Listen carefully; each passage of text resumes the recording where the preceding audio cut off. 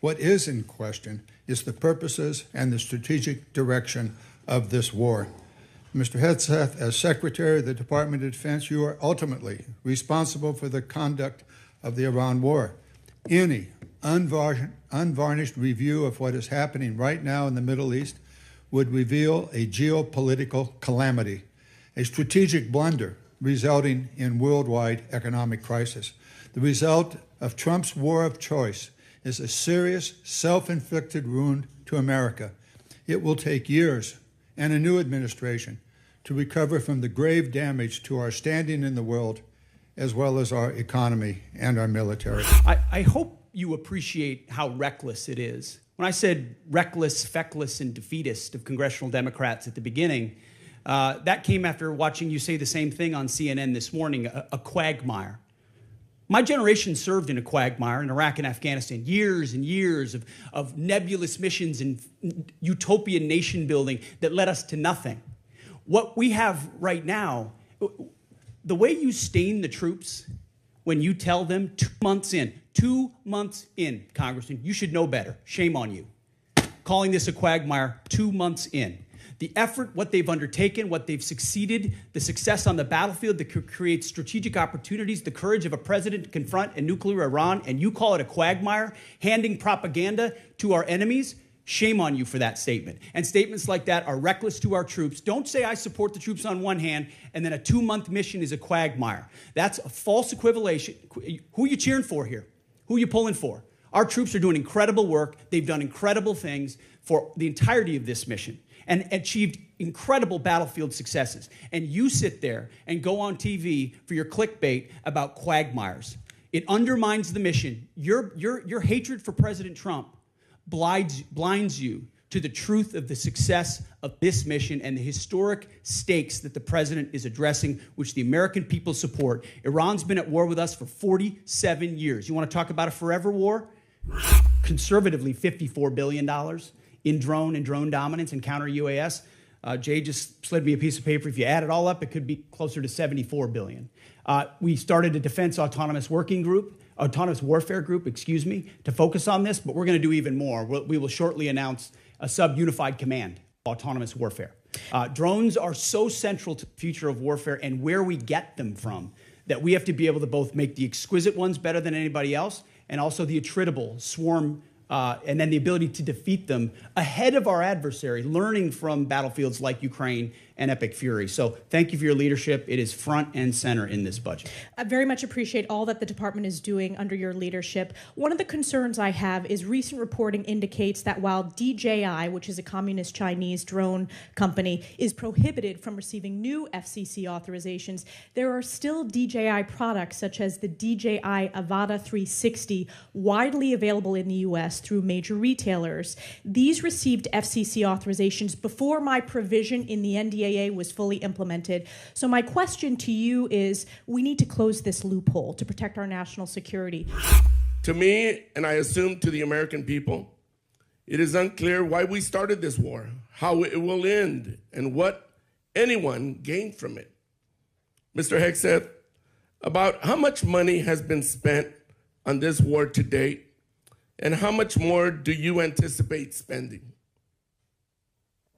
Well, as our comptroller laid out, the estimate is less than $25 billion at this point as far as an expenditure. And the question I would ask this committee is, what is it worth to ensure that Iran never gets a nuclear weapon, considering the radical ambitions of that regime? I mean, almost every member of this dais at some point has said, whether it was Thank you for your answer. I'll proceed to my next question. Thank you for your answer. President Trump is the one that's willing to make sure it doesn't happen. Supposedly, we had taken care of the nuclear capability last time around. And now this war, we're at it again, because obviously we said we did, but we didn't. Was it true that he was accused of lying by the president's legal team? I'm not familiar to, you'd have to give me the context. Well, it's right of that here. article, You want to look at the statement from President anybody Trump's could blow legal up team? a quote and claim it says something, and that's what you're doing in a little stunt. Secretary Hegseth, right, what I'm really concerned about is you purport to have unfaltering loyalty to President Trump, and yet you are continuously going... Oh, you care a lot about President Trump, don't you? You are This going is a behind cute his back waste of your 5 and minutes. appointing A people. huge, I reclaim cute my time. waste of your 5 minutes that I led reclaim nowhere. my time. You are Do not repeatedly pass go, going do not behind the collect president's the Gentleman back. from Colorado's Failed. time. Go ahead, Mr. Carl. You are repeatedly going behind President Trump's back, appointing people who he has accused of lying, who the White House has Gentleman's accused of time's lying. expired. The And you chair are now not being recognizes honest the with gentle President lady Trump. from South Carolina. Is that you called on, which astounded me, examples of the Afghanistan war, the Iraq war, and the Vietnam war. Those are stunning examples to me of something that didn't go our way. We had the opportunity to execute on those wars quite well, but we didn't accomplish any mission, in my opinion, and I think you would agree on that as well. My point is this effort So is not those efforts. That's exactly it. Is this war shaping up to be that war? Because it has every We're shaping up to get the indication same and kind of earmark Democrats for we that. got in those wars who were And once naysayers again, you from the go back to beginning, parties. undermining the progress of Can we troops. just have a conversation We're 2 about the country months and the nation in. and not about parties? The Democrat Party wanted to socially Again, engineer we're the having Department of War. conversations about We've had to undo that and get it to this a point where it's country capable of and not protecting parties. power. And Clearly, that's you're not exactly able what to we've have done. that conversation. And So I President will move Trump has on, sir, rebuilt and it. I'm going to reclaim my time.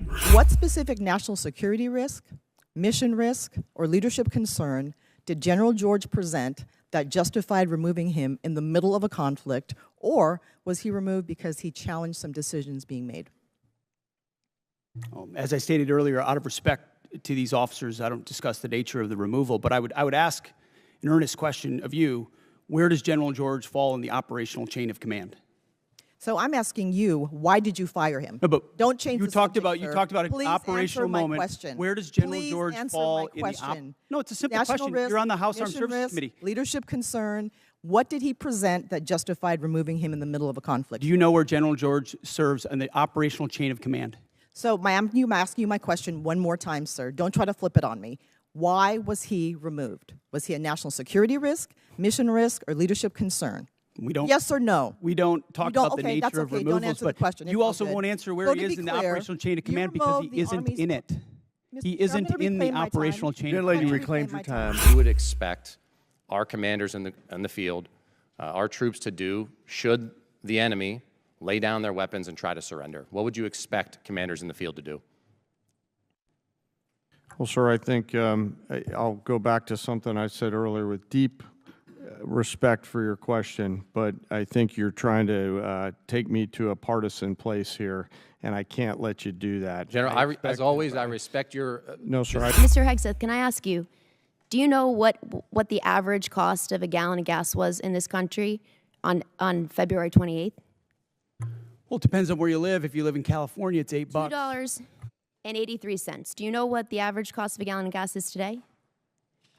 Much higher in California. $4.23. I gotta say, Mr. Hegseth, you said you've got a crack economic team that's looking at the impacts of this war on the American taxpayer, and you can't answer this basic question. That should shock the conscience of every American. General Kane, I want to come back to something, a really important principle, and my time is limited. You testified to an important and bedrock principle of American law, that our service members follow lawful orders and lawful orders only. Is that right? Do you agree with the statement, quote, the military won't follow unlawful orders? I do. Mr. Hegseth, do you agree with that statement? I do, but understand what you're insinuating at a partisan point. I'm not. I'm actually quoting you directly, Mr. Hegseth, from April 12th, 2016. And I appreciate that on the record, you've clarified this important principle. The chair reserves the right to declare the committee in recess at any point. Before we begin, I want to remind those in the audience that this hearing is open to the public, but actions that disrupt or distract the proceedings will not be tolerated. The chair reserves the right to remove disruptive persons from the hearing. The U.S. Capitol Police are on hand to assist with that task, and I thank them for their service. One housekeeping note before we get started. We are expecting to be called to the House floor for votes around 10:30. We'll go as long as we can up until those votes, and then I ask members to come back as soon as they can after voting. Upon conclusion, well, I also want to ask members, when you're entering and leaving the chamber, because there's hearings going on all across the Capitol because this time of day, please go in and out through the side door. Those doors make a lot of racket when you come in and out, so ingress and egress through the anteroom. All right, with that, I want to welcome our witnesses and thank them for their service to our nation. We are meeting today to review the Pentagon's FY27 budget request. Each year, the budget presentation gives us the opportunity to take a hard look at the threats we face and our ability to deter and defeat them. It helps us decide on a level of investment that will actually secure our homeland and protect our interests across the globe. Here are the facts that underlie this year's budget request. We are confronting an unprecedented global threat environment with multiple adversaries working together to undermine our security and that of our allies. They are building alliances and supporting each other with drones, munitions, missile technology, and energy supplies. And China is leading the charge against us. As you can see from this graphic, 25 years ago, the PLA was just a defensive force with little ability to project power beyond their borders.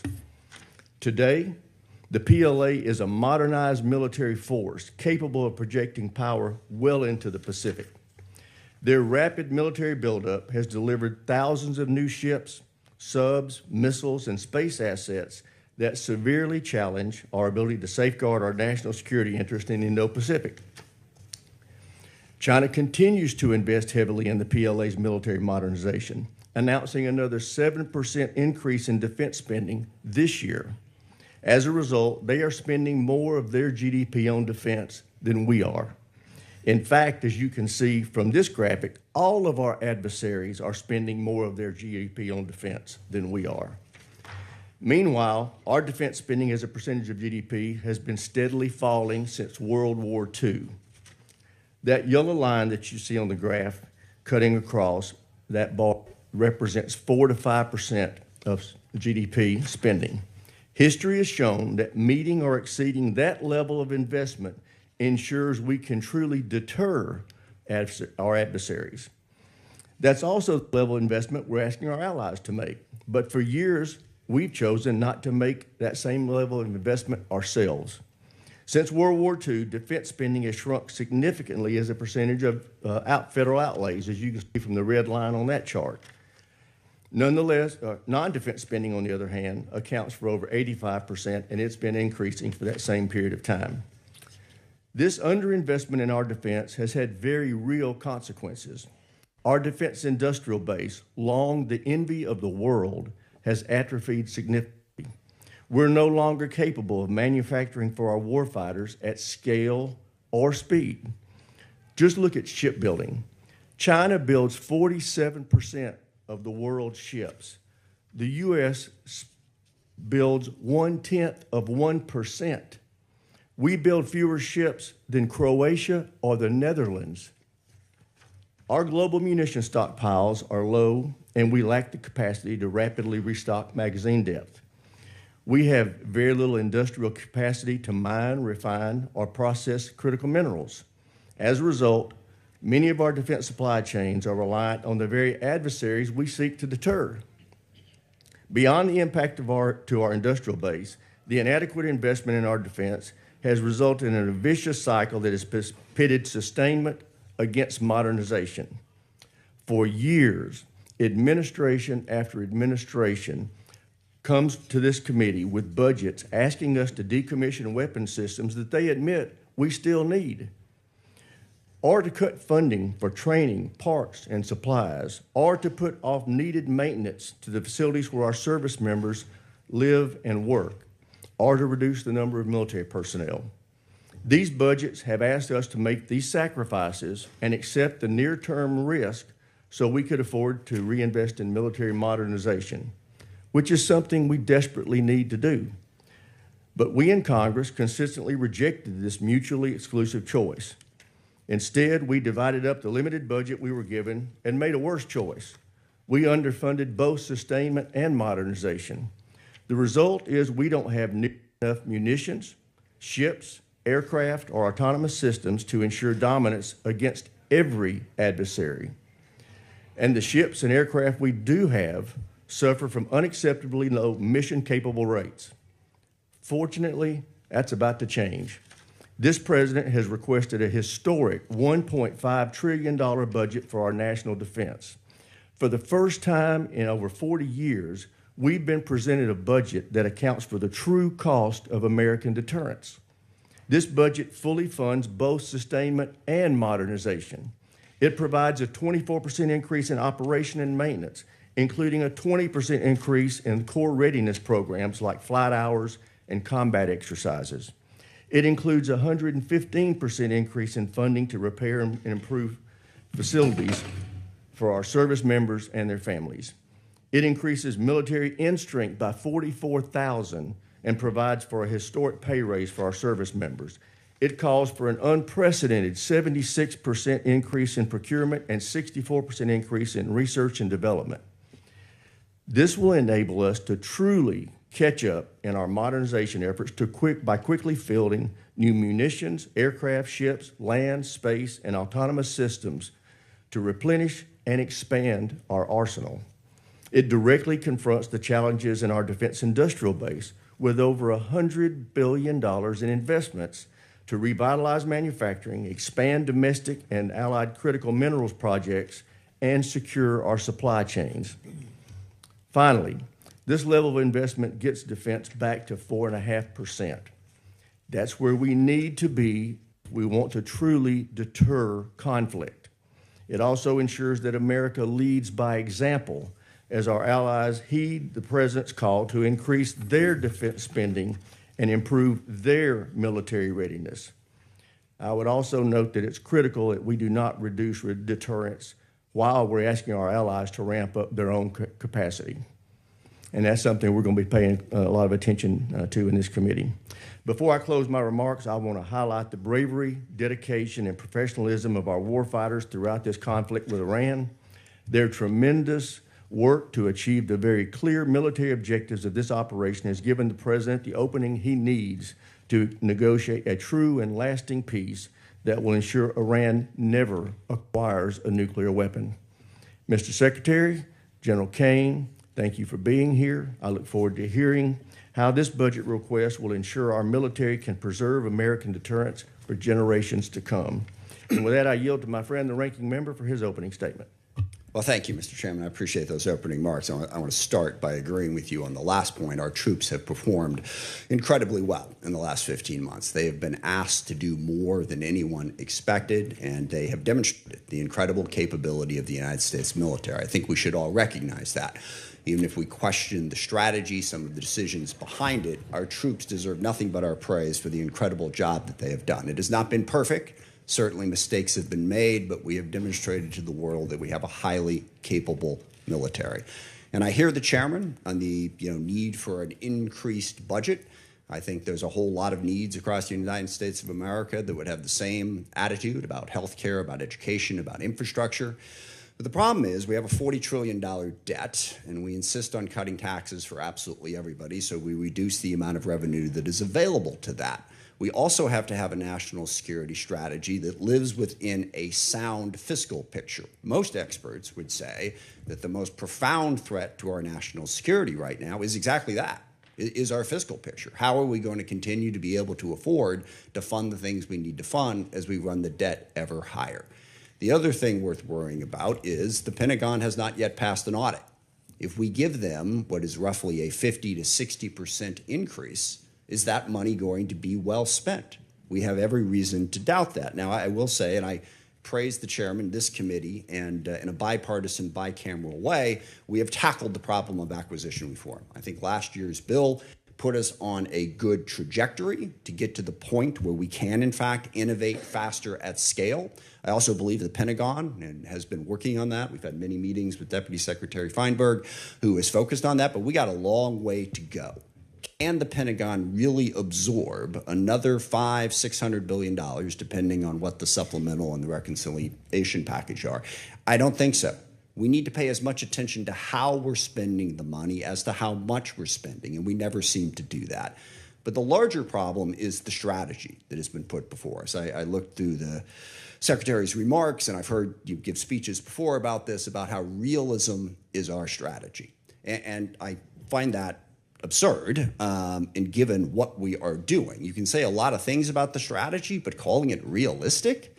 We started a full-scale war in the Middle East against Iran to try to reshape the Middle East. Now, we can talk about that in a bunch of different ways, but it is the exact opposite of realism.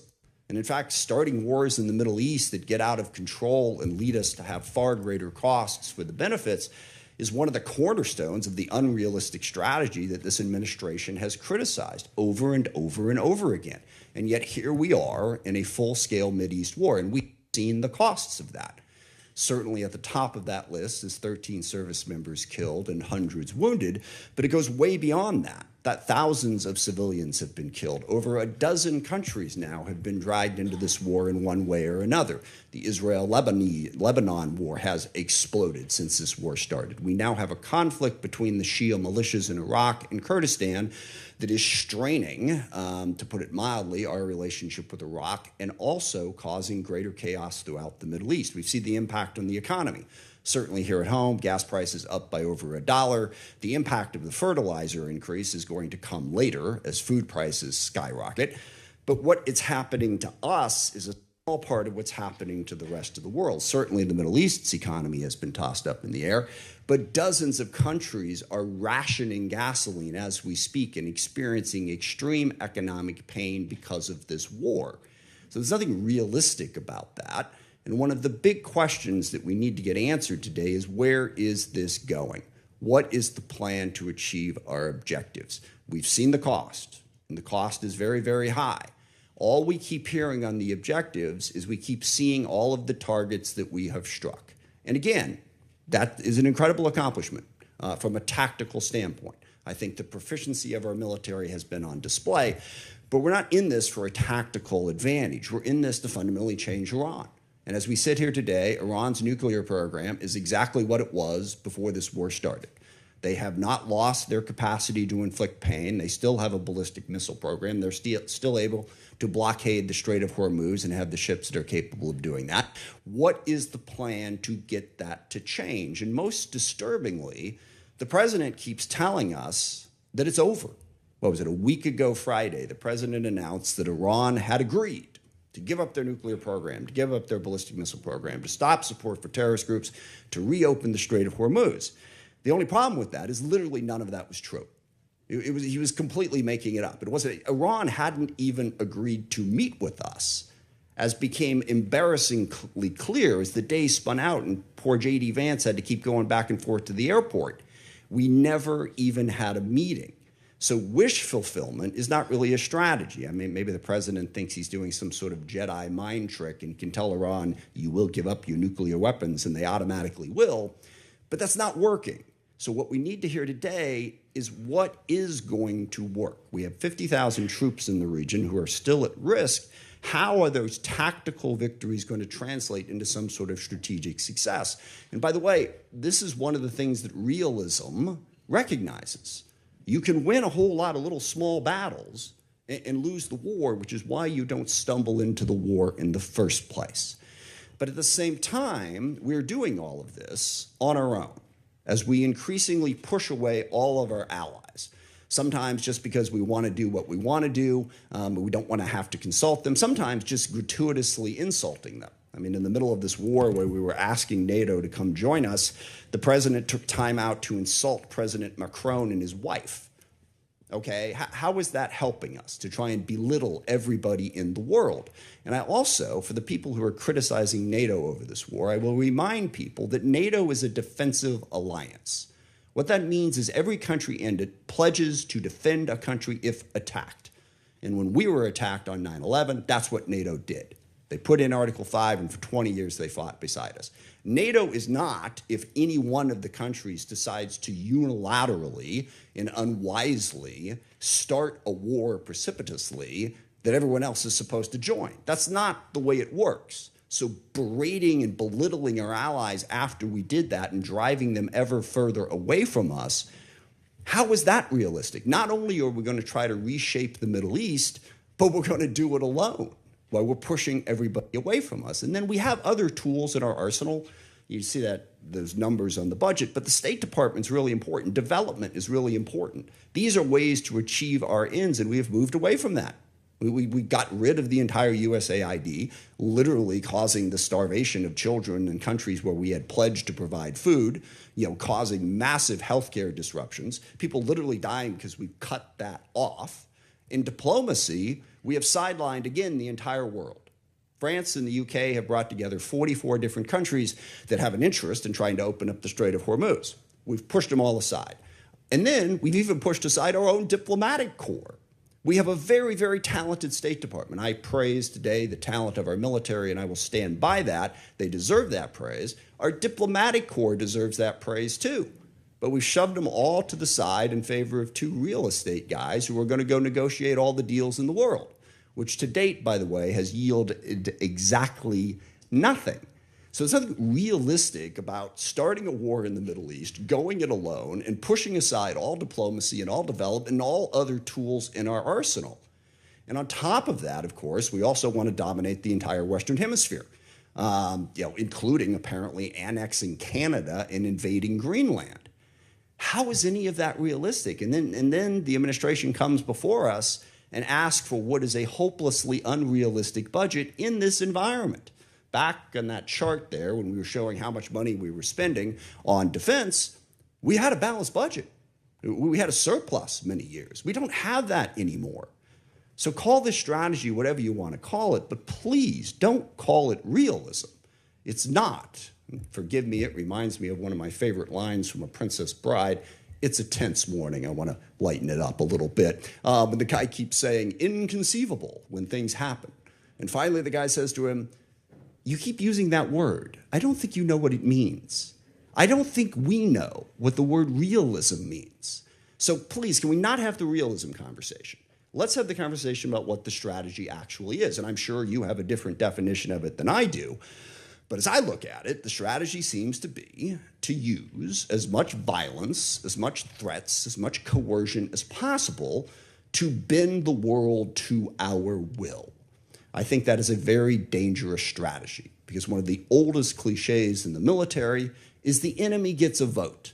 And we may think that we can stand up and talk tough and talk about how strong we are and how we're burying our enemies and they're begging for a deal. We can do that all day long, all right? But the enemy gets a vote. They don't have to do what we tell them to do. And meanwhile, that coercive, violent strategy undermines our credibility in the world because the chairman is absolutely right. And this is one area where I strongly disagree with the folks on the far left who say that we don't really face any threats, that the U.S. is a malign influence in the world and always has been. I don't agree with that. China, Russia, Iran, North Korea, Hezbollah, Hamas, the Houthis, variety of other transnational terrorist groups, including, yes, narco-terrorists and human traffickers over here. They all are trying to weaken us, all right? They don't want a rules-based order. They want to play by their own rules. They want to push us aside. We want to be the side that stands up for the rules. But if what we're saying to the rest of the world is stick with us because we're a better bully than China, we coerce countries more effectively, that undercuts the very message we're trying to spread to build the coalition we need to be successful. I also worry about the values that we're showing the world. When the president threatens to kill off an entire civilization, that is the message coming out of the United States of America. If we are going to be this big, powerful force that throws our weight around the world wants to know at a minimum that we're doing it for the right reasons and with a sense of values to protect people, not to destroy entire civilizations. And we all hear that and we all go, well, gosh, he probably doesn't mean it. Well, that is so reassuring, okay, that he's just making it up. We're supposed to be the United States of America. I grew up on stories of the U.S. at the end of World War II being the country that the Germans wanted to surrender to, not the Russians, because they knew they could trust our values. We don't seem to care about those values. No rules of engagement. Give them no quarter, all right? That is not who we are supposed to be. And just one final point on that. The girls' school that got hit in the first days of this war. There is absolutely no question at this point what happened. We made a mistake, and that happens in war. We identified this target based on earlier charts, and yet 2 months after it happened, we refused to say anything about it, giving the world the impression that we just don't care. We do not care about the casualties and the chaos that is caused by our war, and we should care, even if we want to prosecute that war. Now, I agree with the chairman we need a strategy. We face the most complex threat environment that we've faced in a very, very long time. So we really want to hear from the administration. Don't give us this realism, chest-thumping stuff. What are we really going to do to meet those threats, to deal with the challenges we face? And I'll close just by saying, one of the other ironies of this, of course, is we have a great example in the world right now of what our strategy should be and where our values should be, and that's Ukraine. And I'm really curious, here we are, we roll out the red carpet for Vladimir Putin. We belittle and insult President Zelensky in the White House. He has no cards, right? Well, here we are a year after that. Looks like he had a couple cards to play, because Ukraine is actually winning against Russia. Ukraine, a sovereign democracy standing up against a brutal, oppressive, coercive dictatorship. And we can't even bring ourselves on a consistent basis to say, we are with Ukraine and we are against what Putin is doing, and stand up and support them. So I want to see that strategy to meet the complex threat environment that we have. But simply saying we've already won and boasting and bragging and trying to belittle and insult the entire world, that's not going to get us to the posture that we need. So I hope we have a conversation about how we can build a strategy that makes sense and is actually realistic. With that, I yield back. I thank the ranking member for his opening statement. Now I'd like to introduce our witnesses. And we have the Honorable Pete Hegseth, Secretary of War, General Dan Kane, Chairman of the Joint Chiefs of Staff, and they are being accompanied by Mr. Jay Hurst, Acting Chief Financial Officer and Comptroller for the Department. I also want to welcome the Secretary's wife, Jennifer. Welcome to our hearing. Glad to have you here with us today. And with that, Ms. Secretary, we'll start with you. You're recognized. Well, thank you, Mr. Chairman.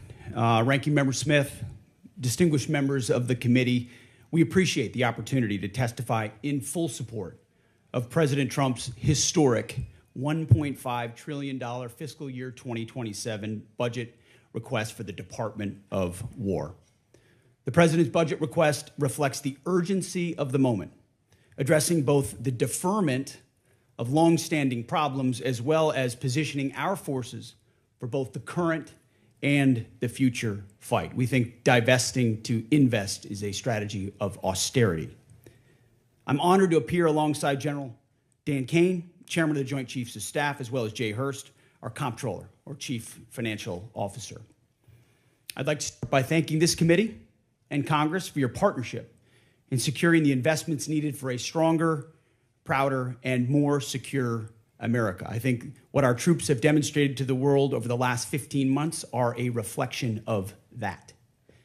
A nation's ability to build, innovate, and support the critical needs of its warfighters at speed and at scale is the foundation upon which its survival rests.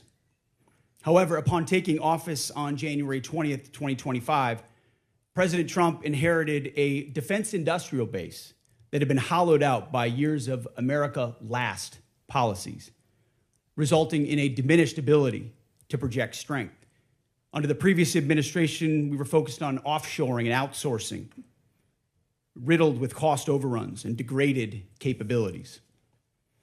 Under the leadership of President Trump, our builder-in-chief, we are reversing this systemic decay and putting our defense industrial base back on a wartime footing. If you ask anyone at our Pentagon, urgency informs everything we do. We're rebuilding a military that the American people can be proud of, one that instills nothing less than unrelenting fear in our adversaries and the utmost confidence in our allies. We fight to win in every scenario. The $1.5 trillion FY27 budget put forward by the President will build upon the historic $1 trillion FY26 top line and continue to reverse the 4 years of underinvestment and mismanagement of the Biden administration. The $1.5 trillion budget will ensure the United States continues to maintain the world's most powerful and capable military as we grapple with a complex threat environment across multiple theaters. Not to mention, this budget also includes a historic troop pay increase, 7% for lower enlisted, and the budget eliminates all poor or failing barracks. Quality of life for our troops is front and center in this budget as well. by supercharging our industrial capability and transforming how the department does business. We're restoring American commercial dominance at a pace unseen in generations, transforming the defense industrial base from a broken, slow-moving system of the past. We have flipped the Pentagon acquisition process from a bureaucratic model to a business model, 180, decisively moving from an acquisition environment paralyzed by bureaucratic red tape into an outcomes-driven organization focused on delivering the most at cost, at scale for taxpayer dollars. Over the past year, through historic multi-year procurement agreements, smart business deals for things like critical munitions and capabilities, we've sent an unambiguous demand signal to industry partners to build more and build faster. The result has been a surge, a revitalization of our great American factories and a massive reinvestment in the skilled American workers who serve as the industrial muscle behind our warriors. Let me briefly provide you with some concrete high-level metrics of what's been accomplished over just the past few months. These are announced new facilities and investments to support American warfighters, and I would refer you to the screen. The department has helped stimulate more than 250 private investment deals in 39 states, in 180 cities, and 150 companies worth more than $50 billion. It's resulted in 280 new or expanded facilities, more than 18 million new square feet of American manufacturing, and more than 70,000 new jobs in defense. This is the key part of this. These $50 billion of investment in new plants, new assembly lines, and new factories, these are private investments, not taxpayer dollars. By changing our department's, transforming our department's business model, American companies are investing in America with their own money, their own capital, a historic demonstration of American manufacturing and defense revitalization, all again with their capital, not Uncle Sam's. This has never been done before and is long overdue. From a bureaucratic model to a business model, anyone on the outside looking in at what's been done inside this Pentagon in the last 12 months cannot deny the fundamental transformation at speed, at scale, to innovate and meet the threats of today and tomorrow. These investments equal great things for America, American families, and American workers, and help to ensure that our warfighters are able to defend the American dream and all American made.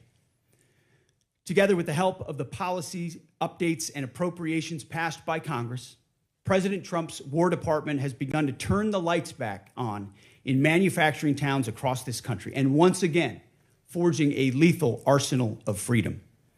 Where critical supply chains are threatened, the War Department has acted decisively to inject capital, stimulate production, and prevent adversarial exploitation. We are firing up the American economic engine and at every level of our defense industrial base.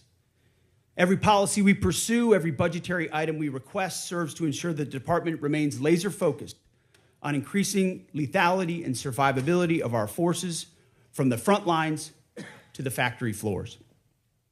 This is a historic budget, as you said, Mr. Chairman. This is a fiscally responsible budget. This is a warfighting budget. And speaking of warfighting, the topic of Iran, I'm sure will come up today, which I very much welcome discussing. I look forward to sharing the incredible successes of our military, achieved in a matter of weeks. President Trump, unlike other presidents, has had the courage to ensure Iran never gets a nuclear weapon, and he's ironclad in that. We had the best negotiator in the world driving that deal.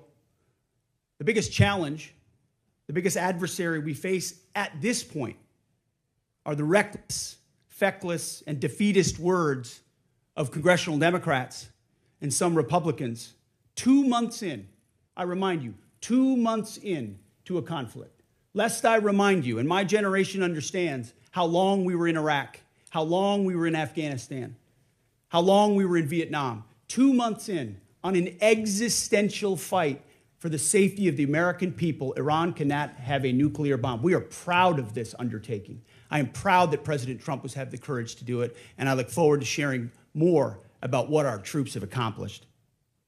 So I thank you again for the opportunity to address this committee. I ask that God would continue to watch over our troops in harm's way, and those that have fallen are always in our memory, and we fight to ensure their legacy. Look forward to answering the questions of this committee. Thank you, Mr. Secretary. General Kane, you're recognized. Thank you, Chairman Rogers, Ranking Member Smith, and members of this committee. Thanks for having me today. I'm honored to be here today alongside the Honorable Pete Hegseth and Honorable Jay Hurst to testify on the President's fiscal year 2027 budget. I'm grateful for the opportunity to testify today, and I'm thankful for your continued partnership in support of our warfighters defending the homeland and our interests around the world. It's a privilege to speak with you today about the foundation of America's strength, our 2.8 million members of our joint force. And I'm continually inspired by our soldiers, sailors, airmen, Marines, Guardians, and Coast Guardsmen, and our civilians standing the watch for our nation, supported always by their families. Each and every one of them could have chosen another path, but they don't. They choose to serve and to do something more important than themselves.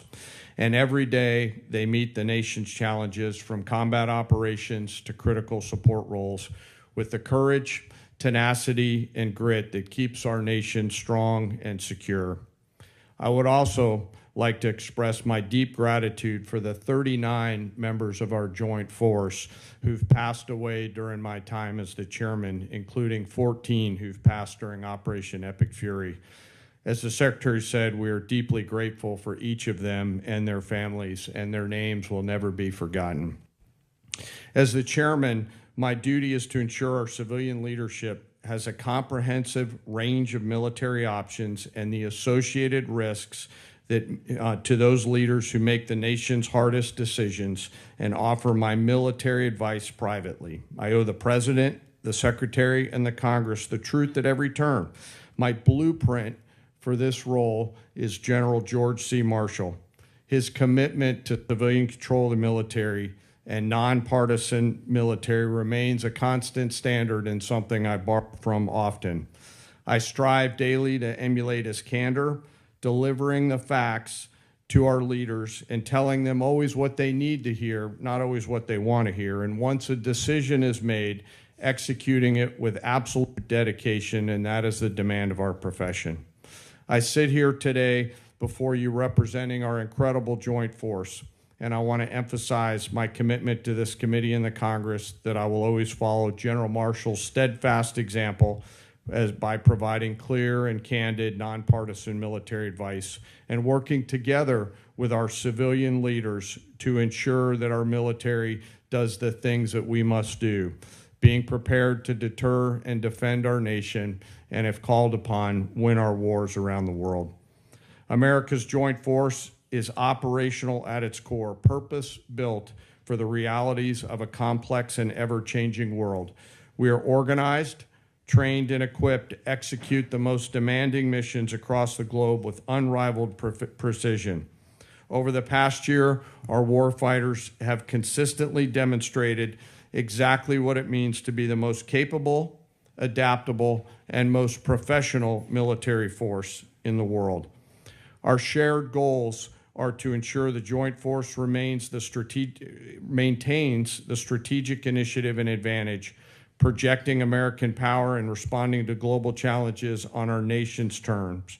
During Operations Rough Rider, Midnight Hammer, Southern Spear, Absolute Resolve, and Epic Fury, the Joint Force executed globally integrated operations and missions alongside our interagency and international partners.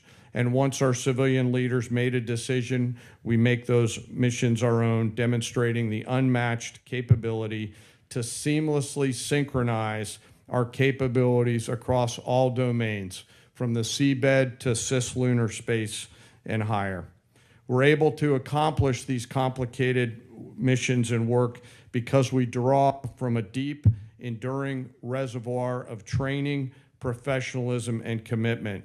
Our operational tempo is high, but we're designed to sustain and rebuild our strength continuously. We build readiness every day. We train professionals every day. We learn and sharpen our edges every day by being learning leaders. And I am incredibly proud to be a member of this Joint Force team, proud of the team and proud of the commanders. As the chairman and the ranking member both said, we live in complex and dynamic times where global risk is scaling.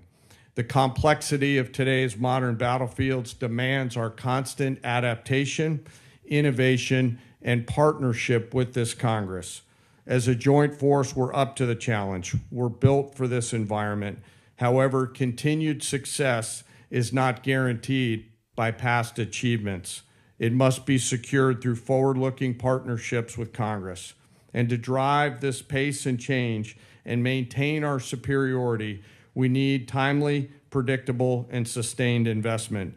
The resources we discussed today are critical to modernizing our force and ensuring that whatever threats emerge in the future, that your joint force is ready to meet those challenges, to protect our interests and defend our nation. As the Secretary said, the President's fiscal year 2027 budget supports the Department's goals of recharging the defense industrial base and the national industrial base, ensuring our military is ready, securing our military advantage. Within the joint force, the uniform side, our priorities remain the same, ensuring our warfighters are properly armed, globally integrated, and ready, while always taking care of our people. And what truly sets our people apart from other militaries around the world is the 1.8 million members, enlisted members of our force, who maintain readiness beyond reproach and are the envy of every other nation. I'm joined today by the Senior Enlisted Advisor to the Chairman, Dave Isom, who's here with me today representing the 1.8 million members of the enlisted force. He is a great American, not an Americant. While we face dynamic and a dangerous world, I have the absolute trust in the extraordinary men and women who come and volunteer to serve our nation within our joint force. They execute the missions quietly every day, and coupled with the American spirit, outthink, outcompete, and relentlessly innovate, we will maintain our decisive edge, but doing so requires your partnership. We stand ready today to answer our nation's call. It remains the honor of a lifetime for me to serve alongside the members of this joint force. And as we sit here today in this important hearing, I ask us all to remember our deployed teammates who are out there right now doing our nation's business. And may we again always remember our fallen, who've given us the gift of an incredible example, and their family members who continue to show us what courage and grit look like. Thank you again for your enduring support, and I look forward to your questions. Thank you, General. I recognize myself now for questions. Secretary Hegseth, thank you for undertaking the Arsenal of Freedom tour and the great work the department's doing to help enhance our capacity in our defense industrial base. Could you tell us how last year's reconciliation bill helped enable what you have been able to do, and what you think this year's FY27 budget request will do on that front? Well, Mr. Chairman, thank you for your leadership and your support on that topic. I mean, coming into this position, we fell in on a lot of the reforms you and this committee have been advocating for a long time, looking for somebody that was willing to run with them. And our department have run with those. And that reconciliation bill last year was kind of the rocket fuel to initiate President Trump's priorities in this department. So we fell in on a department that was focused on a lot of the wrong things, going in the wrong direction.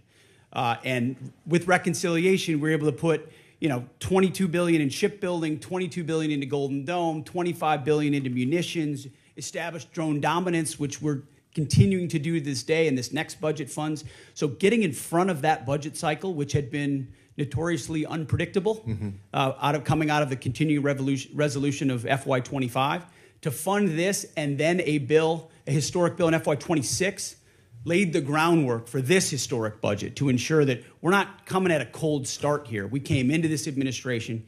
Reconciliation was a beautiful tool. We were able to use that through that one big beautiful bill to fund the priorities of this department. We spent on $4 billion on barracks, started immediately getting after the quality of life of barracks, Because of the austerity of the Biden administration, we traded off of maintenance, traded off of quality of life to try to fund other things operationally.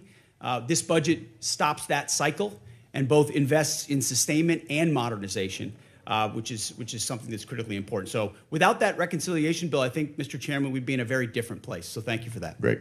Well, as you are aware, the expansion of the defense industrial base is the principal focus of this year's NDAA. So in addition to enacting this budget request that's been submitted, we want to work with you to enhance the department's statutory authorities to improve the capacity of our DIB. What additional changes in law, such as the additional multi-year block buy authority, would you recommend that we pursue in this year's NDAA? A few aspects of the acquisition transformation that's been undertaken by Undersecretary Duffy in acquisitions and sustainment. So there are some aspects of that we'd like to codify even more. But you mentioned it. Multi-year procurement is incredibly important and one of the most important parts of this bill. When this committee and this Congress funds those things, companies are already breaking ground on tens of billions of dollars of new plants. You name we've got 14 in our ammunition council that we're focusing on certain ammunitions. There are 14 that are critical. You know, PAC-3s, SM-3s, SM-6s, THAADs, Patriots, Tomahawks, AMRAAMs, JASSMs, you name prisms, you name them. We were building them at too slow and too low a level. Now the companies are going to pay for those factories and those production lines. And when Congress gives those 5 to 7 year demand signals, they'll then fund it, not just, hey, can we get 10 more per month, but can we 2x, 3x, 4x the production, pay for it now, and the companies invest accordingly. So it's been a critical aspect of some of what we've done so far, but we need more of those 5 to 7 year investments. Great. General Kane, what does the $1.5 trillion budget mean for the warfighter and our ability to project forces and secure our interests around the globe? Chairman, in my view, this represents a historic down payment on future security. If the budget is approved and ultimately deployed, as we look at the character of warfare changing very, very fast, what's layered in to this budget by our civilian leaders will allow us to start getting ahead of where technology is evolving. And as I mentioned, the character of warfighting is changing pretty quickly. Mass, simultaneity, autonomy, undersea, space, cyber, information, all of those ways that are now manifesting themselves on the battlefields around the world require a higher end of capital investment, and that's why we're grateful for the opportunity to have this budget make its way to the joint force. So it's an important down payment on the future here, sir. Great. Thank you. Thank you, sir. With that, I yield to the ranking member for any questions he may have. Thank you. Mr. Hurst, drag you into the conversation here. We have not yet received from the Pentagon the costs of the war. So just for the record, we'd like to get that as soon as possible. Certainly the munitions expended, but also underreported is we've had a fair amount of equipment destroyed, including 2 C-130s with the rescue of our downed airmen. So do you have either A, a cost estimate coming to us anytime soon, or B, a specific supplemental request? Thank you for that question. So approximately at this day, we're spending about $25 billion on Operation Epic Fury. Most of that is munitions. There's part of that it's obviously O&M and equipment replacement. We will formulate a supplemental through the White House that will come to Congress once we have a full assessment of the cost of the conflict. Sure. So you're saying the full cost at this point is $25 billion? Yeah, that's our estimate for the cost. Okay. Interesting, because I'm glad you answered that question, because we've been asking for a hell of a long time and no one's given us the number. So if you could get those details over to us, that would be great. Mr. Secretary, you mentioned the nuclear aspect of Iran and the war. And it is worth noting that every president prior to this one, including President Trump in his first term, also prevented Iran from getting a nuclear weapon without actually having to go to war in Iran. So we need to keep that in mind. But also, since the war started, Iran's nuclear arsenal has not been weakened in any way. And at the moment, in negotiations, what Iran is saying, basically pay us to open up the strait. That's their position, which is completely untenable. I agree. It's worth noting, of course, that the strait was open before the war started. Now we're negotiating to get back to status quo. And Iran's most recent offer is to say, we'll talk about nukes later. So what is the plan to actually turn all of this lethal kinetic action into an improvement in the nuclear situation? Because we haven't gotten there yet. Play it out for us. How does that happen? How does it actually lead to that result?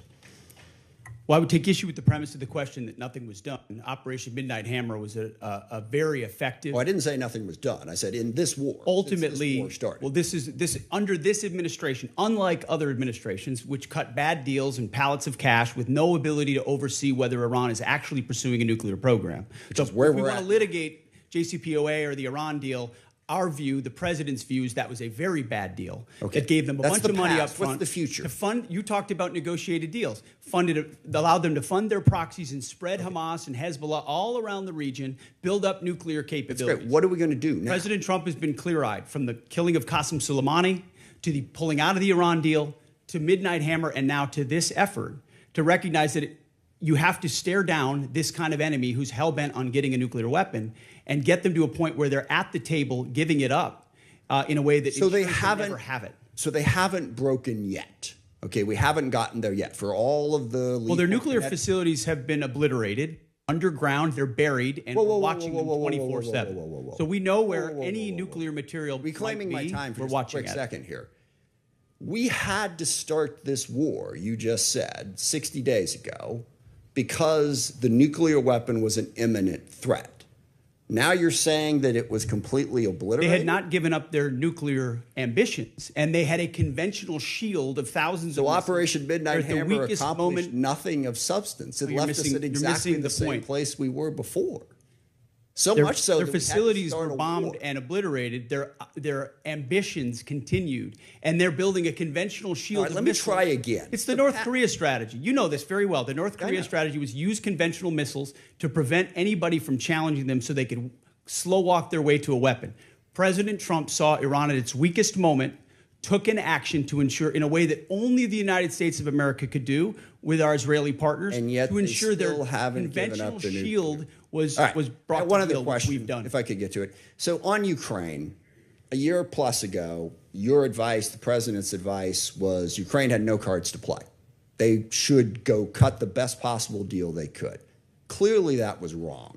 What did you miss? What did you miss about the conflict between Russia and Ukraine that you didn't see that Ukraine was going to be capable of doing what they've done in the last 14 months? What we didn't miss, and we're here in this committee, is that Joe Biden, with no accountability, gave hundreds of billions of dollars of our weapons to Ukraine, to an outcome that never you're would not have gonna happened if President you're not gonna Trump was answer the president. question. So he pulled out our. You guys don't talk about that. Ultimately, President Trump believes there should be a peace deal between Russia and Ukraine that serves But you the best didn't interests expect of both Ukraine to parties. be where they're at right now. I'm asking you, just from a strategic Listen, standpoint, what I did think the you miss? Ukrainians have shown great courage, and I appreciate that Europe is now paying for any weapons that we provide.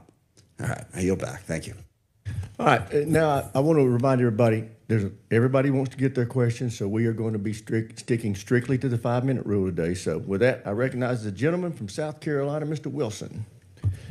Thank you, Chairman Mike Rogers, for your leadership working with President Donald Trump.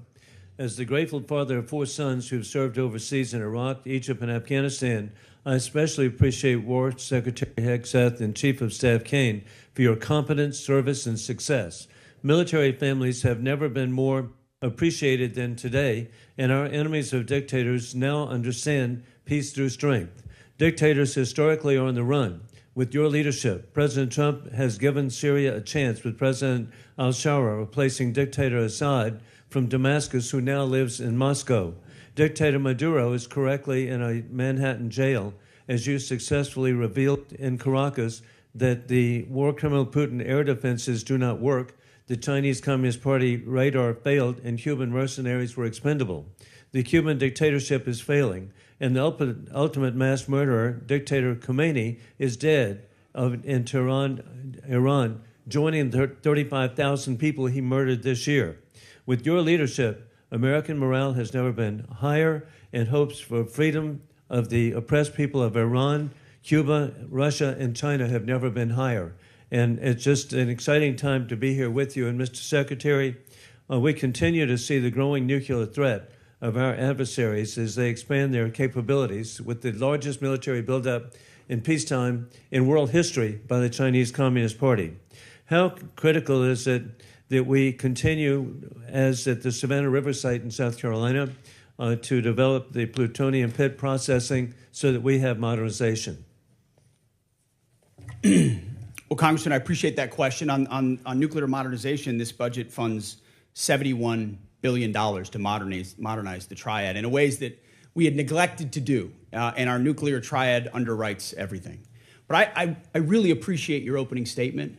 I think something that obviously the media doesn't want to cover and doesn't want to talk about is the historic, record-breaking surge in recruiting in our ranks.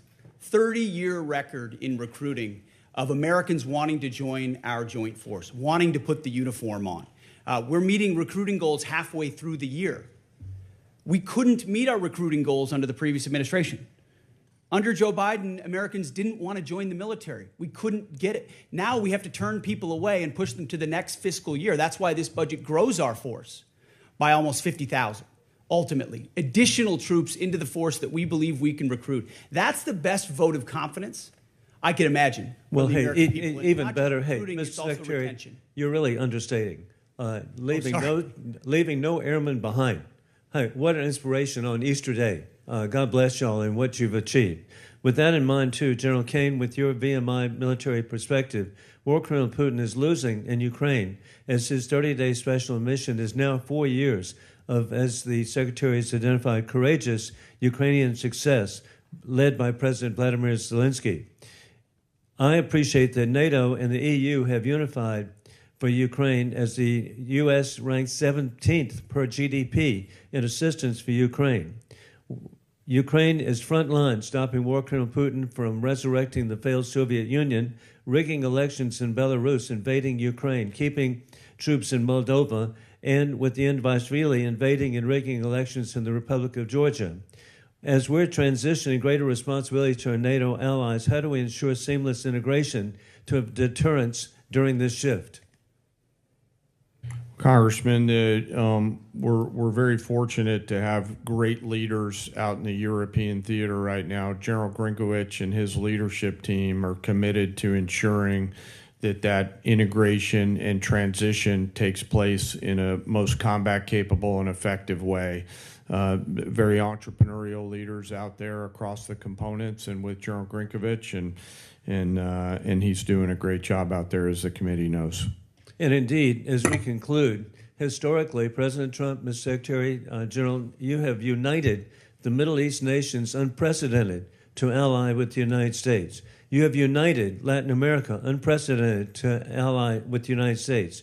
You've united the Indo-Pacific unprecedented to ally with the United States, and united NATO and EU unprecedented to ally with the United States. You're achieving peace and deterrence through strength. I yield back. Gentleman yields back. Chair not recognized. The gentleman from Connecticut, Mr. Courtney. Thank you, Mr. Chairman. Mr. Secretary and General Kane, this morning's Wall Street Journal's lead headline reads, quote, Trump tells aides to prepare for an extended blockade of Iran. It goes on to describe, again, the thinking behind the strategy, but also talks about how prolonging the blockade is going to continue to drive up energy costs all over the world. Given the ever-changing messages from this administration on the war strategy and timeline, I really honestly don't expect you to confirm or deny the Journal's story. But one thing is clear. The number of transits across the Strait of Hormuz has dropped to the lowest level since the war began, and commodity markets have stopped listening to the happy talk, and crude oil prices this morning have risen to the highest level since the war in Ukraine started in 2022. AAA reported this morning that the average price of gas is $4.30 a gallon, up 30 cents in 1 week. Diesel's average is $5.45. My friend Mr. Garamendi says in California it's closer to $8 a gallon. And fertilizer prices have also hammered farmers at exactly the same time they're beginning planting all across the country. Aside from the damage this war has done to American consumers, farmers, and small businesses, I want to focus for a minute on the cost of the war and our military readiness, particularly to other combatant commands. Mr. Secretary, you put out a national defense strategy in January, which listed the threat assessment facing our country. China was number one, with the second largest, most powerful military in the world, of course. Russia's nuclear force clearly was number two in terms of the threat they pose to the homeland. North Korea, which has missiles that actually can reach U.S. territory, was ranked number three, and Iran was described as, quote, and accurately, after Midnight Hammer, that Iran's regime is weaker and more vulnerable than it has been in decades. Again, this was before February 28th, when the decision was made to go into the military strikes on Iran. So today, we have 3 carrier strike forces in Central Command. The Indo-PACOM, which is where Russia and China are operating their navies, 52% of the globe. We have 1 carrier strike group in Japan, George Washington. And the imbalance in terms of just, what our commitments and frankly, what our national defense strategy, is just blindingly obvious in terms of what this war is doing. The Gerald Ford is on day 312 of its deployment. They've gone through fires, plumbing problems, and again, an extended deployment, which in my opinion, is hitting readiness as hard as anything I've seen in the time that I've been on this committee. So, General Kane, in terms of, again, the carrier strike groups that are over there, assuming that we get to some end game here, Ford is not going over to the Indo-Pacific to buttress the gap that exists there today.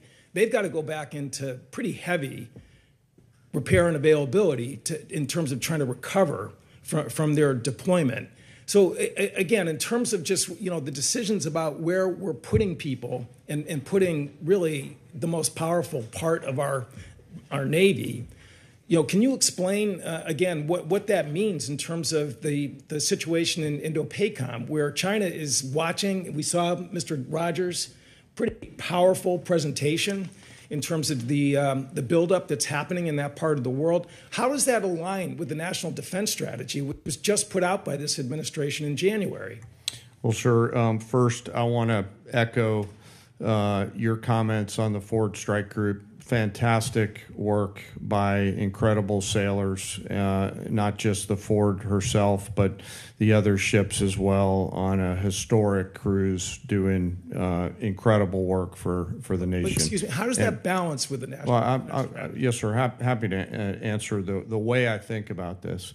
The national security strategy and national defense strategy are frameworks, but a president will employ national force and power based on the political and security situations that a president deems appropriate to use that military force. There's always trade-offs in all of these things. I'm confident that the president always carefully considers these readiness trade-offs, and I'm sure he has done so in this case based on the military options that we've presented with the associated risks and advice. To make a trade going after a regime that's weaker and more vulnerable than it has been in decades, which is quote unquote from the Defense Strategies report, does not, in my opinion, in common sense. Gentleman's time's expired. As you can tell from looking at the dais, votes have been called, so we are now going to stand in recess to the end of this vote. I expect it to take 20 to 25 minutes, but we are now in recess.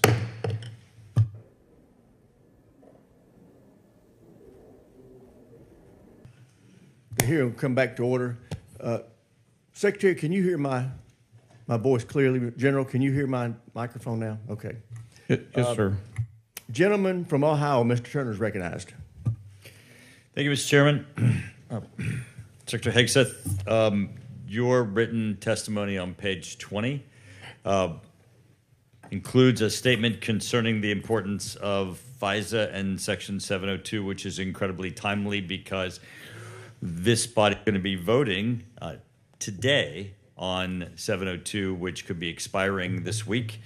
You state this vital tool keeps Americans safe, provides critical intelligence to our warfighters, and is subject to a rigorous system of oversight by all 3 branches of government to guarantee the protection of the constitutional rights of the American people. Thought I'd give you a moment to expound on that because this is going to be very important because there's several people who right now in this body are going to be considering their support for 702's reauthorization. Well, thank you for that opportunity, Congressman. Yes, this department strongly supports the reauthorization of FISA 702. And it is not hyperbole to say many of the most important missions we have executed could not have happened without the intelligence gathered through FISA 702. So we would urge members to support that so we can continue doing the good work of the American people. Thank you, Mr. Secretary. I appreciate your comments that Iran must never be permitted to obtain a nuclear weapon. There have been many comments that have been made concerning allies who have not assisted or supported the effort. General Kane, there have been many allies who have been essential for us to be able to execute the functions necessary both for Midnight Hammer and for the current ongoing operation. I'd like to ask you to speak for a moment about the essential aspect of the allies that are supporting the effort. There are bases that are necessary, are forward operating facilities, both our allies in the Middle East, both our NATO allies, those in Europe, throughout. We would not be able to undertake this current operation without the use and support of facilities that we have in our bases throughout NATO, Europe, and the Middle East. If you could, for a moment, expound on the integral nature of our facilities that include those bases that are located within our allies. Well, Congressman, from a purely military standpoint, allies and alliances are important. They allow us. You did a better job than I could on articulating the importance of access, basing, and overflight considerations. You know, who those allies are and the quality of those alliances are left our civilian leaders, but certainly we appreciate those allies who've helped us and assisted us along the way. General, you would describe them as having been essential. Yes, sir. Because it's very important. I mean, we want to make certain that that we treat adversaries as adversaries and allies like allies, especially those that are essential. The King was here yesterday, and as he was speaking, he received a standing ovation when he implored this body to continue our support for Ukraine.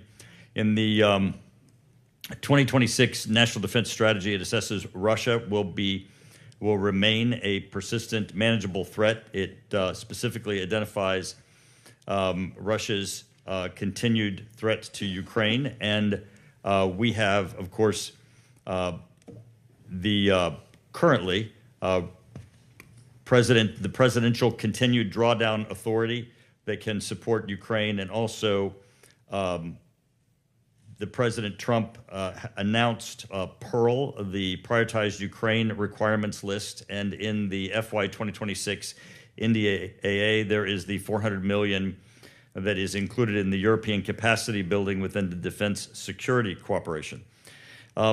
General, the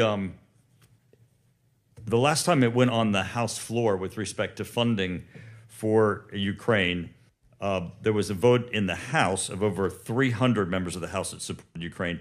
Could you please give us a description of some of the things currently that we're doing operationally to support Ukraine? Congressman, a few of those are probably left for classified session. We continue through our security assistance group Ukraine to assist with some information sharing matters. UCOM continues. But you would describe it as continuous and ongoing and essential for Ukraine with U.S. support. So much of the relationship. Gentleman's time's expired. Chair now recognizes the gentleman from California, Mr. Garamendi. Thank you, Mr. Chairman. Mr. Secretary and General Kane, let me begin by thanking the men and women of the United States military for their service and their bravery. I recognize that our service members have performed with extraordinary courage and tactical skill, and they've done incredible things that our country has asked them to. Their professionalism and selfless service are not in question and never have been. What is in question is the purposes and the strategic direction of this war. Mr. Hegseth, as Secretary of the Department of Defense, you are ultimately responsible for the conduct of the Iran war. Any unvarnished review of what is happening right now in the Middle East would reveal a geopolitical calamity, a strategic blunder resulting in worldwide economic crisis. The result of Trump's war of choice is a serious, self-inflicted wound to America. It will take years and a new administration to recover from the grave damage to our standing in the world, as well as our economy and our military. We must remember that 13 Americans have been killed in action, hundreds wounded, and thousands of civilians killed, including more than 100 school children. The risk of this conflict was foreseeable. I'm certain that the Department of Defense knew that it was likely that in a war with Iran, Iran would create an international economic crisis by blocking the Strait of Hormuz and thus stopping 20% of the world's oil. Was this existential threat considered? Apparently not. During the 60 days of Trump's Iran war, critical munitions have been expended at an alarming rate, depleting magazine levels below what is thought necessary to hold China at bay. It will take years and tens of billions of dollars to restock. A significant part of the necessary Navy and Marine force in the Pacific has been removed and sent to support the Iran war. Our support of Ukraine has suffered as supplies and defense systems are diverted to the Iran war. America has lost irreplaceable aircraft, radar systems, and strategic bases have been shown to be vulnerable. The continued lengthy deployment of ships, equipment, and personnel has sacrificed readiness. We know what we have lost, but what have we gained? Let's consider that the regime in Tehran is still intact, with new and more radical leadership, as are Iran's ballistic missile and drone forces, as is Iran's ability to rebuild their military industries. Also, as is Iran's coordination with China, Russia, and North Korea, and Iran's ability to choke off global energy supplies, and their stockpile of highly enriched uranium, which they only built after President Trump shredded President Obama's Iran deal in 2017. Secretary Hegseth, you have been lying to the American public about this war from day one, and so has the President. You have misled the public about why we are at war. You and the President have offered ever-changing reasons for this war. You've misled the public about the progress of the war. While the military has executed this war with tactical success, the strategy has been an astounding incompetence, doing immense economic damage to America. Mr. Chairman, with the personal attack on the Secretary, he should have an opportunity to respond. He certainly Thank will. you. No, at the time you're doing it. It's the gentleman's time. He can use it as he sees fit and add an extra 5 seconds to Mr. Garamendi's time. Thank you. You and the President are ever-changing reasons for the war. You have misled the public about the progress of the war. While the military has executed this war with tactical success, the strategy has been an outstanding example of incompetence. This war of choice is a political and economic disaster at every level. Despite the President's promise to lower the cost of living, gas prices are up 40%, and inflation is soaring so much for lowering the cost of living. The President has got himself and America stuck in the quagmire of another war in the Middle East. He's desperately trying to extricate himself from his own mistakes. It is in America's, and indeed the world's interest, that he succeed in that. I yield back. Gentleman yields back. Chair, and I recognize the gentleman from Virginia, Mr. Whitman.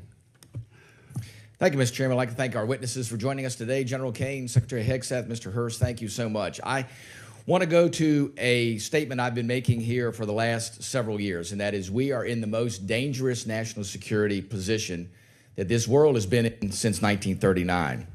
And we know that it's a critical effort that we undertake to make sure we can deter through the concept of peace through strength. Ms. Secretary, I'd like to start with you. We know that peace through strength has a number of tenets. I think the most important of those is presence. And we know that the United States has the Marine Corps Amphibious Ready Group, Marine Corps Expeditionary Unit, that provides us that presence. We know there are over 2,000 Marines and an aircraft combat unit that are on board those vessels, and they let us do a number of different things. That's the crisis response team that gets to go around the world. Today, as we speak, we have 3 ARGMUs that are deployed around the world. Unfortunately, that's an anomaly. It should be standard.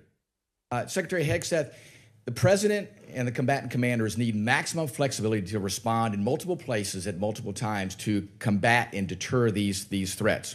I just want to get your perspective on your goal to make sure we have a persistent 3.0 ARGMU presence, and to look at how are we going to make sure through our shipbuilding plans that we assure that we have the adequate number of amphibs that are being built. I think that number is probably right around 40.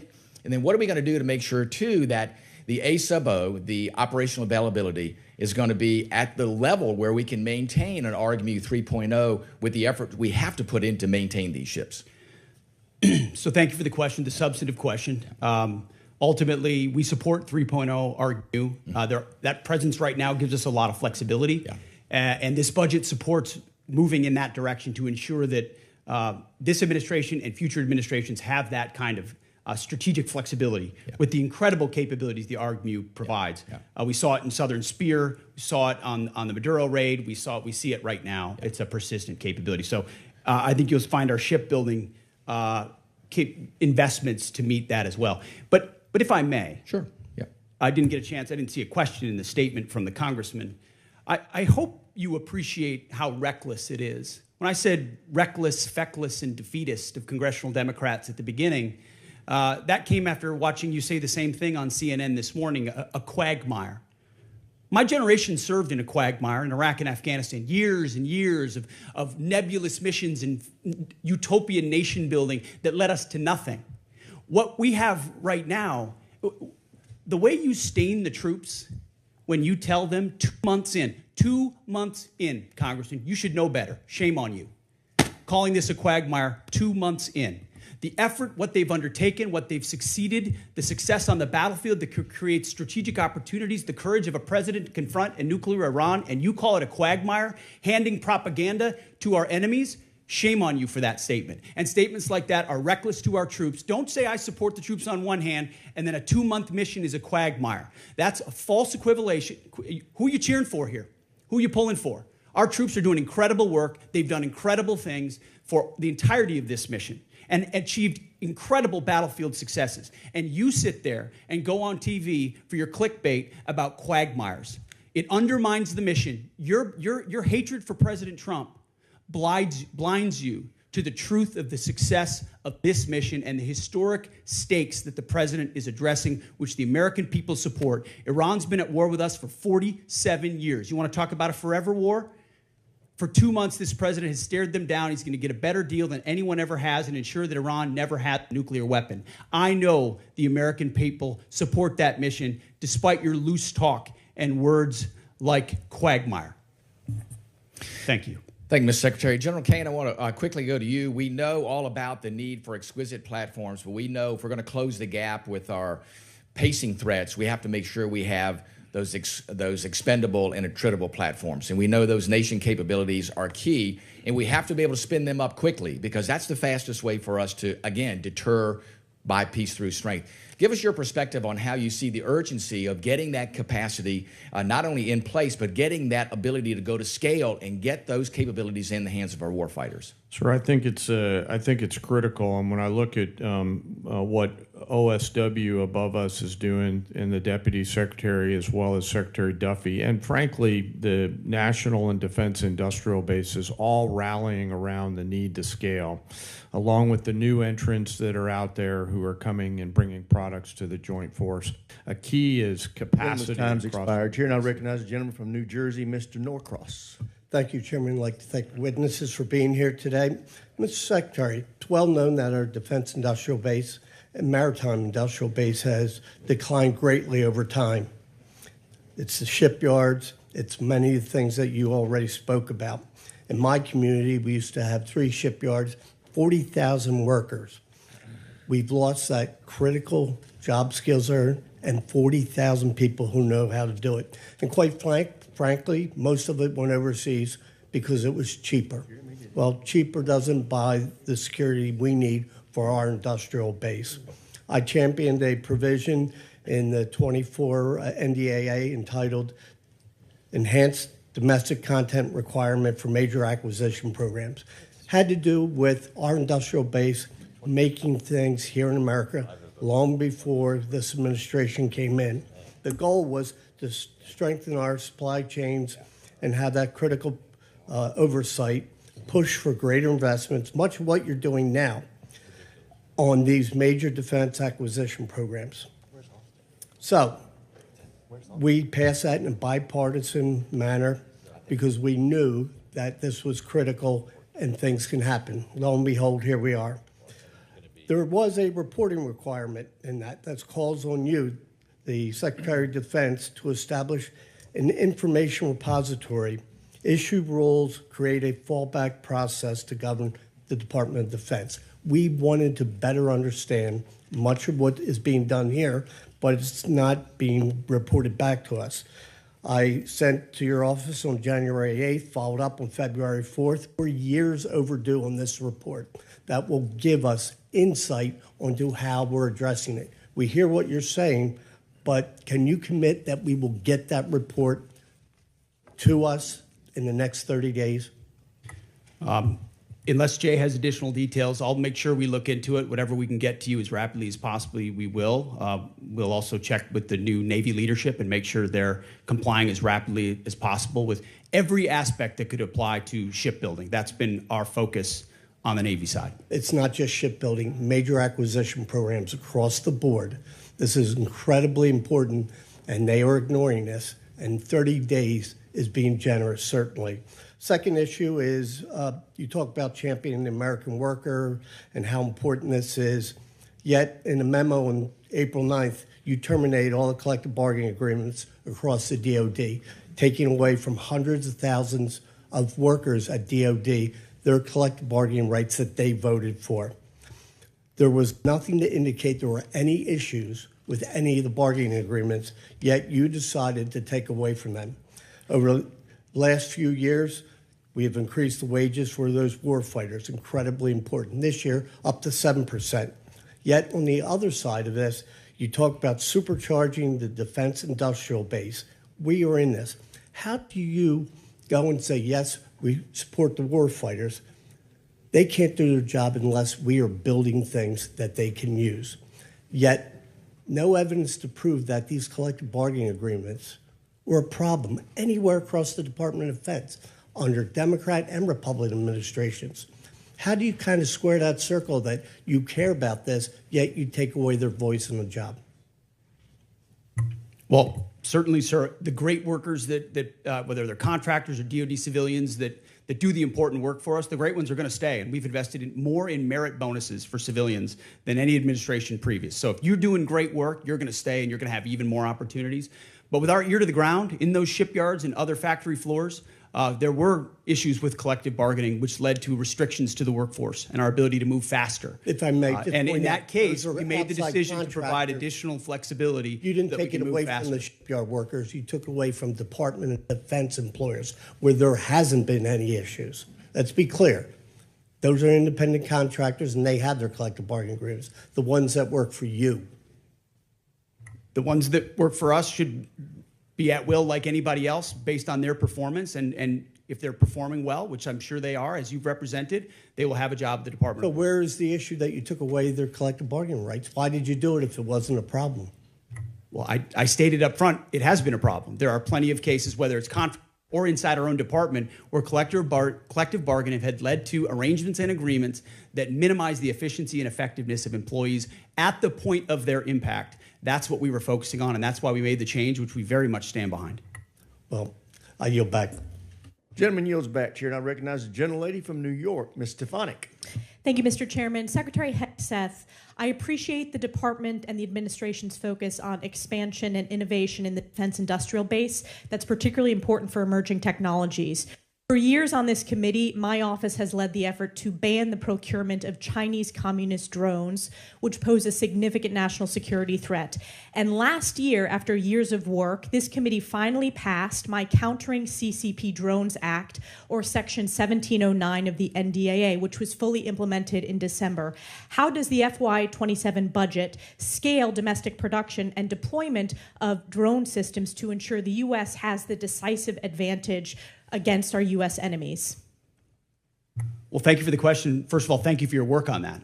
Critically important. When you look under the hood of the ways in which China is trying to use critical elements of our defense industrial base and supply chain against us, or capabilities in the future that could hamstring us with options for a future president, it's staggering. So drones is one that not only have we recognized, but thanks to your leadership and the leadership of others, we are supercharging in this budget. Conservatively, $54 billion in drone and drone dominance and counter UAS. Jay just slid me a piece of paper. If you add it all up, it could be closer to $74 billion. We started a defense autonomous warfare group, to focus on this, but we're going to do even more. We will shortly announce a sub-unified command, autonomous warfare.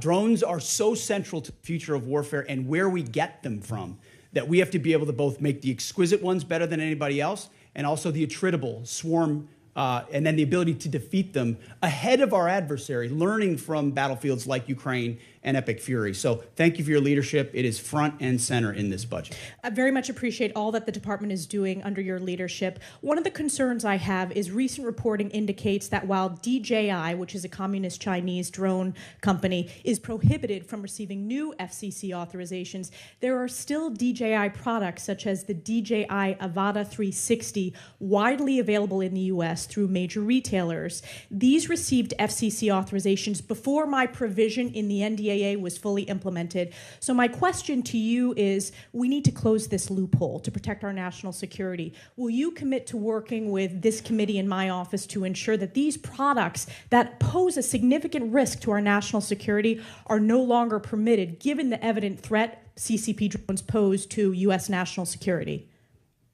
Congressman, yes, the department will commit to working with your staff and looking at that loophole, which we are aware of. And I missed in my first response, of course, that $54 billion is American-made drone dominance. That is exactly where they need to be, and that's where our focus is. Great. Another emerging technology that's very important and has a strong tie to my district is quantum computing. China continues to invest heavily in quantum computing, sensing, and secure communications for military advantage. I represent Rome Air Force Research Lab, which is a hub of research when it comes to quantum. Secretary Hegseth, how does the budget proposal position the U.S. to maintain leadership in operationally relevant quantum technologies? The country that dominates in quantum will dominate the future in C2, in comms, in every way that we fight. And so this makes the maximal investment possible here at home to ensure that quantum compute, and working across the interagency, by the way, this is not just a DOW issue, this is an interagency issue, to ensure that we've got the ability to scale and outcompute adversaries who are racing for the same code. General Kane, throughout my time in Congress, I've pushed for the department to optimize its approach to quantum and develop a strategic roadmap. In your opinion, which quantum capability areas offer the most immediate benefit to the joint force and should be priority investments moving forward? Probably some of the work in crypto and quantum to make sure we can see, sense, understand, defeat, and protect our own stuff. So that's where I'm most interested in it right now, ma'am. Great, and I also want to use my remaining time. I just want to invite both of you to visit Fort Drum, home of the 10th Mountain Division, the most deployed division in the U.S. Army since 9/11. In the first Trump administration, I had the honor of hosting President Trump, where he signed the NDAA in my district, and it's been a privilege to represent them. So encourage you to visit that installation before the end of this year. Thank you very much, and I yield back. Gentlelady yields back. Chair now recognizes a gentleman from Massachusetts, Mr. Moulton. Thank you very much, Mr. Chairman. Mr. Secretary, you and I agree that Iran is a national security threat to us and our allies. Now, earlier you called us feckless for questioning your war. Do you think Congress was smart or feckless when it failed to ask tough questions of the Bush administration and gave them a blank check for Iraq? Well, if you're trying to compare this war to the Iraq I'm just asking war, if you think it was hard or feckless. the first one to call a stupid war, then it's a false comparison. Okay, well, probably a good idea to ask tough questions. So let me just ask you a few questions. Did you advise the president that we should attack Iran? We were, first of all, in this position in the cabinet, we never talk about what we would advise the president to do or not. Do you think the president or you deserves more? I've been in every meeting. I understand with that, the chairman Mr. and everybody else as Mr. those Secretary, I'm asking decisions the were questions. made, and he got every perspective possible when it came. I'm to just asking what your perspective is. Are you afraid to take ownership of this? Do you think it was a good idea or not? As I've consulted the president, do I think it's a good idea to confront a nuclear bomb To start this in the war. hands of the?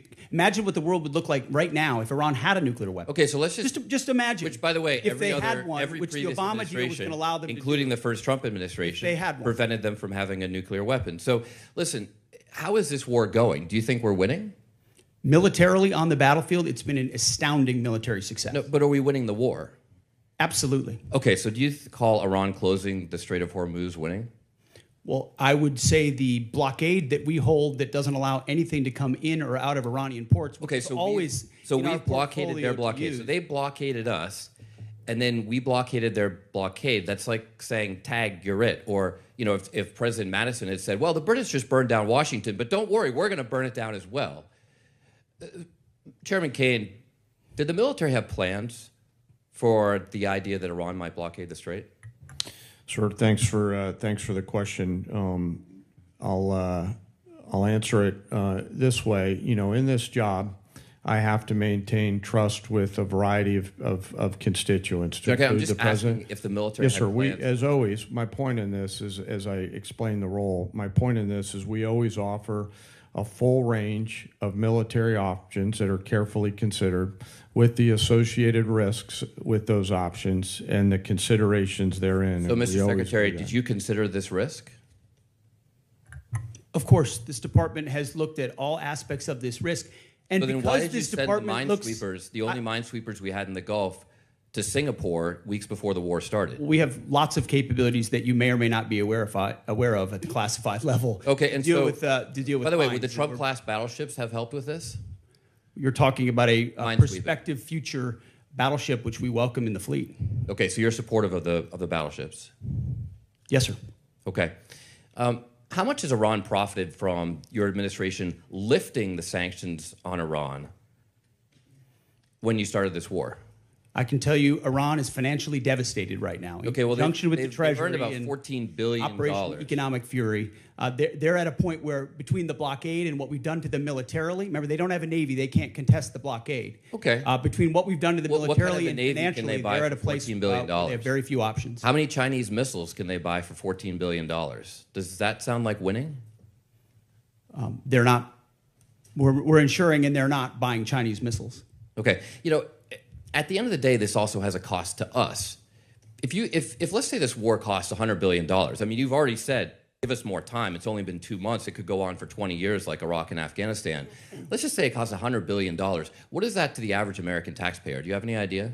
Well, unlike foolish previous administrations, it won't go on. No, I'm just asking. For years and decades. But let's just say it's sitting in this $100 billion. position, it's hard to imagine how You know it was that? allowed those things to happen. You were a part You of know that the war. answer to that? So was I. I never. I'm just asking if you know what your war Now I costs know the what the average answer American is. taxpayer. What is the cost of Iran having a nuclear weapon that they wield? I'm over just us? asking if you know the cost of the average American I'm asking taxpayer. you what It's the about cost would $600. be of that. So for the American taxpayers out there, my constituents, some of the constituents you wanted to represent in Minnesota, I'm just wondering if they have an extra $600 lying around to pay for your war. I think that's just a question that we ought to ask. Now, quickly, on March 13th in a press conference, you said, we will give them no quarter, no mercy. In order for no quarter or no survivors is a war crime under the Geneva Conventions. You understand that's murder. Do you stand by that statement? The Department of War fights to win, and we ensure that our warfighters have the rules of engagement necessary to be as effective Okay, so as just to humanly be clear, possible. you which called they are. Democratic members of Congress to be tried for sedition for reminding our troops to follow the law. But when you tell them to commit a war crime, you stand by yourself. For insinuating that the laws Congratulations, that Mr. we're giving them are Gentleman's unlawful. time's What a great expired. Chair now recognize the gentleman from Tennessee, Dr. Desjardins. Thank you, Mr. Chairman, and I thank our witnesses for being here today. And I'd like to thank you for your commitment to our advancement in space. Golden Dome, and nuclear modernization, all which are critical. And also, I understand we're going to start some reproduction of the MQ-9 Reaper drones, which you, Mr. Secretary, and Ms. Secretary share my great state of Tennessee, and we know the 118th Air Wing, the National Guard, operate Berry Field and conduct many of these missions, and they do so with great precision. So thank you for that. Secretary Hegseth, you commissioned as an infantry officer in the U.S. Army National Guard in 2003. You've been deployed to Iraq, Afghanistan, Guantanamo Bay. You have been awarded 2 Bronze Stars, the Combat Infantryman Badge, Joint Commendation Medals, 2 Army Commendation Medals, among other recognitions. You have seen military actions from both an operational and service member perspective. Have you ever seen operations with the scope and scale and complexity of Midnight Hammer, Operation Absolute Resolve, and Operation Epic Fury? Thank you for the question, Mr. Congressman. Not only have I not seen missions like that, but if you earnestly go into our formations right now, and you talk to colonels and majors and staff sergeants and 2-star generals, and you ask them about the environment of our military right now and its capabilities right now, compared to under the Biden administration, under Obama, they will tell you it is night and day. Even the ranking member acknowledged that the troops performed incredibly well over the past 15 months and have demonstrated to the world. These are not new troops in a lot of cases. These are the same troops with new leadership under President Trump, who gives them every authority, under a department that ensures they have what they need. I have operators looking at me saying, for the first time ever, we have everything we need to accomplish the mission, both in equipment and in authorities. That matters when you go 37 hours around the world for Midnight Hammers. That matters when you go downtown in Venezuela and grab the indicted dictator of a country in the middle of the night in the most fortified location. That matters at the outset of the Iran conflict. It matters during Operation Rough Rider, which there's a reason why the Houthis aren't on in this fight right now, because they experienced 50 days of the American military under President Trump. That matters in the Caribbean in our fight against designated terror organizations. This military is unleashed, and morale is at a level that this country has not seen for decades and decades because of the leadership of President Trump and because the War Department allows them to get back to basics. No more distractions, no more debris. It's simple accountability, training, standards, lethality, and they respond to it. And it's that response that's manifest in highly and historic successful military operations led by our incredible joint force, who are grateful to have a commander-in-chief that has their back. Well, I can tell you for that, our nation, myself, and all of us are incredibly grateful. Secretary Hegseth and General Kane, with your vision and steadfast commitment to our nation's service members, you have both overseen the beginning of a generational transformation of our armed services. This budget request reflects that commitment by building and sustaining our defense industrial base, increasing service member pay, housing, and benefits, robust funding for Golden Dome missile defense and space capabilities, and the emphasis on the peace through strength doctrine outlined in the National Defense Strategy. Based on the Defense Department's recent track record of successful missions, can you share some examples of military action that illustrate exactly how your leadership and vision for the Department of War is translating the peace through strength doctrine into an operational reality, and what psychological impact that may have on our near-peer adversaries such as China and Russia? And I'd like to get both yours and General Kane's perspective. If you can take 30 seconds each. I'll keep it brief. Reestablishing deterrence was one of the core pillars of what we set out to do after Afghanistan, after October 7th, after the war in Ukraine, after Lloyd Austin went AWOL for a week and no one seemed to care. The world took notice of that. And through the actions we've taken swiftly that I just laid out, the world has recognized that American power is back, and the willingness to utilize it shows that we can achieve peace through strength. And General Kane, in terms of our adversaries? Yes, sir. You know, when we look at the totality of actions that we've done over the last year, one thing leaps out at me that I think is clearly and unambiguously seen by our adversaries or those that may consider it, and that's our ability to integrate and synchronize a whole range of capabilities that we have in the joint force, information, cyber, deception, jamming, air power, sea power, land power, et cetera. And I think that ability, and I'm so proud of our joint force, those young... Gentleman's time's expired. Chair, and I recognize the gentleman from California, Mr. Carbajal. Thank you, Mr. Chair. and thank you, General Kane, Mr. Hegseth, and Hers for being here today. I associate myself with the comments of Ranking Member Smith and Mr. Garamendi, so that I won't repeat a lot of what has been said. Mr. Hegseth, I recently realized that we have something in common. I'm also a fan of Pulp Fiction. And no, the movie is not an accurate portrayal of the Bible. You know what I'm talking about. This president and his administration have claimed to be the most transparent of all time. With that in mind, I'd love to get some straightforward answers today. Some estimates show that the Trump administration's war of choice in Iran is costing taxpayers around $1 billion every day. In addition to spending taxpayer money on a war they don't want, it is also driving up costs. The cost of gas, while the cost of living is skyrocketing under this administration's policies.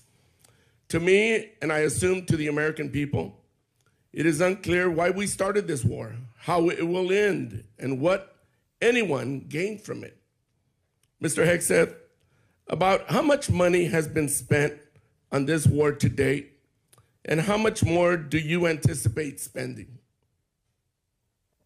Well, as our comptroller laid out, the estimate is less than $25 billion at this point as far as an expenditure. And the question I would ask this committee is, what is it worth to ensure that Iran never gets a nuclear weapon, considering the radical ambitions of that regime? I mean, almost every member of this dais at some point has said, whether it was thank you for your answer. I'll proceed to my next question. Thank you for your answer. President Trump is the one that's willing to make sure it doesn't happen. Supposedly, we had taken care of the nuclear capability last time around.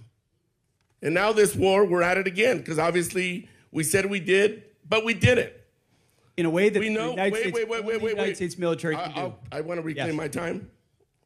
We know that the cost of oil and gas has gone up as a direct result of this war, and the American people are feeling that pain at the pump. In an attempt to alleviate the high price of gas caused directly by this president, he lifted sanctions on Russian oil. The way I see it, this is a massive gift to Putin and Russia's struggling economy. Mr. Hegseth, is there any concern that easing sanctions against Russia will allow Putin to continue funding Russia's illegal war against Ukraine?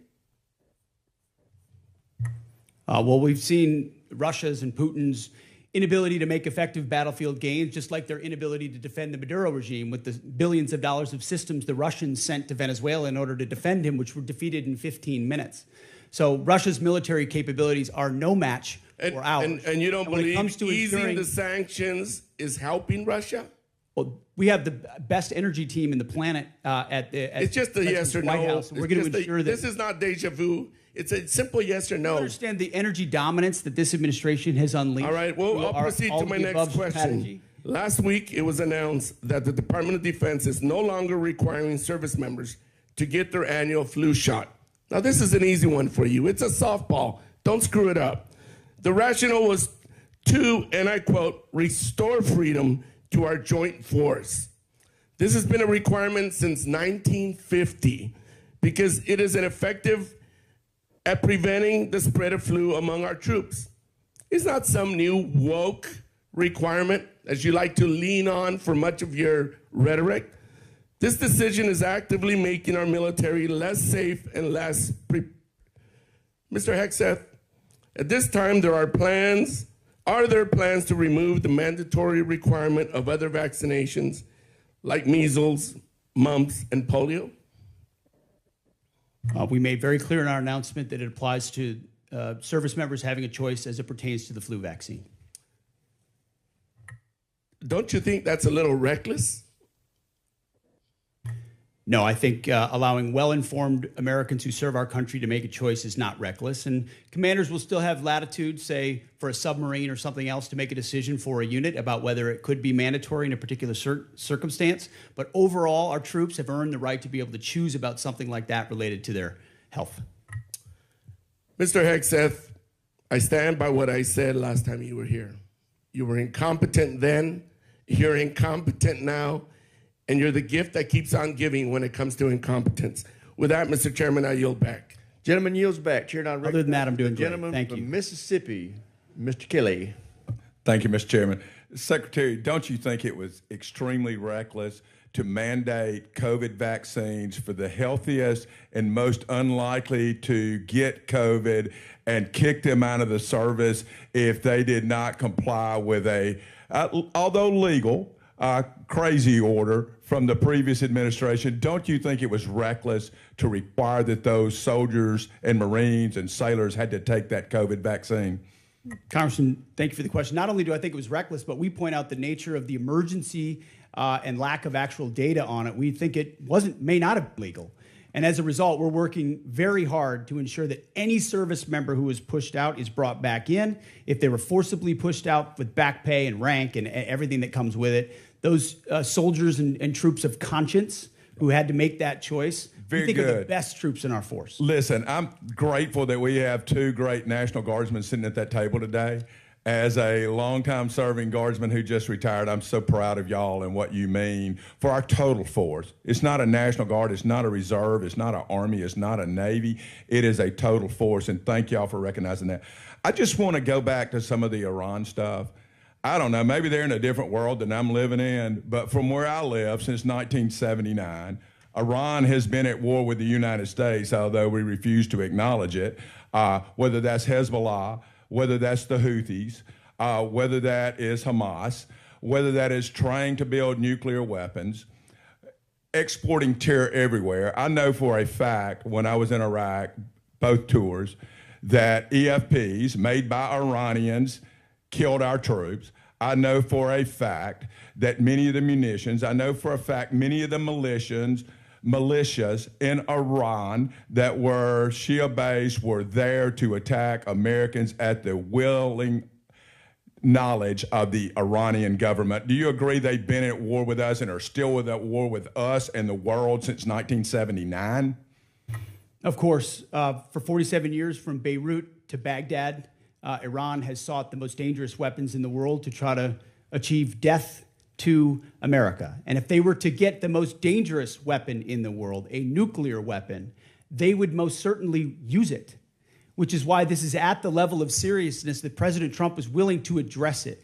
And that's what I think so many in this body misrepresent. North Korea is the lesson.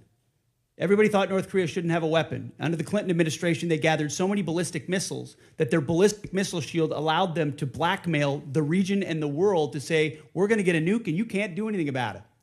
Under this administration, them weakened by the 12-day war and what happened with Midnight Hammer, the president made a bold choice on behalf of the American people to say never will Iran, with their view of death to America and death to Israel, have a nuclear weapon, because if they have it, they'll use it. And he's taken that bold action in a way I think the American people, when they understand the nature of that threat, and they do, they support it. Chairman Kane, wow, I've been around a long time.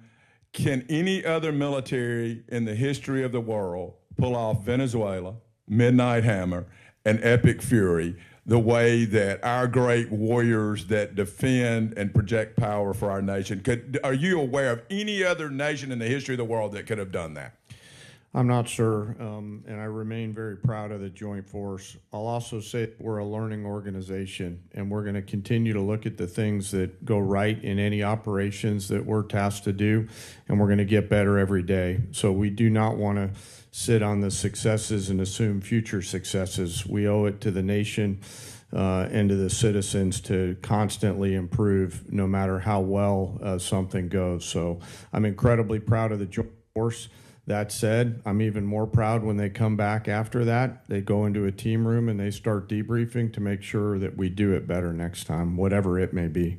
And my final point, I just want to talk about what a stroke of genius it was, greater than I would have thought, to blockade the ports of Iran.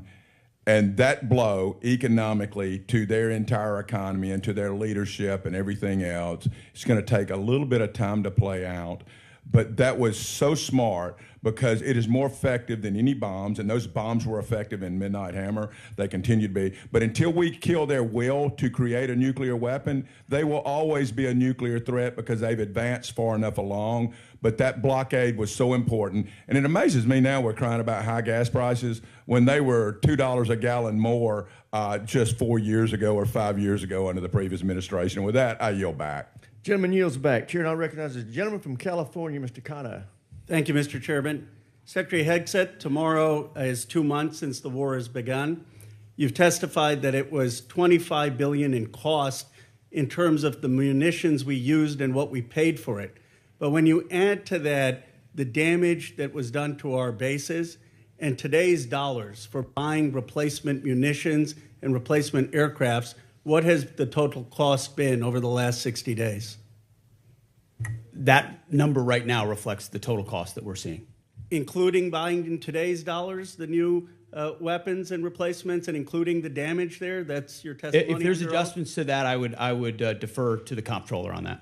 And how much are you seeing in terms of, are you asking in terms of supplemental funding just for the Iran mission from this committee? If and when a supplemental is submitted, how much? The majority of it would not just be for, But what would be the ballpark for Iran? Munitions related to the entirety Just of what we number, want to sir. get done. A number. What would you submit? It would be within on Iran, it would be less than $25 billion, but there's a lot more we would ask for beyond just Iran. You're saying it's $25 billion. Okay, I would just, if you come back, you want to revise those numbers, because all the experts are disagreeing with you when it comes to today's dollars and damage, but you can revise it. How much did it cost American taxpayers in terms of the strike to the Iranian school where kids were killed? Do you have that number?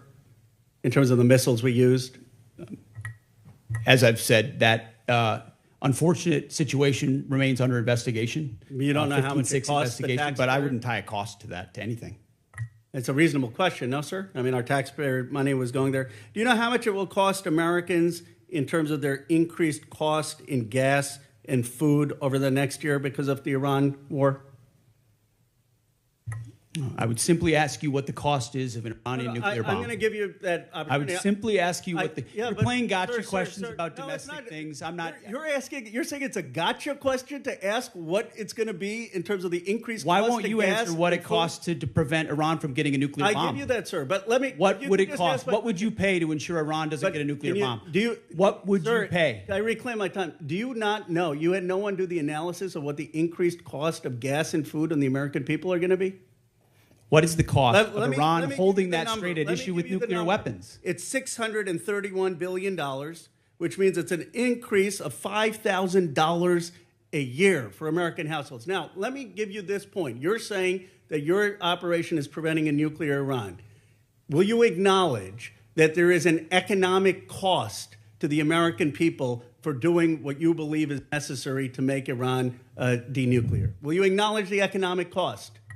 We have an incredible economic team that's managing this better than what the previous administration did to our economy, what the previous administration did with inflation, what the previous administration did with COVID, and you're going to lecture this administration about the economy? You know what is upsetting? Incredible. You didn't even do the analysis on how much it's costing the American people. It's one thing if you said, okay, it costs the American people $5,000, but we think it's worth it. That's what we've done in World War II and other wars. Here's what it costs. You got to pay for it. You don't even know what the average American is paying. You don't know what we paid in terms of the missiles that hit the Iranian school. You don't know what we're paying in terms of gas. You don't know what we're paying in terms of food. Your 25 billion number is totally off. It's the incompetence. It's the incompetence. Let me ask you this. Certainly, maybe here we'll find agreement. There were still 440 pounds of low-enriched uranium, correct, when President Obama, after the JCPOA? Is that accurate? The amounts and types are classified. Okay. Will you acknowledge that there were 970 pounds of uranium enriched after Trump tore up the JCPOA?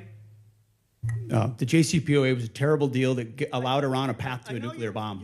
You deal with vague platitudes. I'm asking you about numbers. Like, you don't know what gas costs, you don't know what food costs, you don't know what the operation costs.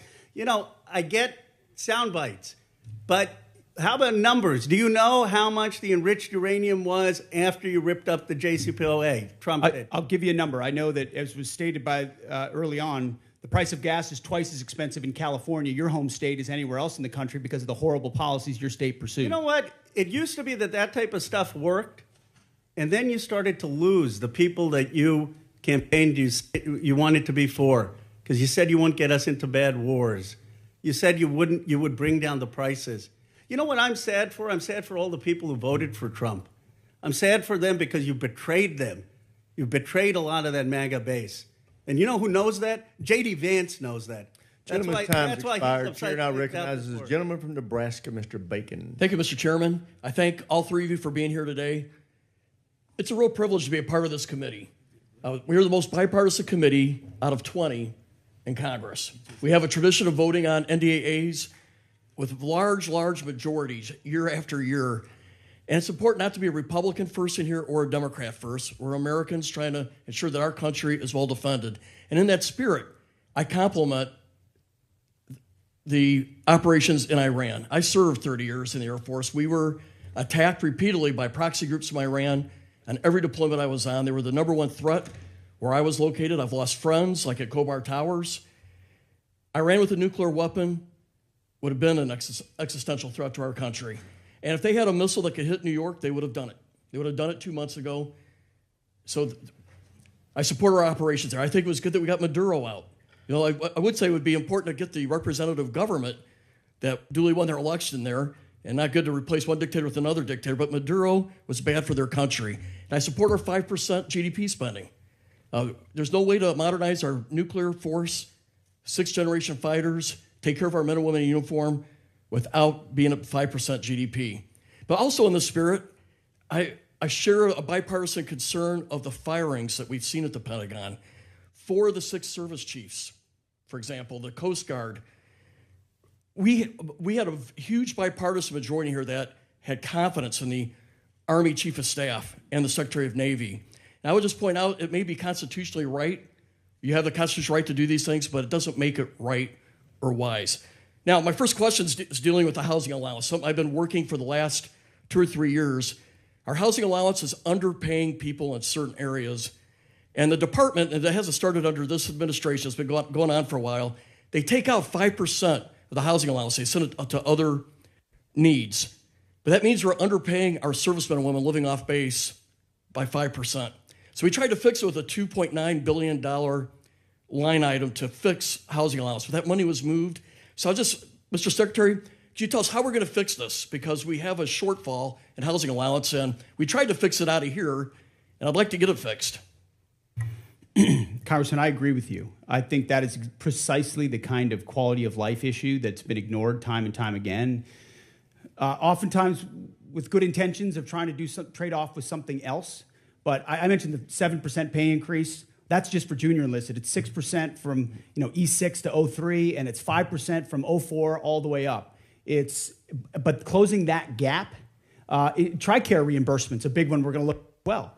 If we reimburse TRICARE lower than Medicare, then no one wants to take TRICARE, and now you don't have a real network for service members. So those places where we pinched pennies to try to eke out additional budget space have really hurt service members. So I'm committed to working with you on that to close that gap and ensure that folks can live where they are asked to serve because they can afford housing. Okay, I think this has already been addressed to a degree, but I just want to emphasize we did put $400 million in for Ukraine. I asked you to execute it. It's important for most of us in here. It has overwhelming support. Also, I'm the chair of the Baltic Security Caucus, and we've put money in for the Baltic Security Initiative. These people love America. They love freedom more than anywhere I've ever been, and they need us. They're on the front lines with Russia. I have a question for the chairman. So we did 29 years of the nuclear alert, airborne alert, the Looking Glass mission. In 1991, we turned that off because the Cold War turned to our favor. But I think we're back to where we were at. Russia's a threat. China's building a nuclear force to match ours. I think we need a Looking Glass 2 and restore that nuclear command and control survivability that gives us deterrence. Russia, China needs to know no matter what they do, we can launch those 400 ICBMs. What's your vision for the Looking Glass 2 or the follow-on? Well, sir, as you know, right now we're looking at all 3 legs of the nuclear triad to make sure that most critical backstop on our nation's most important day is reliable, redundant, and workable. And so we'll take a look at that. I know the team already deep in analysis on all from NC3 to the end state. But what I want you to know is the most important thing is the ability to execute if we had to, and we can. You know, for 29 years, we had a plane airborne with the general on board, and it gave the Pentagon, the White House, Strachan, the assurance that we had a backup. I think we're back to the future. Yes, And sir. I appreciate your look at it. I just flew with them, and they were doing great work. Gentleman's time's expired. Mr. Chairman, I yield. Chair now recognizes the gentleman from Massachusetts, Mr. Keating. Thank you, Mr. Chairman. I want to talk briefly about the current U.S. doctrine and conduct of the administration in a particular event and a series of events, actually. As everybody in the dais and the witness table is aware, the Department of Defense Law of War Manual specifies that any order to kill shipwrecked persons in an illegal order would constitute a war crime. It isn't suggested, there's a specific example to show a clear-cut example of what this entails in our own manual. With that in mind, let's look back a few weeks ago when a fishing crew ended a long day of hard fishing, scoring a full stock of albacore and swordfish on board. Without any warning or expectation, this small Ecuadorian fishing vessel, operating about 200 nautical miles off the Galapagos Islands, was militarily engaged by U.S. forces. It was hit once, then it was hit again. Not a warning shot, not an interdiction, 2 drone strikes. Survivors described chaos and severe injuries. Our U.S. forces then handcuffed the crew at gunpoint, placed black hoods over their heads, seized and scrubbed their devices, and then held them for days. Ultimately, the crew was released, given there was no evidence to support any narco activity or any charges that may be against them. So to recap, we struck a vessel, we struck it again, set fire to it as it was sinking, and as public reports say, even drank their beer.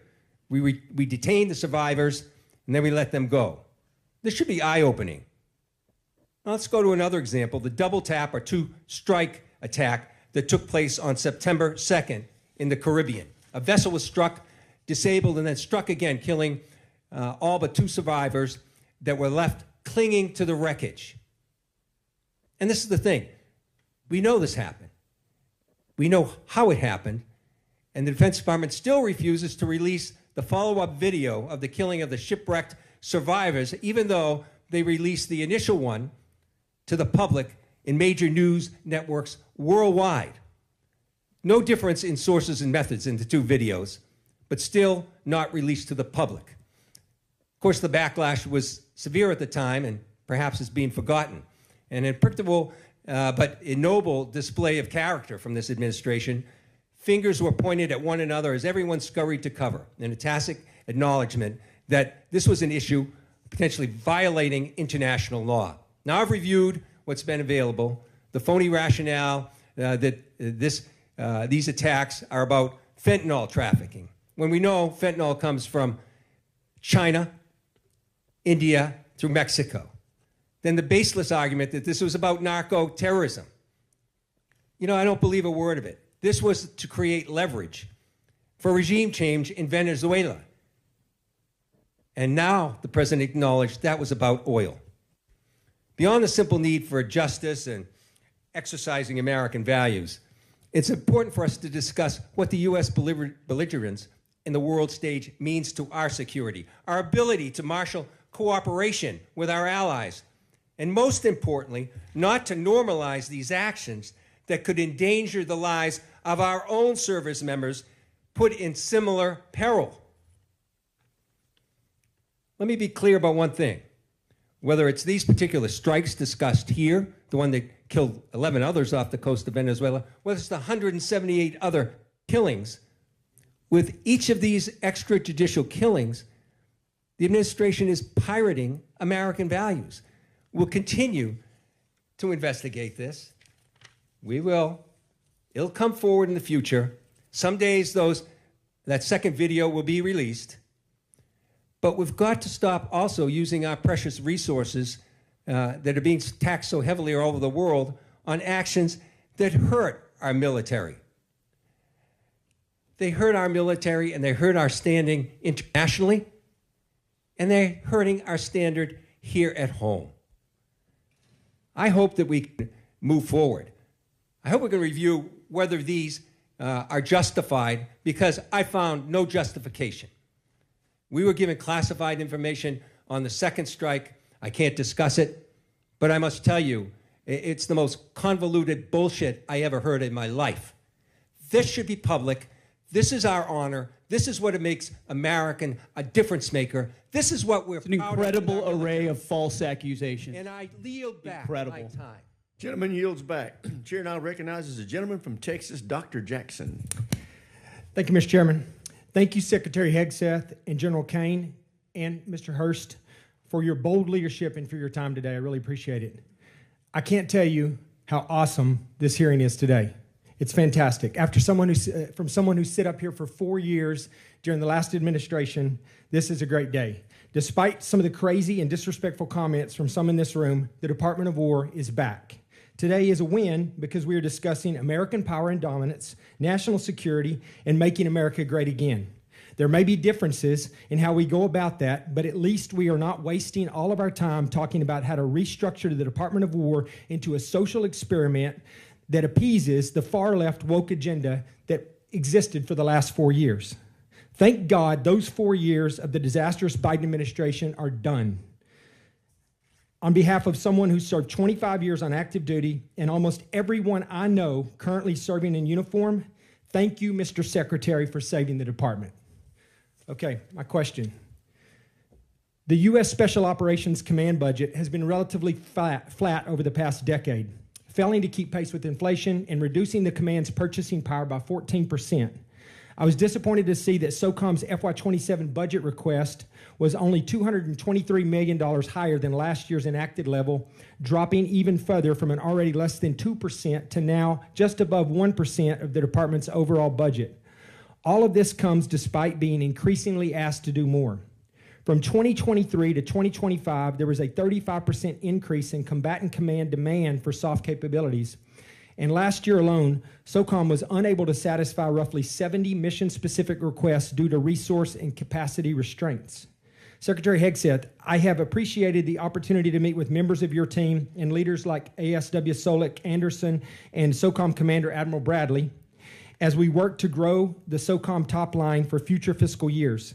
Can you discuss the critical role soft plays in underpinning deterrence, and do you agree with the urgent need to grow the SOCOM budget accordingly?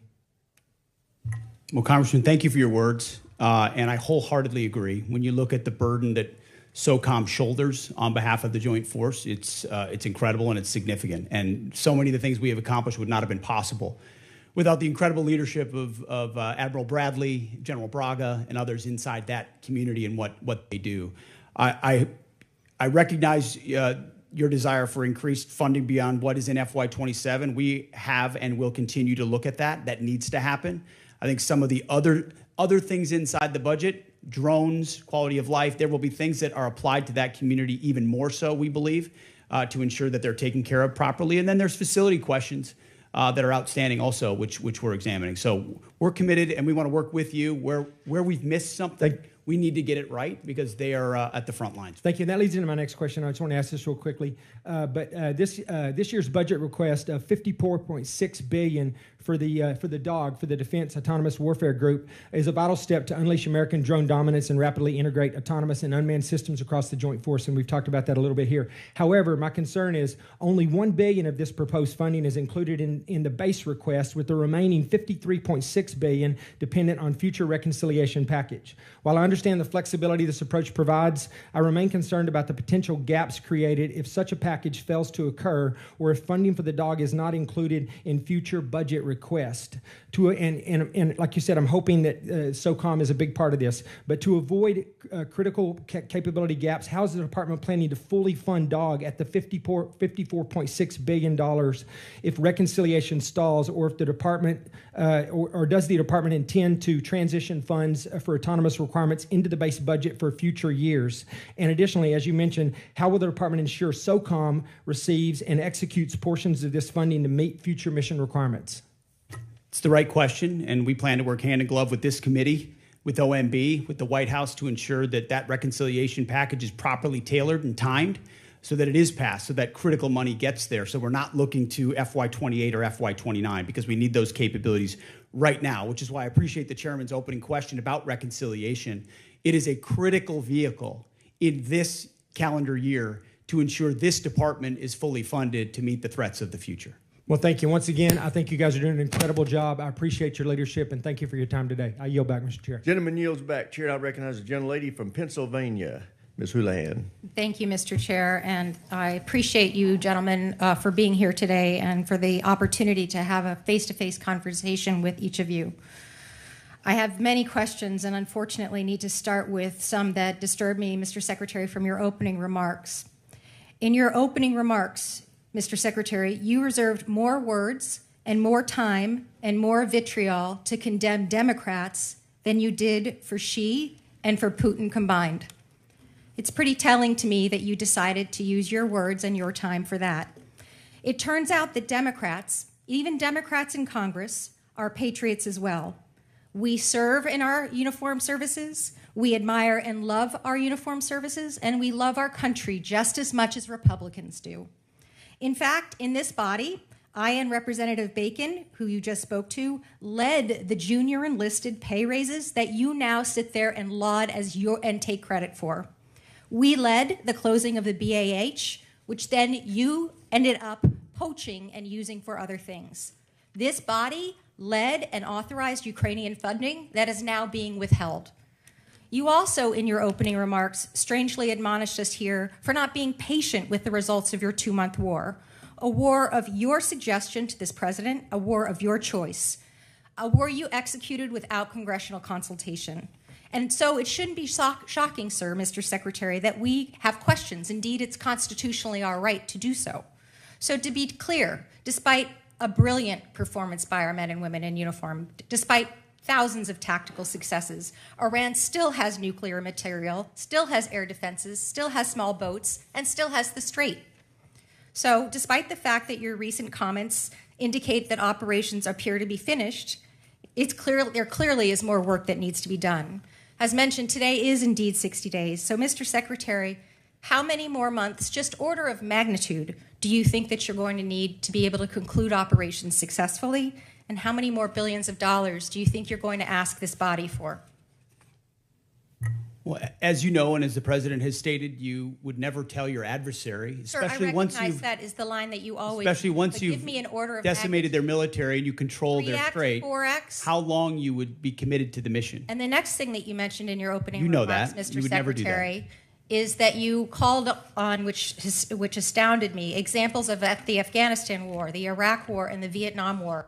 Those are stunning examples to me of something that didn't go our way. We had the opportunity to execute on those wars quite well, but we didn't accomplish any mission, in my opinion, and I think you would agree on that as well. My point is this effort So is not those efforts. That's exactly it. Is this war shaping up to be that war? Because it has every We're shaping up to get the indication same kind of Democrats we got in those wars who were And once naysayers again, you from the go back to beginning, parties. undermining the progress of Just have a troops. conversation We're 2 about the country months and the nation in. and not about parties. The Democrat Party wanted to socially Again, engineer we're the having Department of War. conversations about We've had to undo that and get it to a this point where it's country capable of and not projecting party. power, and Clearly, that's you're not exactly able what to we've have done. that conversation. And So I will President Trump move has on, sir, rebuilt and it. I'm going to reclaim my time. General George, let's talk about a guy who's a patriot. Somebody who every single person here in this dais and down there in that audience and out there in this world has huge admiration for. Why did he get fired? Well, as with any moves we make with general officers, first of all, I thank them for their service. And ultimately, My impression is you thanked him by a text or a phone call. You didn't even do it to his face. out of respect for these officers, we never talk about the nature of their removal, but every one of them, including myself, knows that they serve at the pleasure of the president. Ultimately, out of respect to these officers, we don't reveal it. However, I will note, it's very difficult to change the culture of a department that was been destroyed by the wrong perspectives. So you think General George there. destroyed a culture? There are many, we've gotten rid of many general to officers in this you're administration you because have we no need new answer, leadership. sir. You have no way of explaining why you fired one of the most decorated and remarkable men who's We ever needed served new this leadership. nation.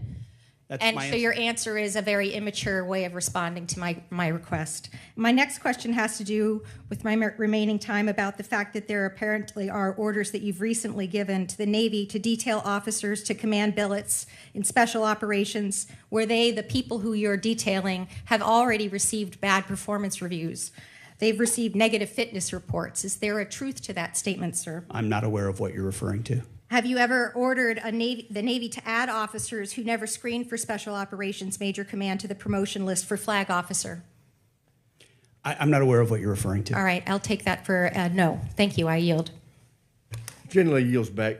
For everybody's situational awareness, it's my plan at 1 o'clock or approximately 1 o'clock to recess for about 10 minutes to give the witnesses a chance to stretch their legs and visit the restroom if necessary. But with that, we will now go to the gentleman from Florida, Mr. Jimenez. Thank you, Mr. Chairman. And Mr. Secretary, are you aware that that Iran, either through our intelligence or they themselves, said they had about 500 kilograms of enriched uranium, up to about 60%?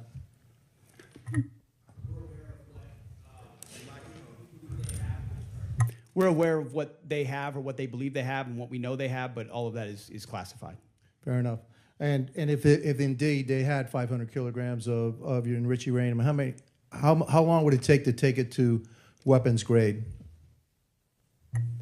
Quickly enough that it's a serious national security problem for the United States of America. If I said days or a few weeks, would that be inaccurate? You might be somewhere in the ballpark. Okay, thank you. Actually, you can just get that from ChatGPT. It'll give it to you. Okay. So it's not that classified. All right. Would you say that our primary mission in this war is to deny Iran the capability to develop a nuclear weapon?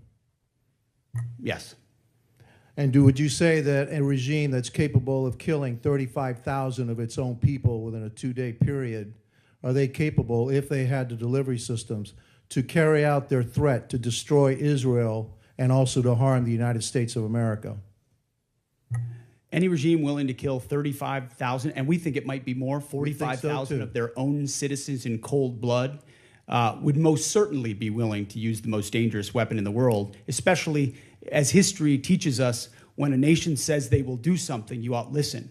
And when they chant death to America or death to Israel, if they got that nuclear weapon, history tells us they might use it. Well, Hitler said he was going to kill the Jewish, and he was going to try to eliminate the Jewish population and Jews from the face of the world. Nobody really believed him, but he really tried to do that. So when somebody tells me for 47 years that they want to kill us, I think I'm going to take them at their word. And so would you also agree that now another goal of ours is to make sure that Iran never blockades the Strait of Hormuz, never has control of the Strait of Hormuz? Would that be an objective of ours? What they're doing right now is effectively piracy. It's terrorism. It's threatening international shipping. And our blockade is signaling to the world that we actually control that strait. And I would ask this committee, what would this effort look like if Iran had nuclear weapons? Imagine if not Iran had nuclear capabilities, what they would do to wield over any advantage they have, from proxies to funding international terrorism. Mr. Secretary, also, not only would they do that, but imagine if we had not become energy independent. Under the previous administration, they were hampering our ability to be energy independent under the guise of the Green New Deal, which is insanity, by the way. I'm going to go back a little bit in history. We were bombed, Pearl Harbor was bombed on December 7th, 1941. Do you know how long it took for the United States to have its first major victory in World War II? In the Pacific Theater? Number of years. No, it was actually 6 months. It was the Battle of Midway, all right? It was a turning point of World War II. Could you imagine if we had had the same Democrats asking then Secretary of War, all right, gee, it's been 2 months, okay, and we haven't won this war yet back then. We didn't win a major battle for 6 months. Your job, the job of the military, what you've done in the first 2 months is extraordinary. And so, again, for a couple of final questions. Do you know how much money we spent on Ukraine? Helping Ukraine? Under the previous administration? No, right now, up to now. Upwards of $300 billion, $350 billion? You're probably right, about $300 billion. And yet I don't hear anything about, gee, how much money have we spent on Ukraine from the other side? The difference between them and me is this. I support the United States and their efforts to help Ukraine against a dictatorial, aggressive power like Russia, which is our second greatest adversary. But I also support our efforts to make sure that Iran never has a nuclear weapon. And so you'll always have my support. And I'm pretty I'm pretty consistent in that. I also support our efforts in what we did in Venezuela. We still have to go a little bit further because that remnants of that regime are still there. And we need to provide freedom for the people of Venezuela. And also, one thing, for me, I guess what I'm looking for in this war with Iran is to make sure that Iran never has a nuclear weapon, that we have established an inspection protocol to make sure they never get a nuclear weapon, and that we control the strait, and they never can control the strait. Gentleman's time's expired. Chair, now recognize the gentleman from Colorado, Mr. Crow. Thank you, Chairman. Mr. Secretary, I want to go in a little bit different direction. Timothy Parlatore served as your private attorney, correct? Correct. And Mr. Parlatore also served as private attorney for President Trump's campaign, correct? I'm not privy to every professional position that he's held. Well, I'll help you out. He did. And you appointed Mr. Parlatore as your senior advisor, correct? He does reserve duty on behalf of the Navy. His title is senior as an advisor. You gave him that title, correct? And I would count him as very much an advisor of mine. Yep, he travels with you, correct? Tim Parlatore has been a long-term friend. He's a great patriot. He travels with you. That's not what I asked. I reclaim my time. He travels with you, doesn't he? He travels with you, doesn't he? Correct? There's public Instagram that shows this. Just say yes. Yes, of course. Okay. He sits in meetings with you and advises you, doesn't he? He sits in some meetings on occasion. Well, he maintains a desk in an office in the Pentagon, does he not? I'd have to check. You don't know? It's a big Pentagon. You directly commissioned Mr. Parlatore in the Naval Reserve as a Navy commander in March 2025, did you not? I was very proud to do so. And when you did, because he's a Navy Reserve officer, he didn't have to go through the PPO process, the White House Presidential Personnel Office, right? He wasn't vetted by a White House PPO. Uniformed service members don't get vetted by The answer is yes. He didn't have to be vetted by a White House PPO. He didn't go through the Senate confirmation process either, did he? The answer is no. I don't know what you're getting to, but Tim is a fantastic I'll tell you what I'm getting to. The answer is no, right? He does great work. Okay. He didn't maintain a security clearance when you appointed him as special advisor. Is that right? I'd have to check. You don't know? I mean, anybody that has access to sensitive material is going to have the appropriate clearance. Okay, so when you appointed him as special advisor, he had a security clearance? You're trying to piece together a timeline. No, I'm asking a simple question. One of your special, most sensitive advisors, did he have a security clearance? No, you're playing a gotcha game like you do on TV and everywhere else. You're trying to thread together details that are connected about something else. Clearly, you're concerned about my line of questioning, aren't you, Mr. Secretary? Because you know where it's going, don't you? I think you do. So, does Mr. Parlatore represent foreign governments? He has a private law practice, does he not? From what I understand of his law practice, he does a lot of great work for service members in the military and other... He maintains a private law practice. Does he represent foreign governments or foreign persons in that private law practice? I don't know. You don't know. Somebody who's sitting in your meetings, a special advisor, you don't know. Does he represent any senior officers who are currently under consideration for promotion by you or your office? The only person that makes determinations about senior officers is me. Answer the question. Does he represent senior officers who are under consideration for promotion by you?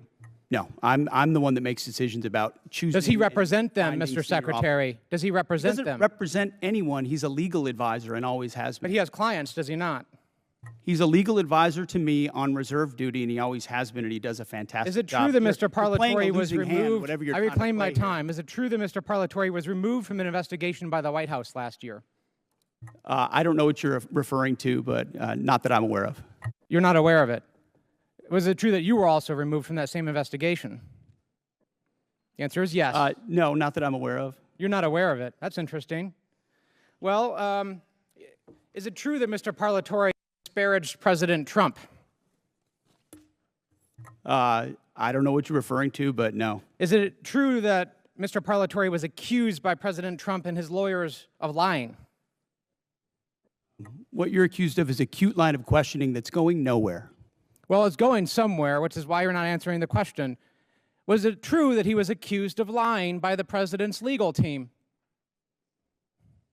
I'm not familiar to. You'd have to give me the context. Well, it's right of that here. article, You want to look at the statement from President Anybody Trump's could blow legal up team? a quote and claim it says something, and that's what you're doing in a little stunt. Secretary Hegseth, what I'm really concerned about is you purport to have unfaltering loyalty to President Trump, and yet you are continuously Oh, going you care a lot I about reclaim President my Trump, time. don't you? You are This going is a behind cute his waste back of your 5 and minutes. appointing A people. huge, I reclaim cute my time. waste of your 5 minutes that I led reclaim nowhere. my time. You are Do not pass repeatedly go, going do not behind the collect president's Gentleman back. from Colorado's time. Go ahead, Mr. Carl. You are repeatedly going behind President Trump's back, appointing people who he is accused of lying, who the White House is Gentleman's accused of time's lying. expired. The And you chair are now not being honest recognizes with the gentlelady President from Trump. South Carolina, Ms. Mace. Thank you, Mr. Chairman. Thank you, Mr. Chairman. I request unanimous consent to enter a number of documents into the record. The first of which is a statement from Corey Mills, First Sergeant, stating his forms and accounts of his military service are falsified. The second document is a picture of Corey Mills wearing a Bronze Star from 2019 before he ever got a Bronze Star. The third document is a document that conveys a Bronze Star medal and his life-saving care to the wounded, and according to the soldiers who were there, they said it never happened, according to the men who were there.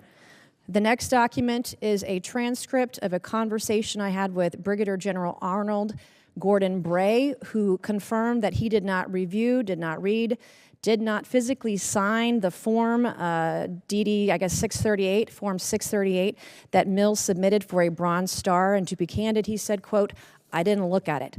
I asked to review the email that he sent to Mills' staff about authorizing his signature for a form he did not review, and he said that he would not share it with me. That's a future subpoena. I would like to enter to record a picture of Corey Mills, who says this is the second time he got blown up, but what he wouldn't tell people that the blood on the pant leg in this photo is the blood of Sergeant Ray. It is not Corey Mills' blood. In the same series of photos he shares when he said he was, quote, blown up, are images of a Humvee that exploded with severe damage. That is not his Humvee. His Humvee purportedly was 50 yards away and suffered no damage and was not blown up. This is a copy of Corey Mills' marriage certificate with a 9/11 imam at a 9/11 mosque, entered for the record and redacted, with family members' names redacted and protected. This is a picture of Corey Mills with a purported Russian hooker in Afghanistan, which he, of course, denies. And then last but not least, I would like to request unanimous consent to enter into the record a restraining order against Corey Mills for dating violence. Thank you. I just buried my father on Thursday, Mr. Chairman. My father died with shrapnel in his body. He had 3 tours of combat, 2 in Vietnam, 1 in 1965 during the coup d'etat of the Dominican Republic. And I take stolen valor seriously because we have men and women in uniform that have given their lives. And an individual that steals the stories of dead soldiers or injured soldiers have no right to serve in this body, let alone on this committee.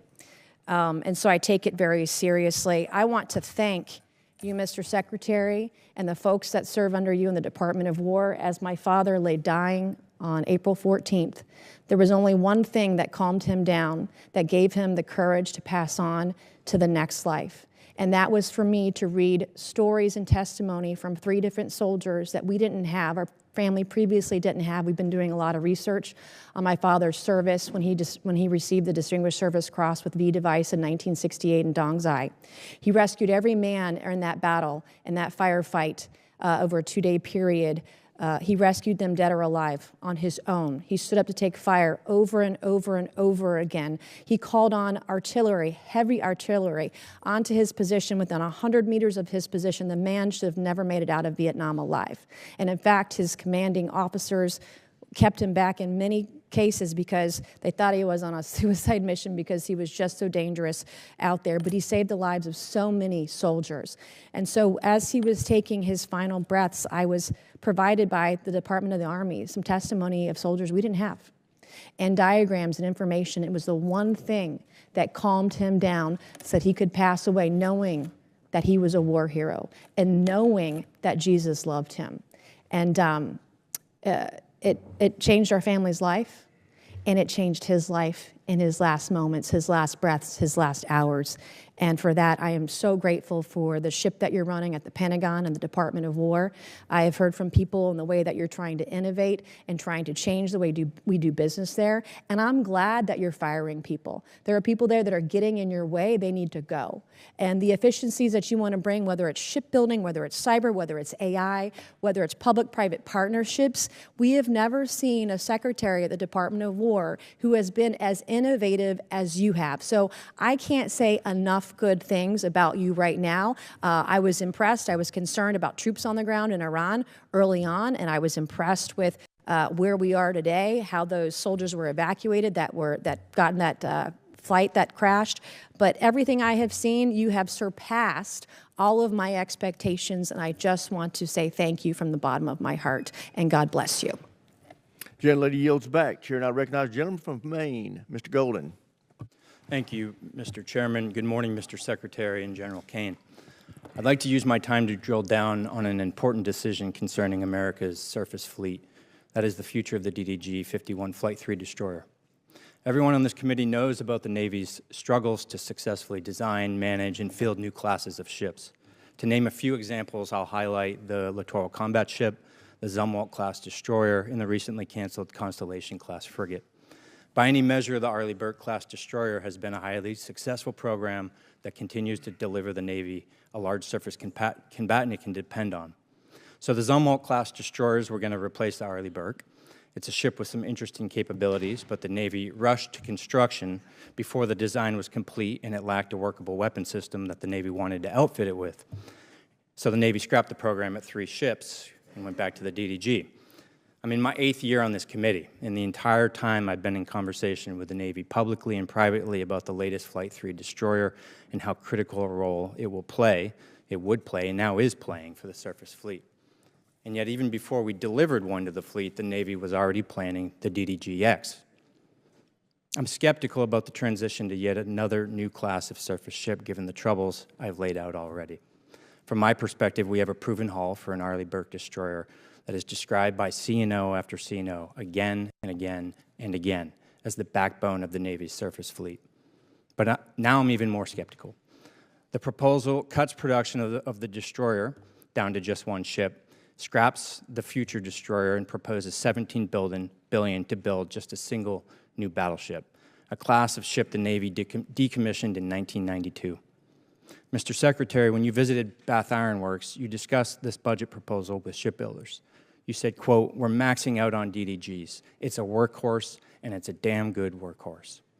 You were right about the DDGs. They are a workhorse. They're cost-efficient, deadly effective, and feared by our enemies.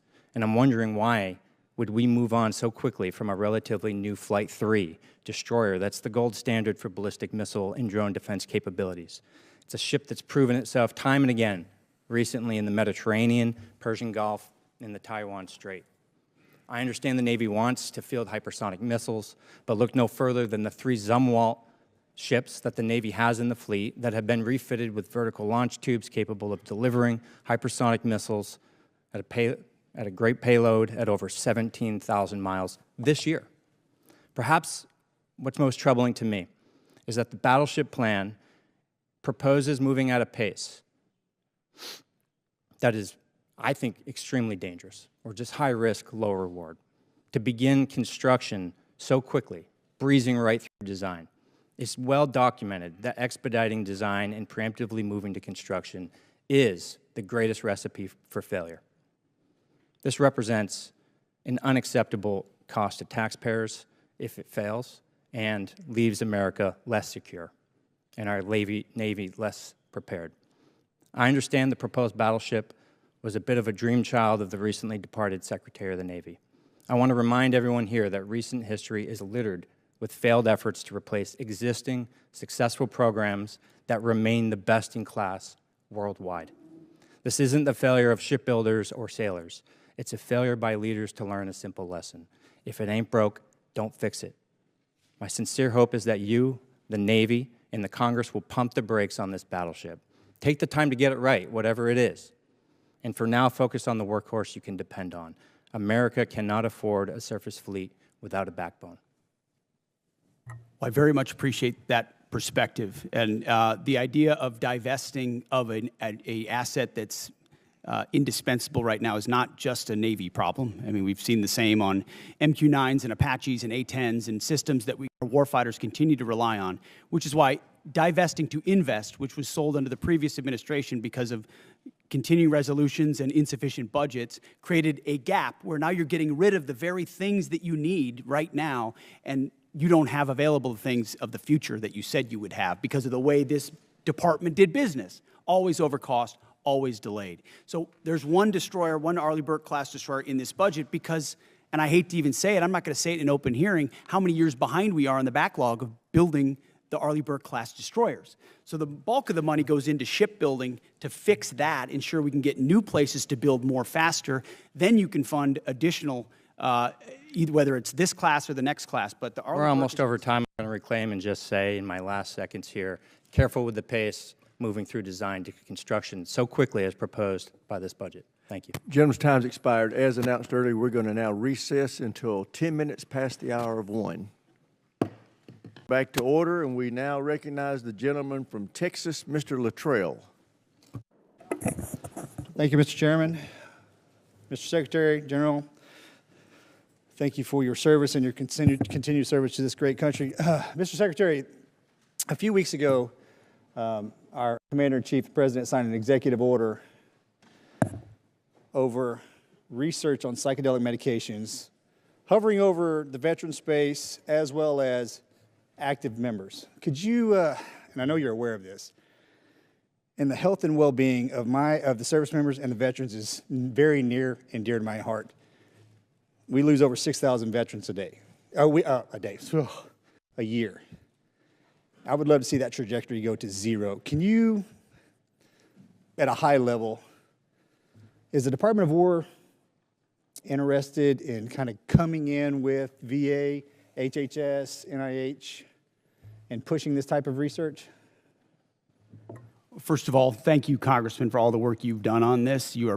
There's no more passionate advocate for them, and it was great to see you in the Oval Office with your brother and with so many other SEALs who are saying, hey, this option saved my life or gave me a new lease on life. And I've heard that time and time again based on that particular approach that the President has approved through the EO. And I think our department has shown a willingness to be flexible and look at new options and new alternatives. And I think if you talk to Secretary Collins at the VA, the partnership we've had is as deep as any partnership between the Department of War and the VA has ever existed. So we've got regular meetings between us as secretaries, but also our chiefs, and then down into the committees to ensure the flow is consistent. But if there's something that the VA is doing that we should be looking at that enables our service members to be better at their job, we're going to entertain it. So thank you for your advocacy on it, and we'll take a look at it. Thank you very much. And it excites me that the two entities, one couldn't exist without the other.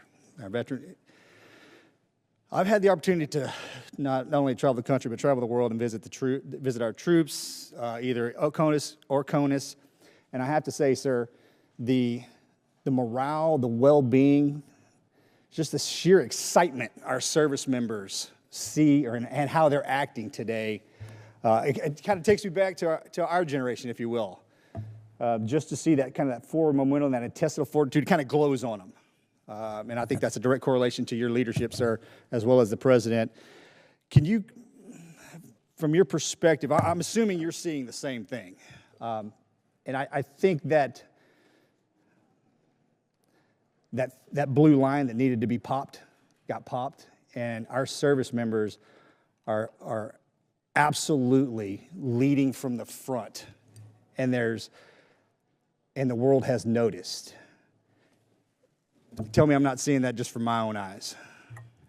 No, you're not, Congressman. And I meant this when I said it. I would encourage every single member of this committee to talk to lieutenants and captains and majors and colonels and sergeants and staff sergeants and sergeants major and specialists who are doing the job right now on the front lines or across the country, and they have seen a sea change in the environment and the morale and the spirit in their formations. And it isn't some secret sauce. It's don't treat us as a petri dish in your social justice exercise or your social engineering approach.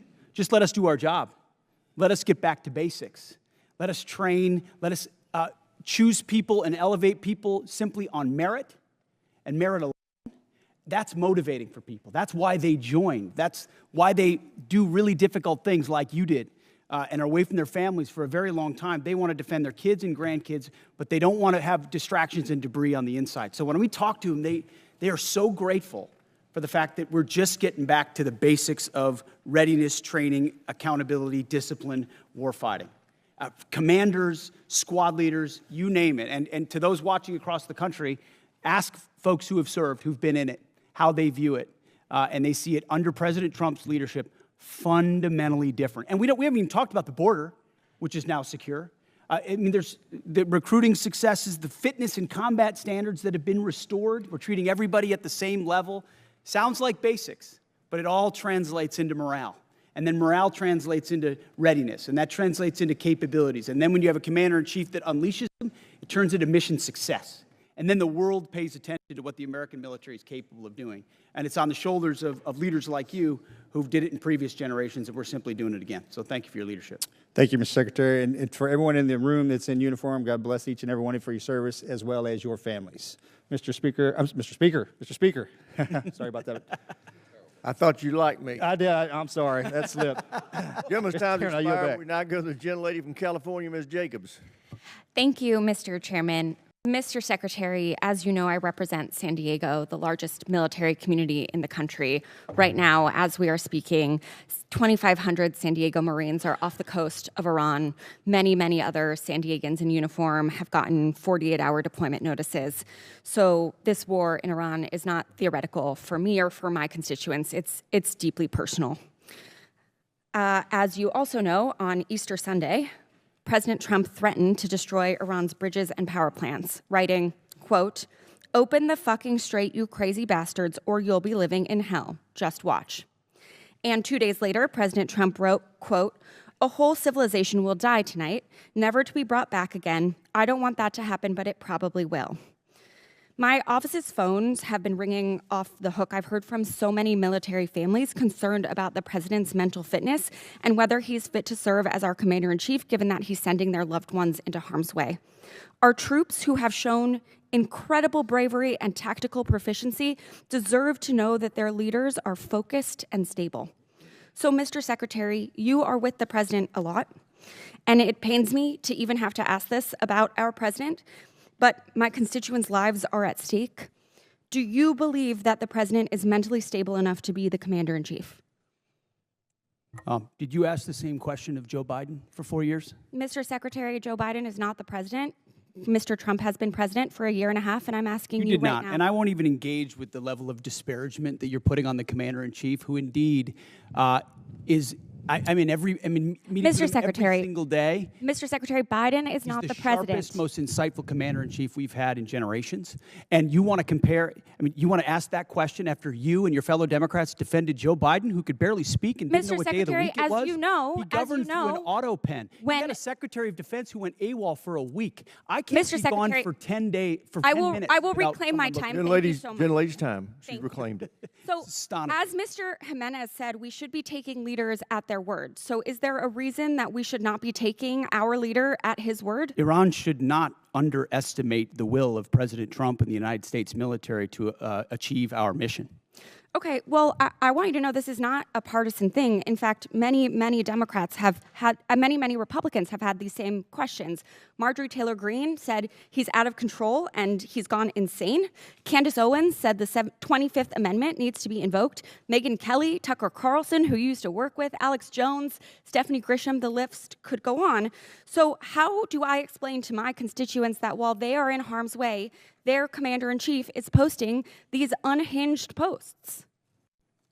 How did you explain to your constituents what happened on October 7th, or what happened in Afghanistan, or what happened with the debacle and the withdrawal in Afghanistan, where the troops were left? How did you explain that with Joe Biden's leadership? Mr. Secretary, how did you explain that to the Marines that didn't get medals, administration. that we restored their medals because of that disastrous withdrawal in Afghanistan? Did you explain that to your constituents when Joe Biden was asleep at the wheel and he had an AWOL Secretary of Defense? How about this next post? How can I explain this next post to my constituents? I'm Jewish, so this doesn't really bother me, but my understanding is that this is quite offensive to many Christians. So how do you explain this post? I'm not here to explain posts. We have an incredible commander-in-chief who puts Mr. our Secretary, troops first. I'm here for a budget hearing about our troops. It's a historic budget that's giving us a chance to defeat Mr. Secretary, our adversaries, Mr. and President Trump Secretary, is doing that this in is my world-class fashion. This is about Gentlelady our has troops. reclaimed her time, Mr. Secretary. This is about our troops. This is about who is commanding our troops and if our troops can trust that they are being sent into harm's way under good strategy. The mental stability of our commander-in-chief is deeply important to our troops. It's deeply important to this country. It wasn't our important to you troops' during Joe lives at Biden. stake. I'll remind you that when there were concerns, Democrats came together, and he was not our nominee for president. So I encourage you to have the same courage that Democrats had. Mr. Secretary, you keep saying that he is the best commander-in-chief we've ever had, the best negotiator. Talk to the troops. 13 American troops have died.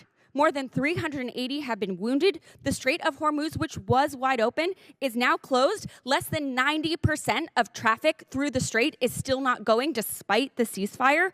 The Iranian regime is still in power. It still has nuclear material. The war is costing Americans billions of dollars. And Mr. Secretary, if you think that this is what winning looks like, then maybe we should be questioning your mental stability. Maybe you are the one responsible for this failure, and the president should think about replacing you. Mr. Chairman, I yield back. Gentlelady yields back. Chair, I It's recognize not the gentlelady surprising. from Virginia, Ms. Kiggins. Thank you, Mr. Chair, and thank you to our witnesses for being with us. I have the privilege of representing Virginia's 2nd Congressional District, so Hampton Roads, home to a lot of our East Coast Navy. And I had the privilege of attending the VFA 106 Change of Command on Friday, which is our fleet replacement squadron for the F8 for the aging F-18s. But what an awesome event. And to talk to some of the Navy leadership that was there and to listen to them say firsthand just about the morale of the squadrons that are currently deployed on the USS Ford, specifically talking to leadership. A lot of our children serve. It's a family business for those of us in naval aviation. And they're like, don't believe the media. The morale's amazing. Those guys are doing tip of the spear mission work. I live with a retired F-18 pilot husband who also is begging to find a way to get back in the cockpit because he's jealous of what he sees. So just that type of mentality.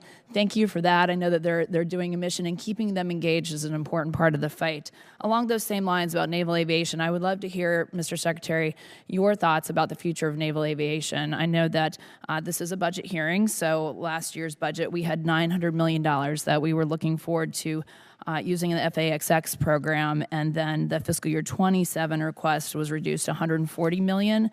And I, of course, keeping tabs on the Air Force, $5 billion for their F-47 program. So we love aircraft carriers. We love that mobile air superiority piece. What are your plans for the future of naval aviation? I kick and scream every day of the week here in this committee about the F-35s and getting them at our East Coast Master Jet Base.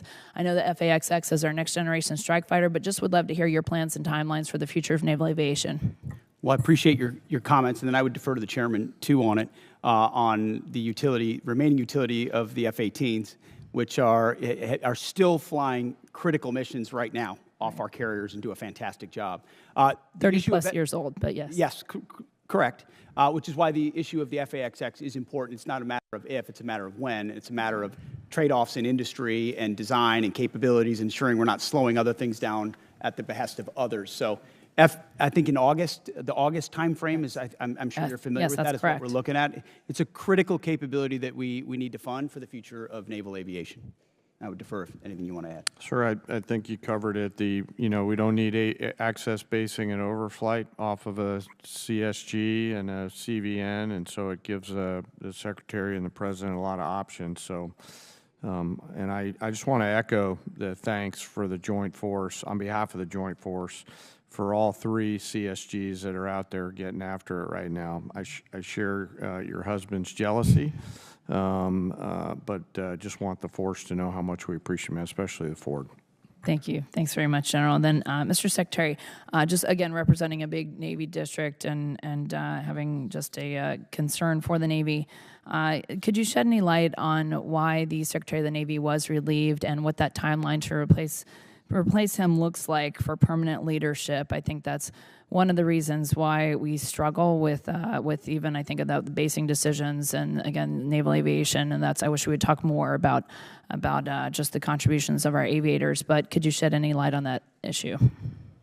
Well, as the President stated, we thank the previous Secretary for his service. Appreciate a lot of the initiatives that he undertook.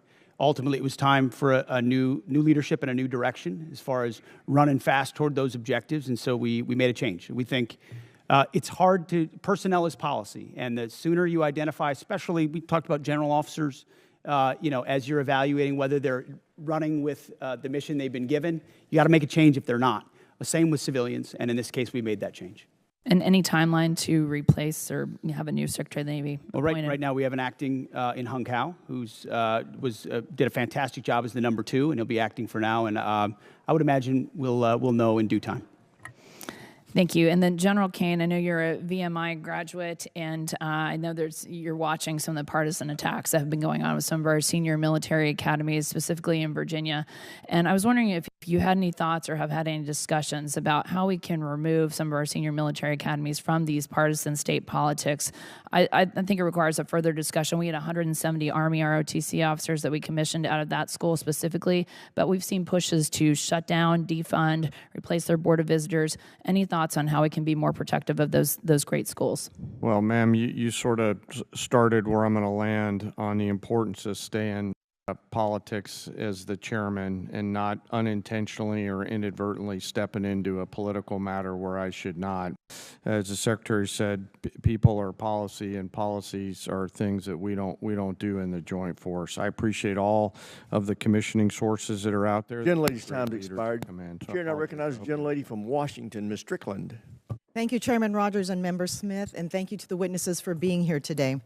This committee is being asked to consider a $1.5 trillion DoD budget request that funds not only weapons and system programs, but the people, leadership, readiness, and trust required to make them effective.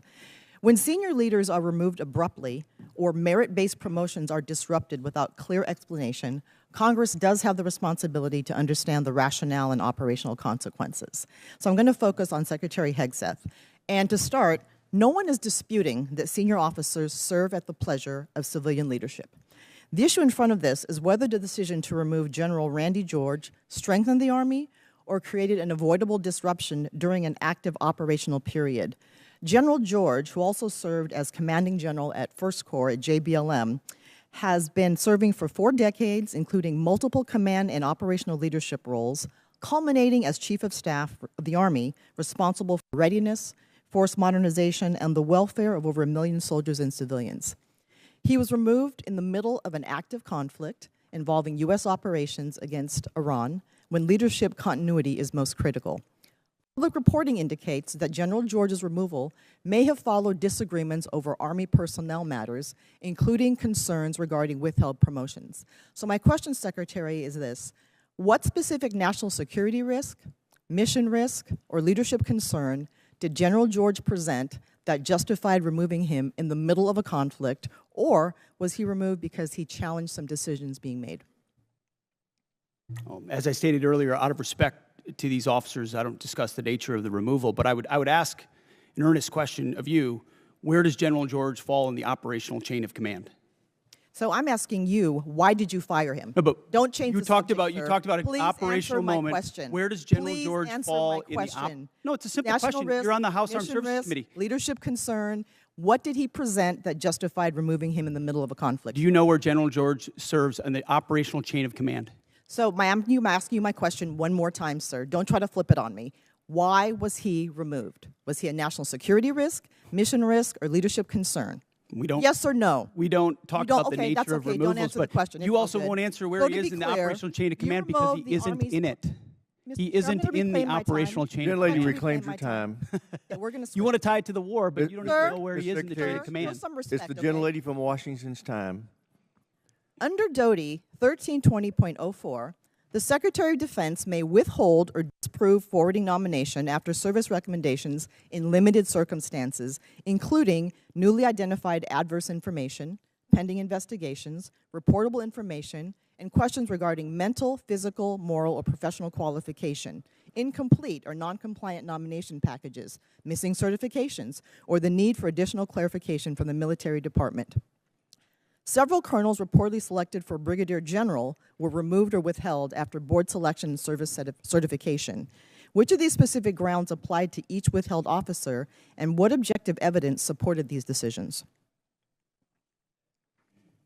Congressman, that was just one of many boards across the services where we will perform similar reviews, and I anticipate other officers will be removed also. Okay, but what were the grounds for those? Again, we don't talk about, out of respect for those officers, we don't talk about the nature of that, and we all serve at the pleasure of the president. We're solving for an institution that needs to be based on merit and professional execution, and there's been a lot of gender and demographic engineering that's been going on for reasons other than the focus of exactly what we should be doing on the battlefield. So whether it's that or execution, I did not raise gender. That's implied in every statement that everybody makes. And ultimately, as we review all these boards, it has nothing to do with anything other than their performance on the battlefield or their performance in their career. And these people are thoroughly vetted, thoroughly researched. And I guess my question is this about loyalty to Trump, or is it about what's good for the mission? I understand what you're implying, but it's about the Constitution and our military and its ability to execute. And I'm going to make sure the president has the finest officers across the force prepared to deliver. So this committee funds weapons, readiness, recruiting, professional development, and leadership pipelines. But no amount of money can compensate for a force that may lose trust in the fairness of advancement. And this is fairness. We believe in merit. We have always had a merit-based system. That's not the argument. No, we have not. Not under the Biden administration, we did not. It became social engineering, not merit, and we're fixing it quick. No, it did not. It did not. And when we consider this budget request, we must ensure that taxpayer dollars are matched by sound judgment, credible leadership, and a personnel system worthy of those who serve. I yield back, Mr. Chair. Gentlelady yields back. Chair, and I recognize the gentleman from Georgia, Mr. Scott. Thank you, Mr. Chairman. Gentlemen, thank you for being here today. I'm sorry I was late. I was on the floor of the House of Representatives with a FISA rule vote, and I did not hear the majority of the testimony. But Secretary Hegseth, I respect you. I do want you to know I disagree with the firing of General George. I've sent you a letter. I hope you'll, I look forward to seeing the responses on that. And I mean, it takes 218 votes to get something across the floor of the House of Representatives. And with NDAA and with budget plus-ups and everything else, we're going to lose some Dem votes. I mean, we're going to have we're going to lose some Republican votes. I mean, we're going to have some Dem votes to do the things that we have to do to fund the Department of Defense. And I just, I would encourage everybody to keep that in mind, because we're going to lose some Republican votes on the plus up. General Kane, the Joint Staff plays a unique role in our strategic direction. The integration of services is what gives us a coherent joint force. I have seen where disputes in the Air Force and the Army led to the elimination of systems that we needed. As the Department has made attempts to right-size various components, could you talk about the importance of the Joint Staff and the value to the joint force?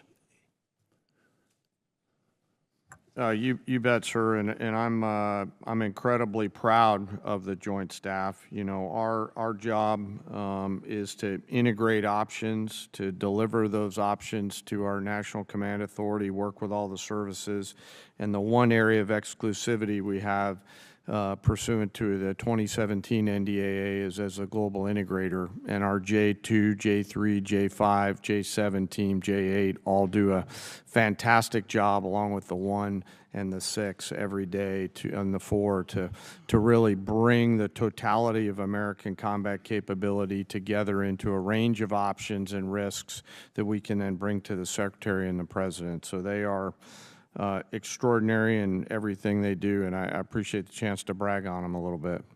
Well, I have watched as the Air Force was paying for a system that was predominantly used by the Army in the past. I'm talking about JSTAR specifically. It was the ground moving target indicator that the Army used, but it was coming out of the Air Force budget. And then I think that dispute led to the stand down of a system before another system was ready to go. And that's a dangerous. It's a dangerous thing. I spent a fair amount of time in Africa, from this committee's work and from HPSC's work. We lost Air Base 101 and 201. All of you at that table know what happened there. I blame that on State Department and the way the State Department handled that. How do you intend to handle, one is, are we looking at Niger and the potential to get 101 and 201 back? And I do believe that an apology would go a long way with that country. As someone who's met with the ministers over there, and interestingly enough, Minister Toomba wanted tractors. He wanted John Deere tractors is what he asked for. But where will we base out of if we can't get Niger back? And are we looking at getting 101 and 201 back? Yes, sir. Well, we all want tractors. So I echo his thoughts there. You know, I know General Anderson is doing a lot of work right now, leaning forward, doing a fantastic job, along with his Deputy Commander, General Brennan, on looking at the total requirements across the western flank for access, basing, and overflight. 101 and 201 are one of many things that they're considering. I think the key is what are they going to be able to do with the resources that they have, and we're always in a resource-constrained environment, Congressman, to put sufficient pressure on the CT adversaries there in order to hold them at bay. Well, the mill-to-mill relationships are still good. Yes, sir. I've been out with some of the ODA teams over there. As a civilian, as a member of Congress. Yes, sir. Yes. It does bother me that our footprint has gotten so much smaller over there, but I do know with drones and other things, it makes it much more difficult to have those outposts. But I appreciate all of you being here. Sorry that I have not been here. No, sir. Appreciate the other work. Gentleman yields back. Chair, and I recognize the gentleman from New York, Mr. Ryan. Thank you, Mr. Chairman. Head wounds, heavy bleeding, and then just shrapnel all over. So folks are bleeding from their abdomen, bleeding from arms, bleeding from legs. Secretary Hegseth, do you know who said that? I'm not sure I do. It was one of our soldiers describing the devastating Iranian drone strike at Port Shuaibah, March 1st in Kuwait. As you know, 6 of our soldiers killed, over 30 wounded. Secretary, do you know the range of the Shahed 136 one-way attack drone, approximately?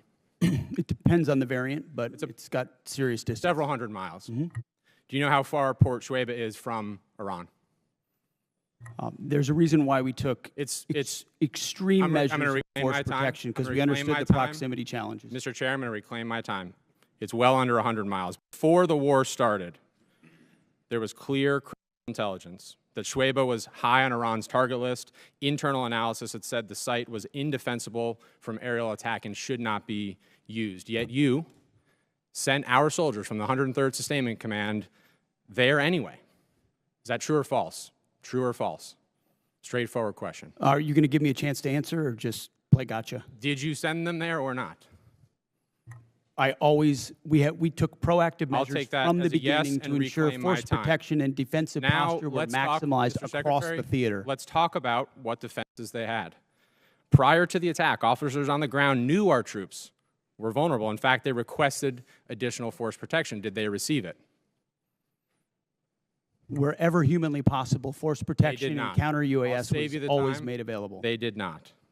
In fact, when asked to describe the base's defense, one survivor who's come forward from the unit said, quote, I would put it in the none category. From a drone defense capability, none. So let's be clear, no counter-drone capabilities, no counter-rocket systems, no counter-mortar or counter-artillery, not even the basic overhead protection that you and I had 20 years ago in Iraq, and now 6 of our soldiers are dead. The next day, you downplayed the attack. You said it was a squirter that squeaked through fortified defenses. But since then, thankfully, brave survivors have come forward to set the record straight. One of our surviving soldiers told CBS, quote, painting a picture that one squeaked through is a falsehood. Another said the unit was, quote, unprepared to provide any defense for itself. It was not a fortified position. Another survivor said the building's protection was about as weak as one gets. Secretary Hegseth, that is obviously in direct contradiction to what you said from the Pentagon podium the next day. So are you saying that these soldiers, our soldiers, who survived this horrific attack are lying? What I'm saying is before the commencement of the conflict, we put in maximum defensive posture we could. That's a direct contradiction we moved to 70, what they said. in this directing, can I speak, or are you just going to monologue falsehoods all over the place? It's not a falsehood. We moved 7,500 troops off of the Reclaiming my X based time. on the intel. Stop. Based on the intel. Stop. Reclaiming my time. Because you yell doesn't make you right. Calling, just because you yell doesn't I'm make you right. reclaiming my time on behalf of these survivors. You just said what they said is a falsehood. There's a much larger picture. True? There's a much larger picture at play here that included integrated air defenses, bunkers, moving people off Then the why, X Mr. to Secretary, ensure are that they they were dead? not part of the target. We moved those troops and all across the theater, thousands of troops off the X, off of their bases, because we knew what Iran was going to try to strike, and we knew there could be a tragic moment. No there could be a answer, Mr. tragic moment where Secretary. something Again. could get through. Of Again, course, that's the I'm consequence of reclaiming my conflict, time. and we Again. remember those 6 every single day. I want to finish. But don't play games with. I'm not playing games. raising I your want to voice finish and with pointing one more fingers. quote from a survivor of the attack, and I put this on the record. Telling the truth is important, and we're not going to learn from these mistakes if we pretend these mistakes didn't happen. Secretary Hegseth, those soldiers told the truth. Those soldiers are braver than you are. I commend them. They are asking for accountability. They deserve accountability, and I'm asking for the same, starting with you. And as I said a year ago, you need to resign immediately. I commend those and soldiers. I yield back. Gentleman yields back. Chair now recognizes the gentleman from Texas, Mr. Fallon. Thank you, Mr. Chairman. Secretary Hegseth, I want to tell you something right now. You focused our military once again and finally, and you've shaped it into the meritocracy, and you've dramatically increased the United States' ability to project power and, when needed, lethality. And I mean, and as a result, our deterrents have never been more evident the world over. So thank you. General Kane, you mentioned in your opening remarks George Marshall. Unfortunately, some of your immediate predecessors were clearly one type of a general. They were Democratic generals. One of them, even in this committee, used politically charged rhetoric of the left. And I don't want Democratic generals. And for that matter, I don't want Republican generals either. I want American generals. You, sir, are an American general. You know exactly what we need generals at Joint Chief of Staff that knows, understands, respects, and embodies your role to serve this republic, the troops, and the mission. And that is precisely what you're doing. And I want to thank you because you do remind me of George C. Marshall. He was a great American, and so are you. Secretary Hegseth, what do you know of any nation state that ever enriched uranium to 60% that then didn't make a nuclear weapon? Well, first of all, I want to second your comments about the chairman, and I agree. I appreciate how he does his job. Usually when a country pursues at that level, it's pursuing a nuclear weapon. 100% of the countries that have reached 60% enrichment have then produced a nuclear weapon. And is it true that Iran was in the process of building such a swarm of UAVs and ballistic missile shield conventionally once they wanted to bake the cake because they had all the ingredients to make the nuclear weapon, it would have been damn near impossible for us or anyone else to prevent them? As I pointed to, the president was wise enough to understand that at its weakest moment, following the 12-day war in Midnight Hammer, now is the time to degrade their conventional capabilities, the umbrella they were building of missiles, long-range, short-range, cruise missiles, one-way attack drones, that they were going to use to blackmail the countries around them to not do anything about their nuclear program when they broke out from 60%. We know that to be they knew that to be their intention, and something had to be done about it, and President Trump had the courage to do it. Well, President Trump, there's been a lot of quotes that people have been mentioning his words, and I wanted to mention some that I thought were interesting. There's a quote: "I will take no options off the table to prevent Iran from obtaining a nuclear weapon," Barack Obama. "Iran will never get a nuclear weapon," Joe Biden. "I will never hesitate to take whatever action necessary, and I will never allow Iran to acquire nuclear weapons. All options are on the table," Kamala Harris. And this one: "We would totally obliterate Iran. That's a terrible thing to say, but those people who run Iran need to understand that." Hillary Clinton, 2008. So it seems to me that Barack Obama, Hillary Clinton, Joe Biden, Kamala Harris, and Donald Trump had something in common. They weren't going to allow Iran to get a nuclear weapon. And some of them, 4 of them, were all words, and one of them took action. There's 93 million. We're involved in a land war in Asia. I get it. It's complicated. 93 million people, much larger than Iraq, but 80% of their country hates their guts. This is a regime that murdered 40,000 of them and gunned them down in the streets. They're responsible for over 600 American deaths. How long was World War II? You have any idea? In days? I have it right here. In days, exactly. I got it multiplied by 365, but yeah, it's 1,347 days. Korea was 1,129, and our involvement in World War I, which was rather quick, was 585. How long we've been involved in Iran? just shy of 60 days. 60 days, 2 months. And what is the degradation of their Navy right now, Secretary? Their conventional Navy is destroyed. They had 3 drone aircraft carriers. They have none. They had 11 submarines. They had none. They had different frigate classes. They have none. They may have small speedboats at this point, Coast Guard type vessels, but their conventional Navy is gone. Air Force? Likewise, functionally destroyed. Command and control? It's hard for them. There's a reason why there's a challenge in communicating around a deal is because their command and control is fundamentally broken as far as who's in control and how they communicate. We could make very good arguments that the serious nature of any action in a country like Iran, there were good things to consider before doing it. There were also very good reasons to do it. The fact of the matter is, ladies and gentlemen, Republicans and Democrats, we're here now. This is an evil regime. We can fundamentally reshape not only the region, but the world. They were the largest exporter of terror and ballistic missile technologies. We need, gentlemen, to win. Secretary, General Kane, win. I yield back. Gentleman yields back. Chair now recognizes the gentleman from Pennsylvania, Mr. DeLuzio. Thank you, Mr. Chairman. We all just heard pretty powerful reporting, courtesy of Mr. Ryan, from many of our wounded troops who were injured in the attack in Kuwait. Mr. Secretary, you heard direct quotes from some of them via CBS's reporting. They were willing to talk to the press. Things like they were unprepared to provide any defense for themselves in the unit. Things like we were moved closer to Iran to a deeply unsafe area that was a known target. Your spokesperson, Sean Parnell, in response to that reporting, said it was not true. Do you agree with that? He was calling these guys liars? I'm not calling our troops liars, and I don't know if what you're representing is correct or not. I'll take you at your word on that.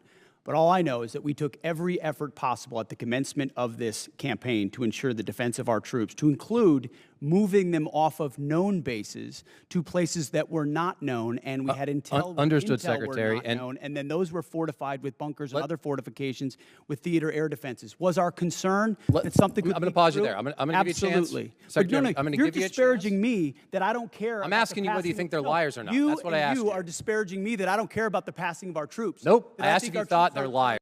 Terry. That's disparaging and smearing in every way. Nobody cares more about the fate of our troops. Nobody cares about the health of our troops. Nobody wants to bring them all hope more than I do. I understand, but he controls the time. He controls the time. You get to control your answer. And the gentleman's ready. If we're allowed to answer. Mr. Chairman, thank you. Secretary, my question was clear, whether you thought they were liars or not. You don't seem to want to answer it. We can move on. The other part of what your spokesman said, and you just reiterated here, was that, and I'm quoting your spokesman, every possible measure has been taken to safeguard our troops, end quote. You mean to tell us, and I'll give you a chance to clarify, there is not a single additional thing you could have done to protect those troops who are now wounded, 6 of whom are dead? I'm telling you that as a department, we did every conceivable thing at my level and every echelon down to ensure the maximum force protection for our troops. We live in a dangerous world, in a dangerous place against a determined enemy that can't have a nuclear weapon, and that requires sacrifice and risk. And it tragically, in this case, it meant 6 Americans lost their lives and others were wounded. And we all know that, and that's part of the cost. But it does not mean we didn't care, and it doesn't mean we didn't commit. I didn't ask you that, It doesn't mean we didn't do saying everything possible, which we did. But let's be clear about what was done. There were T-walls there, essentially. There was no overhead protection. The known threat in that environment, and I think we all here understand it, is overhead drone strike. There was no protection for overhead drone strike. So I'm struggling to understand how your answer and your spokesman's answer is that every possible measure was taken. We can move on. Mr. Chairman, Chairman Kane, I want to ask you something on a different topic. folks at home know you're the senior military officer in our armed services. They may not have as much of understanding of your role in the chain of command. You're outside the operational chain of command, but you are the president's and the secretary's senior military advisor. So I want to ask a very basic thing, what you would expect our commanders in the field, our troops to do should the enemy lay down their weapons and try to surrender. What would you expect commanders in the field to do? Well, sir, I think I'll go back to something I said earlier with deep respect for your question, but I think you're trying to take me to a partisan place here, and I can't let you do that. General, as always, I respect your no, sir, desire I just, to avoid it. I'm not yes, trying sir. to put you in a partisan no, place. and I know that, but our officers and enlisted service members always follow lawful orders. There's a checklist for them to do that, and I'll stay in the middle. Very good. Understood, General. Secretary, let me give you a chance. And you've been asked about this earlier. You said it in, I think, your press conference, essentially, and I'll quote you here, no quarter, no mercy for our enemies. That's the end of the quote. Is your guidance that you expect our troops in harm's way, if there's a foreign enemy surrendering, laying down their arms, they're supposed to provide no quarter and kill them? You denied it, but you were indeed trying to take the chairman to a partisan place. That was General Milley. That was the previous administration, which played politics. We don't play that way. It's a simple question. I'm asking you what you meant. We fight to win, and we ensure the rules of engagements are such that our troops have every authority possible to. I'll give you another chance. In saying that, are you trying to tell commanders that that's what you expect? You're in the chain of command. It's a simple question. I understand that. My commanders know exactly what the guidance is with each and every mission, and they know every tool. Secretary, every tool at in their disposal refusing to be to effective. answer it, I think you speak volumes. I think that's a dangerous thing. We all know the expectations. We know the law of war. We know what is lawful. I'd expect our commanders to understand that as well. I yield back, Mr. Chairman. Gentleman yields back. Chair, and I recognize the gentleman from Guam, Mr. Moylan. Thank you, Mr. Chairman. Secretary Hegseth, thank you for your continued attention to Guam. Really appreciate it, and while leading the War Department here, and I'd like to remind my colleagues that one of your first official trips as Secretary was to visit Guam. And during your confirmation hearing, you identified the island as America's most strategic location globally. And this commitment does not go unnoticed, sir. So I thank you, Mr. Secretary, for that. And as we continue our buildup for the defense of our nation in Guam and the people of Guam, as we have many active duties personnel, but we also have a lot of Department of War civilian personnel too. And right now, one of my most consistent questions from my constituents have been asking is, when would the living quarter allowance authorization for War Department civilians in Guam, when will it be implemented? And recently, your office confirmed that the guidance should be published early May. Will you work to keep that timeline? And will you work to ensure living quarter allowance will properly incentivize local hires to stay on Guam? Well, if that's what we stated, we need to stick with it. That's been our pledge. And I think it reiterates that the amount we're paying on to pay for housing and for quality of life and living at certain, especially unique locations, is usually mismatched, and it causes staffing and workforce problems that we need to address in a tailored nature to some of those unique locations, like Guam, like Hawaii, and others in Europe. So yes, we're committed to that. And I would just note that in our budget, we've got almost $1 billion for the Guam defense system. Also, we're investing in ensuring that that critical location you described is part of our theater umbrella. Excellent, sir. Thank you for that. Another longstanding request I have from the War Department has been the increased support for Guam's power grid. As you know, we all, the one island approach there and working together, our water, our power, our port, our airports, our hospital, it's all in support, working together with the military. But one of the important ones for us is Guam's power grid. And most of Guam's grid is owned by the department and is leased to the Guam Power Authority. And as the military demands upon the power grid increases, do you see either O&M funds or military construction funds being the best path for the department to support Guam's power grid needs? I would welcome your input, first and foremost, as we have throughout. But as was noted, we've got $450 million for small modular reactors, which is a new approach we're taking, which we think makes our bases more resilient. If there's one place the American people count on being able to be prepared in that moment, it's our bases wherever they are, whether CONUS or OCONUS, and these reactors are a key part of getting at it. So that would be part of how I would answer your question. I appreciate that, Mr. Secretary. Also, the Guam Power Authority is the only one in charge of all the transmission lines. So we're that power source, and I know there was some consideration of the small nuclear reactors as well, but the Power Authority will be the one transmitting for the transmission lines for all the power on the island. So looking forward to working with your office. Thank you, Mr. Secretary. Another deep concern for the people of Guam has been the cost of housing, which is often driven up by large numbers of servicemen living on base in Guam, off base on Guam. And I've been impressed by the recent efforts by Joint Regional Marianas to reduce the reliance on existing housing stock in both north and south of Guam. Can you tell us how the Department of Housing strategy in Guam will work to keep homes affordable to locals, and if increased private sector involvement would help address my constituents' concerns? Well, we've got about $4.5 billion for family housing in the FY27 budget. It's something we recognize as a challenge, and in places like that, a unique challenge. There's also been a bureaucratic construction process, which has been a huge impediment, and you can imagine President Trump has demanded that we do something different and accelerate a different process to deliver those things in a more of a private sector, less bureaucratic fashion, and we look forward to employing those. Excellent, sir. And finally, we did have one discussion when we first met on Guam regarding the Medal of Honor possible recipients that are deserving of this. Now, Guam has never had any Medal of Honor recipients, and there's three names that we've... Gentleman's time's expired. Thank you. I would like to point out, once I recognize a member, they have control of that 5 minutes. If they want to give a speech, they can give a speech. If they want to ask questions, they can ask questions. But if you ask a question, I would hope you give the witness a chance to answer. But if they choose not to, then the witness has to recognize it's their time and cut it off and go back to them. But I want to stick... Sorry, go ahead.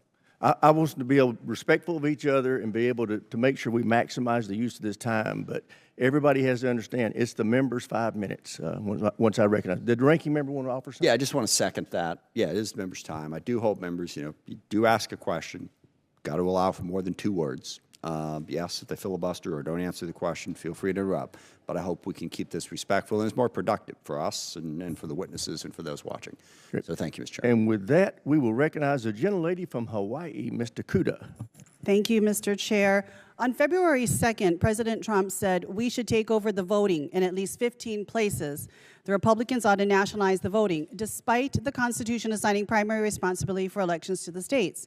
Federal law also draws very clear limits. Under 18 U.S. Code Section 592, military officers are prohibited from deploying troops or armed personnel to polling places unless necessary to repel armed enemies of the United States. That is this exception, not politics, not suspicion, not conspiracy theories, armed enemies.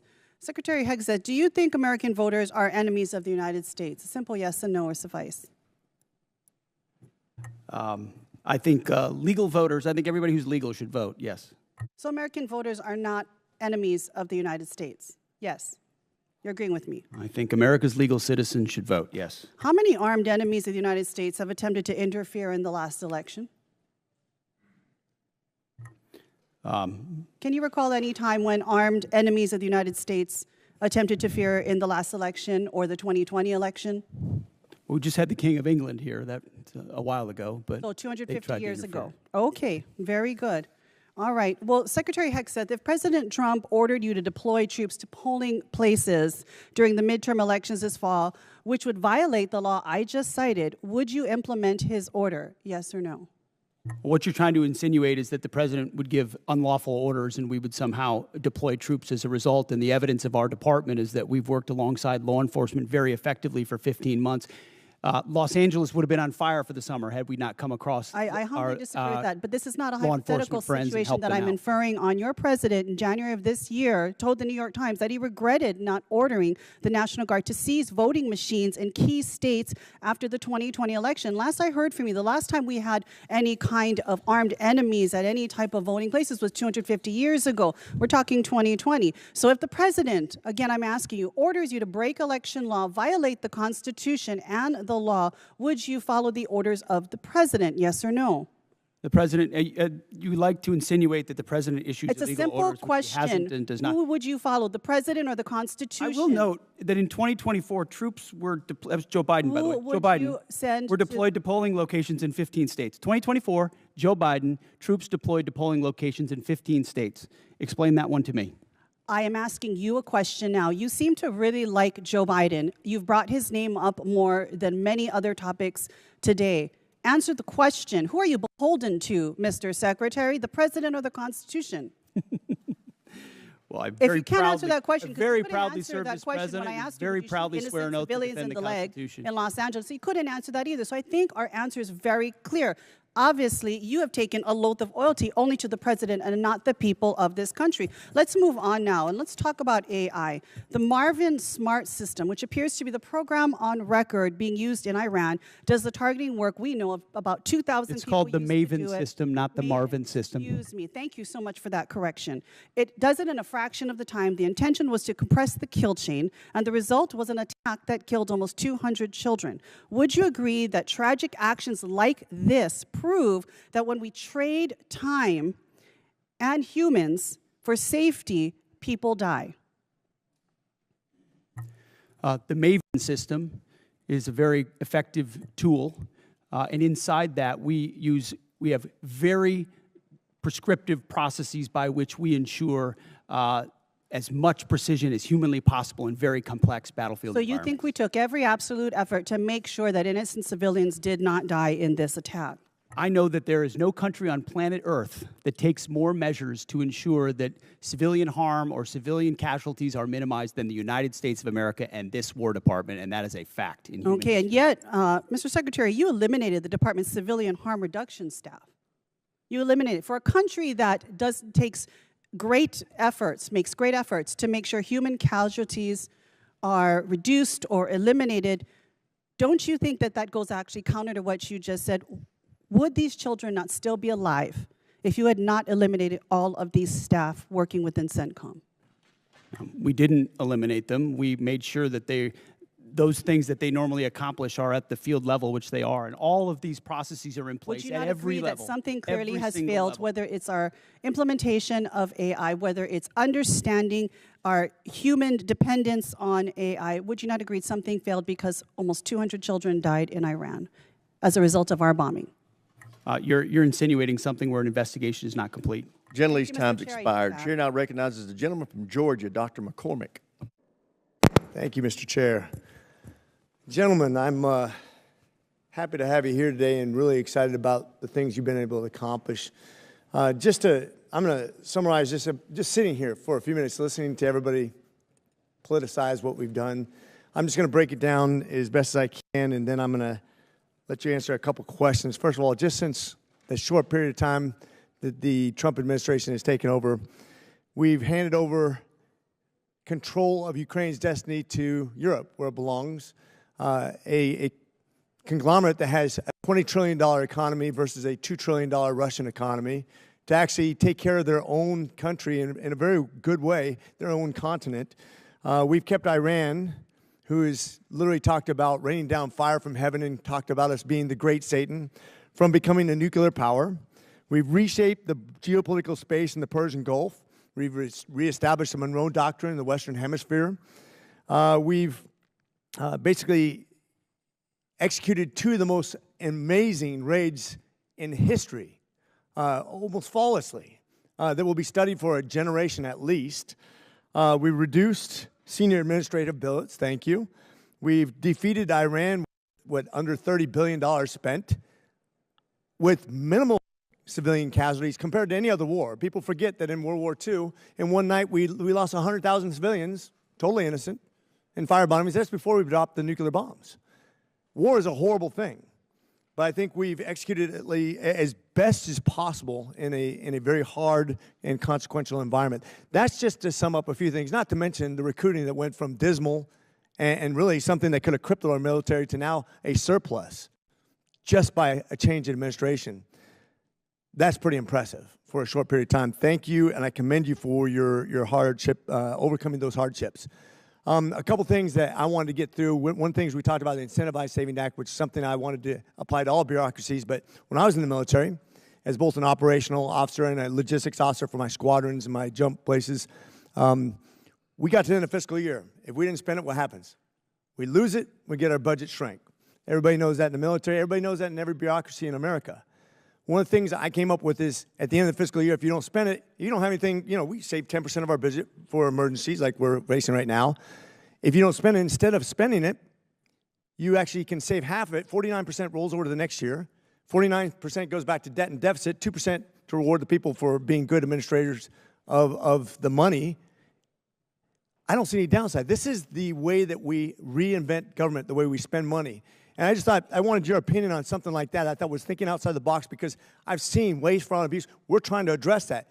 This should be a bipartisan, bicameral approach to actually doing something right as we expand the budget, but also give us some wiggle room for putting money back and being good stewards of people's money. What do you think about an idea like that? I very much like an idea like that, which creates all the right kinds of incentives. And I would just add, in addition to that, which is the type of thing our department would support, the deals that we're cutting with these private sector companies on munitions ensures they build the plants, they build the assembly lines, which is exactly the right kind of incentive. If you spend on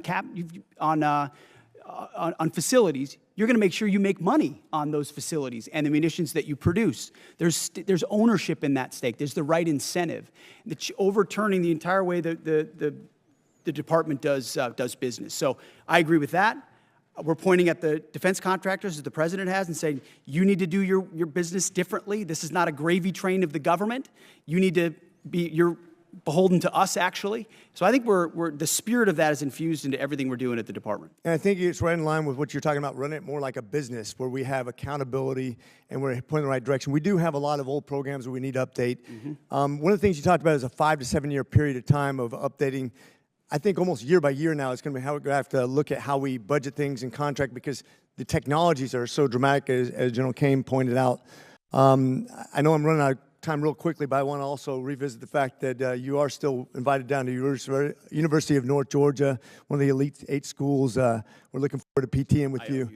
Appreciate you guys being here today. God bless you, and God bless our military service members. With that, I yield. Sir, I got to say, this guy over my left shoulder is a University of North Georgia graduate. He doesn't want me to tell you that, but he is. The president would be very happy. The president of the university, he's great. President Shannon would be very happy to hear that. Gentleman's time has expired. Chair, I recognize the gentleman from North Carolina, Mr. Davis. Thank you, Mr. Chair. Also, thank you, Mr. Secretary, Chairman Kane, and Mr. Hurst. Shout out to Winterville.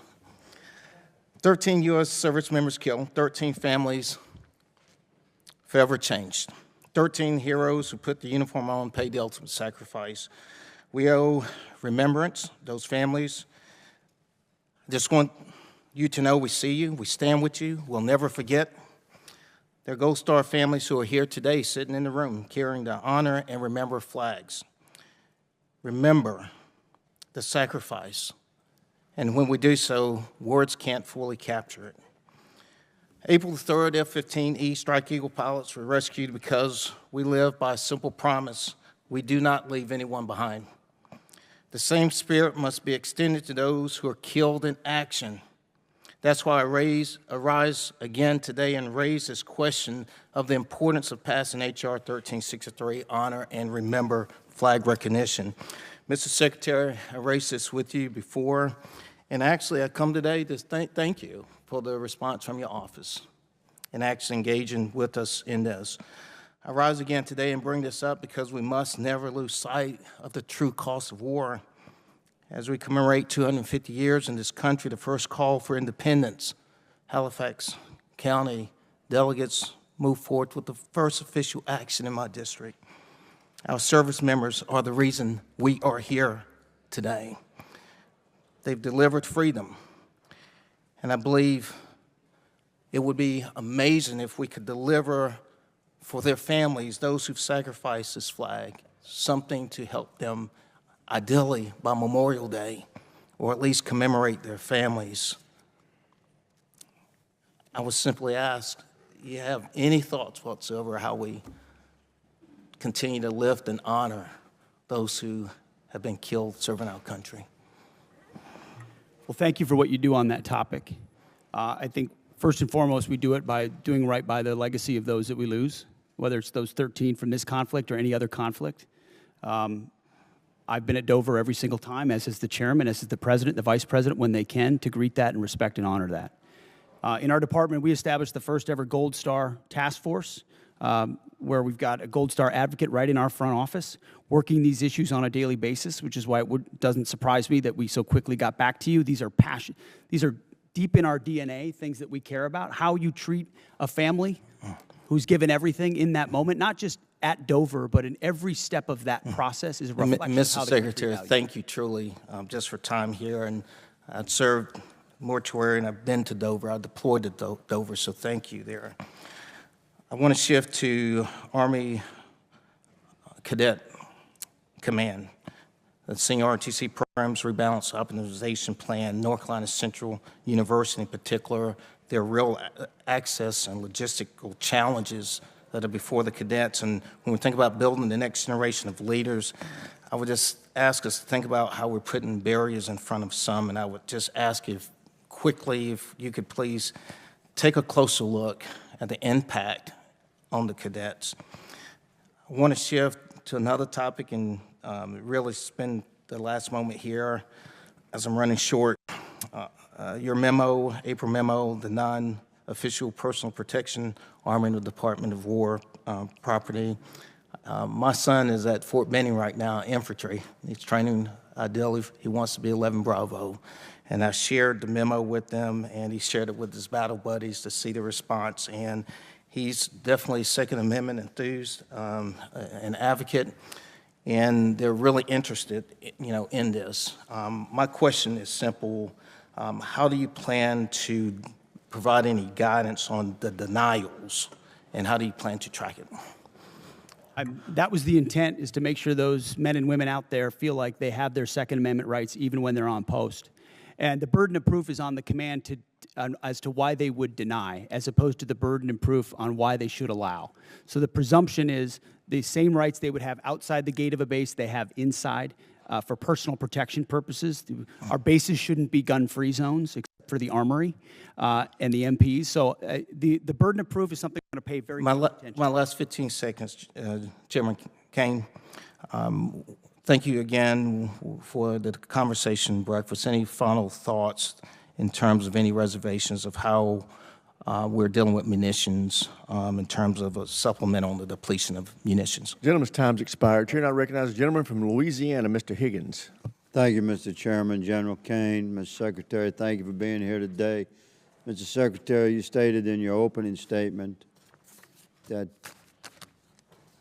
one of the foundational endeavors that you embrace is to, in your words, forge a lethal arsenal of freedom.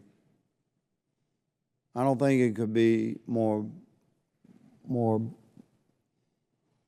accurately described, the spirit that you gentlemen are delivering within the Department of War, the men and women that you serve. It's notable for an American like me, I'm an Army veteran, 65 years old. I don't believe in my lifetime I've witnessed this level of rebirth and hardcore focus that I'm witnessing out of the Pentagon right now. And I just commend you for driving that. And please know that you have a great deal of support, not just in this body and on this committee, but across the country. Regular Americans that have served or have families that have served have taken note. General, you said in your opening statement that if called upon, we win our wars around the world. Those are your words.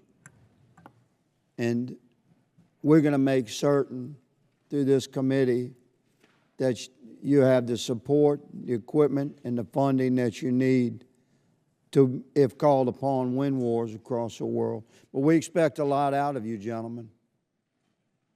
We expect you to liberate and secure the entire Western Hemisphere. One of my colleagues across the aisle stated that in a negative way. Let me flip it to positive. We absolutely do expect you to liberate and secure the entire Western Hemisphere. We expect you to drive Iran to its knees and free the world of the Iranian terrorist threat. We expect you to leverage NATO into an indomitable force. We expect you to set China back on its heels worldwide. We expect you to drive peace and stability through the projection of military power. We expect you to secure the transit of affordable, transportable American energy product as the indisputable cornerstone of economic prosperity for every allied nation. That's a lot of expectations. And what you gentlemen have laid out today, as you've answered questions, solid, you've made it clear that that's the path we're on. And I support you. My Democrat colleagues have made it clear today that after careful study and thorough research of world history, they've come to the conclusion that soldiers, sailors, airmen, and Marines are far safer if they're never deployed into conflict. You've made it very clear that you take your business seriously, and we support you. I certainly do. Mr. Secretary, in consultation with your staff, reflective of your goals and your mission and your stated intentions, in consultation with your staff and personnel and readiness, I propose legislation to codify your guidance that combat fitness standards must be rigorous with no separate scoring scales, adjusted standards or accommodations, but there to be only a single uncompromising standard, not to exclude any American from any opportunity, but to ensure we have the best, most capable Americans in the most critical positions. Would you welcome this body making your guidance into law in the NDAA? I would welcome, Congressman. Thank you, Mr. Secretary, for clarifying that. A question about Iran, and I'll give you the final 30 seconds to answer. Was Iran moving precipitously towards nuclear weapons capability, Mr. Secretary?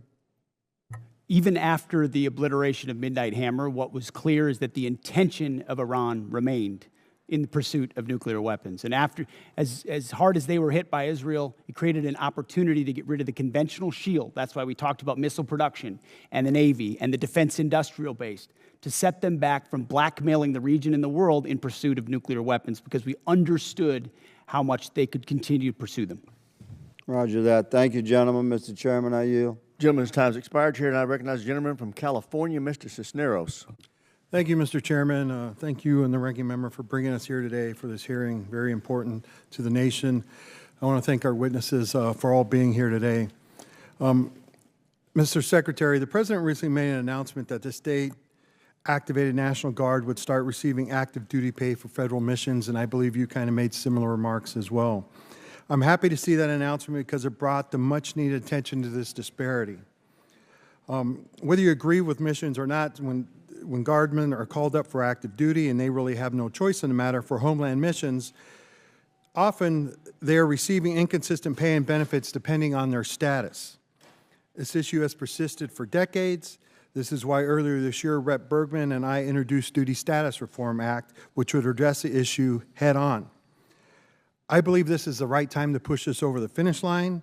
It's something the National Guards Bureau supports, the Council of Governors support. Just the other week, the service personnel chiefs are all here. They support it. TAG support it. So, Mr. Secretary, as a former member of the National Guard, I am asking you here today, would you consider supporting consolidating the 29 duty statuses for the military reserve component into a balanced and equitable system that would also help the National Guard receive retirement points when they're called up for these federal missions? Would you support that? Congressman, thank you for your efforts on this. It makes a ton of sense, and we support these efforts for duty status reform in pursuit of things that work for the department and for the troops, because they deserve the kind of pay and benefits that are commensurate with active duty troops. So we would look forward to working with your office to get at duty status reform. I think now is the right time. Thank you for that. General Kane, I ask you the same question as an individual who's served in the Air National Guard. Would you consider supporting duty status reform that's going to simplify this and help our National Guard troops? Sure, I'll be careful to stay in my lane. My personal, not the chairman's opinion, as somebody who's lived the house of pain of 30 different duty statuses, would support it. As the chairman, I'll leave personnel, and you know this from your prior life, to our civilian leaders who do that, but I do think we owe a better set of options for our guardsmen and our reservists across the forces. Well, thank you both for that. This is something that I think needs to get done and something I've been working on for years now. The National Guard Bureau supports it, and so I hope you will, like you said, work with us to get that done. OMB seems to be our roadblock, so I'm hoping you can kind of push that roadblock down so that we can finally get this done. Next question, Mr. Secretary. I take what we do for our personnel very seriously, and that sometimes I know you have stated right here today, our troops are ready, they will do anything if asked upon them, but I think as leaders sometimes we need to kind of protect them as well. And I worry about the USS Ford, which has now kind of been out there over 10 months. It's probably well over 300 days by the time it gets back to the United States. I just saw a thing today. It's going to be headed back here in a few days. You know, these people have gone back pretty much all over the world. They've crossed the equator multiple times. But I am interested, you know, I'm sure that was not in the gift map when it was first assigned, when they were deployed. And so what were some of the concerns, you know, that the Navy had when you made this modification, when it was brought forward to you that, hey, this is what extending them out to past 10 months is going to do. This is, you know, both on the troops and on the ship. What concerns did the Navy bring up for this? It's a very fair question, and I can tell you every week I stare at an orders book where I'm looking at troop movements or asset movements, and multiple times that included the Ford. And multiple times the operational requirements, whether it was down in Southcom or up to CENTCOM, demanded additional assets in real time, which through a tough decision-making process led to an extension in consultation with the Navy. Admiral Caudle and his staff, they fairly represented readiness trade-offs, maintenance trade-offs, which are real things. What are the concerns? What trade-offs are we making right here? I mean, really, we have 3 carriers in the area right now. How many do we really need? It's rather, I mean, you know, it's a great show of force, but do we really need 3 carriers there? And you got one ARG there and another one on the way. You know, this is going to set back possibly deployments later on. It's going to have ramifications down the road extending for this much. And not only talking about, you know, we had service members that were kept away from their family for almost a year. How many missed the birth of a child, you know, before, you know, extending them in another 4 months? We need to keep this in consideration when we kind of make these modifications. And I hope these issues are being raised when you do these SDOB books, right? And people are actually making these decisions. Gentleman's time's expired. Chair, I recognize the gentleman from Virginia, Mr. McGuire. Thank you, Mr. Chairman. Thank you to our witnesses today. Secretary Hegseth, I really appreciate your return to warrior ethos and the priorities of our military. Merit over performance is how you win, and it's how you save lives. And your love of our military comes out in everything you say. So we really support you and your team and what you're doing. General Kane, your comments about being in the middle and being apolitical also saves lives. I think all of the fellow veterans in this room, military guys, would agree that if somebody saved your life on the battlefield, you wouldn't care if they were male or female, black or white, Democrat, Republican, independent, whatever. We're all Americans, and we're all on the same team. And we put our differences aside and work as a team, we can turn the impossible to a possible. We can be outnumbered and still win. So I want to commend you guys for supporting our troops so they can best survive. Let's see, the border. Nobody talks about the border, Mr. Secretary, as you say, but it's incredible what you guys did in just a matter of weeks. The missions in Ukraine, Honduras, I don't know any other military in history who has been able to successfully do something so complicated, but it talks to the unity and the teamwork of all the joint force and how well they work together. I got a lot of questions. I'll try to go fast. $1.5 trillion budget. In that budget, I want to echo what Rep. Jackson said about U.S. SOCOM. We are often deploy, and we seem to be doing more with less, and we don't complain. And they won't be that voice. So for us in Congress, we want to be that voice. Is just take a look at the budget and see if we can help them with that. Also, I want to talk to you guys about solid rocket motors. I know that the Secretary of War, I know that in this budget we've picked one particular company that we put a lot of money in, and I think it's a great company, and they do a great job. But what is your plan to also have other companies come to the table to help us with a shortfall with solid rocket motors? You're right on SOCOM, and we will absolutely work with you and look at that. On solid rocket motors, it's such a critical component. You got to go with your fastest runner to get caught up as quickly as you can and giving them incentives. But we've also learned on multiple domains that just one option means zero options when you're stuck. You know, one is zero, two is one is none. So we need multiple avenues on that approach, and we look forward to finding other companies that can do it as well. Thank you. General Kane, National Guard, I'm thinking about counter-drone with FIFA coming up, Super Bowls and all these things going on. Have you considered, and if you haven't, will you consider training National Guardsmen, send them to counter-drone schools so they can come back and train law enforcement so we can increase our ability to protect critical infrastructure? Sir, for sure. They may already be doing that. Please let me take that one and come back to you. I know the Title 32 force, in advance of all the domestic things that are on the horizon here with America's 250, are looking at a range of capabilities. So if you'd be okay, we'll get back to that. Thank you. On Ukraine, whoever could answer this is, you know, they have 60% enriched uranium. They say they have enough to build 11 bombs.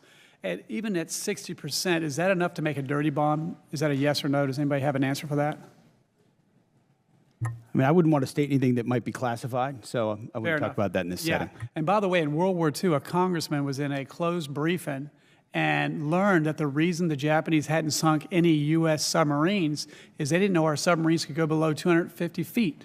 So he went out to the media and told them that, and we started losing submarines and losing American sailors. So a lesson for all of us in Congress, be careful how we, so thank you for considering that. I would say this, if they had a nuclear bomb, would that kill hundreds of people potentially, thousands of people potentially, or millions of people potentially? The history shows us what the lethal potential is of a nuclear weapon, and so you'd have to assume the higher end of that range, and given the radical nature of this regime and the likelihood of them to use it, it gives you a sense of the threat. Well, I think the threat is too great to wait, and I have to commend this President Trump for having the fortitude, and the Secretary of War and the joint force for making sure we stop this threat for the world. Also, I'm a big supporter of the AH-64 Apache. I understand in operations Absolute Resolve and everything else, it's been very effective in countering drones. I'm glad that in the NDAA, we're keeping that program going. And I just saw that you're going to keep the A-10 program going. And a good friend of mine said, long live the Warthog. But if there's ways that we could bring some of the Warthogs back, and or are there any other capabilities that can replace the Warthog? I don't think so. Is there anything that can do what the Warthog does? Gentleman's time's expired. Chair, and I recognize the gentleman from Illinois, Mr. Sorensen. Thank you, Mr. Chairman. To General Kane, on behalf of myself and my constituents, we thank you for your service and your leadership to our military men and women, to our service members and the veterans that I see in our committee today. Thank you for your support of our great country. Mr. Hegseth, I hear from your officials in our briefings here on the Hill, and because I live in an Army town, I now hear from neighbors at the grocery store who are worried about our munition stockpiles that are now down to critical levels, and they sure don't want another forever war. So, Mr. Secretary, first of all, talk to us about the need to renew munition stockpiles, and tell us what happens when munition stockpiles become depleted. Well, first of all, I would note that, as you know, we give weekly briefings on munitions to this committee, so it's not something that's withheld from any of the members here. We appreciate that. But it's also a topic that isn't something that should be publicly discussed as far as any shortfalls that may exist. But I would assure you that there are not shortfalls that exist in our ability to execute the missions around the world.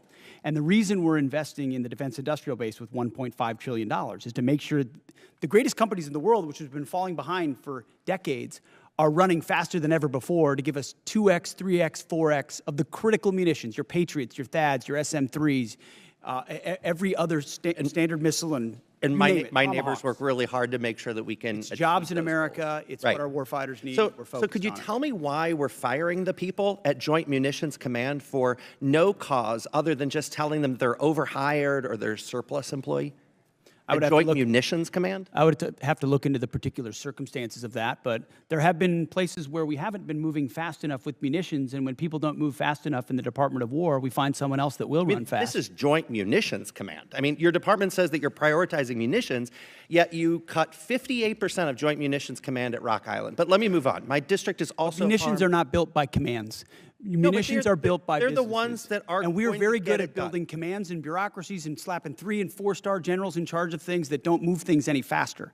So our job is to unleash the private sector to provide these things. How are we going to get it done if we don't have Joint Munitions Command? But let me move on. We also have Army Sustainment Command in my district. Could you tell me why we're firing folks at Army Sustainment Command when now is the time that we should be giving our soldiers every piece of sustainment that we can give them?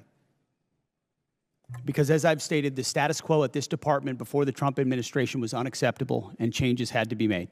Do you think it's acceptable to fire veterans from jobs where they've been, I talk to my neighbors at the Arsenal, and they've worked there 20, 30 years on top of their service to this country, and they're doing it exemplary. Great performers will always have a job at the Department of War, and when you reestablish merit, sometimes things happen, but we're grateful for all the vets that serve. And in fact, we've created a Patriot pipeline for service members to get into the defense industrial base manufacturing business, to consider that as a second career. So we're leaning into vets and service members as the workforce of the future in our department. And this isn't me. I mean, they tell me that, they feel you're taking a wrecking ball to the civilian workforce. But, I want to go and follow up on Congressman Norcross's questions about why you terminated collective bargaining earlier this month. This affects hundreds of thousands of hardworking DOD employees. So many of them are veterans who have honorably served our country. You testified that if you work hard, you do the work, you keep your job. But that's not what's happening. And you allege it is being done to maximize efficiency? Explain that. I thank you for asking that question. I'd love to clarify. I fundamentally believe the Department of War should not be subject to collective bargaining, full stop. So people shouldn't be able to fight for good wages and being treated well?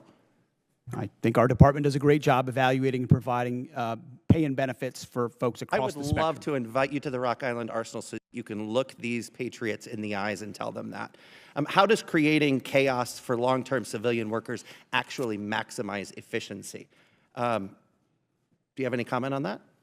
There are plenty of examples of shipyards and other manufacturing plants where there are restraints that limit the hours, limit the ability of leaders to ensure we're meeting the goals we're supposed to, and I don't think we should live to those constrictions. Okay. Well, you know what? I want to use the rest of my time to the men and women of our armed forces. Please go forth with the integrity and the morality that you've carried before this administration took us down a path that has allies turning away and American citizens objecting. Do what's right, even if you're asked to do otherwise. Mr. Chairman, I yield back. Gentleman yields back. Chair, and I recognize the gentleman from Florida, Mr. Mills.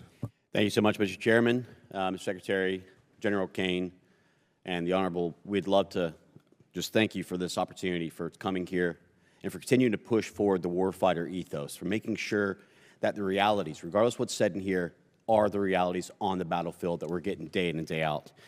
I asked the chairman for unanimous consent to enter a couple of documents into record. Without objection? I'll be entering into record my DD-214 published in 2003 indicating my Bronze Star and other wartime medals and decorations. I'd also like to present the document provided by the Department of the Army in 2024 that also authorizes vets and verifies all medals and or awards, as well as a document by Paul Savitsky, former Special Forces member, that annotates the 2 explosions that I was involved in Baghdad. Without objection, so ordered.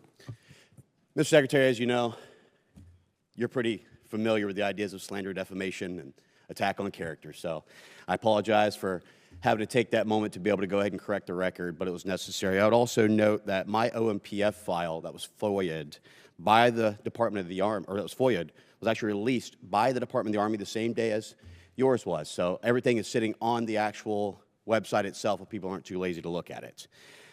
Secretary Hegseth, thank you for your testimony and for the time that you have here today. As the chairman noted, President Trump's incredible $1.5 trillion investment into our national defense is set to reverse the years of atrophy that our defense industrial base has faced over time, especially small, innovative businesses and needs of a solid demand that signal that our War Department is ready to buy American.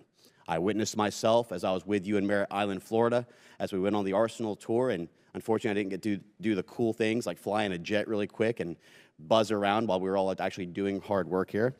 But I wanted to just say, Mr. Secretary, that can you detail for us how the Department of War has eased the path for American small businesses to contract with the department?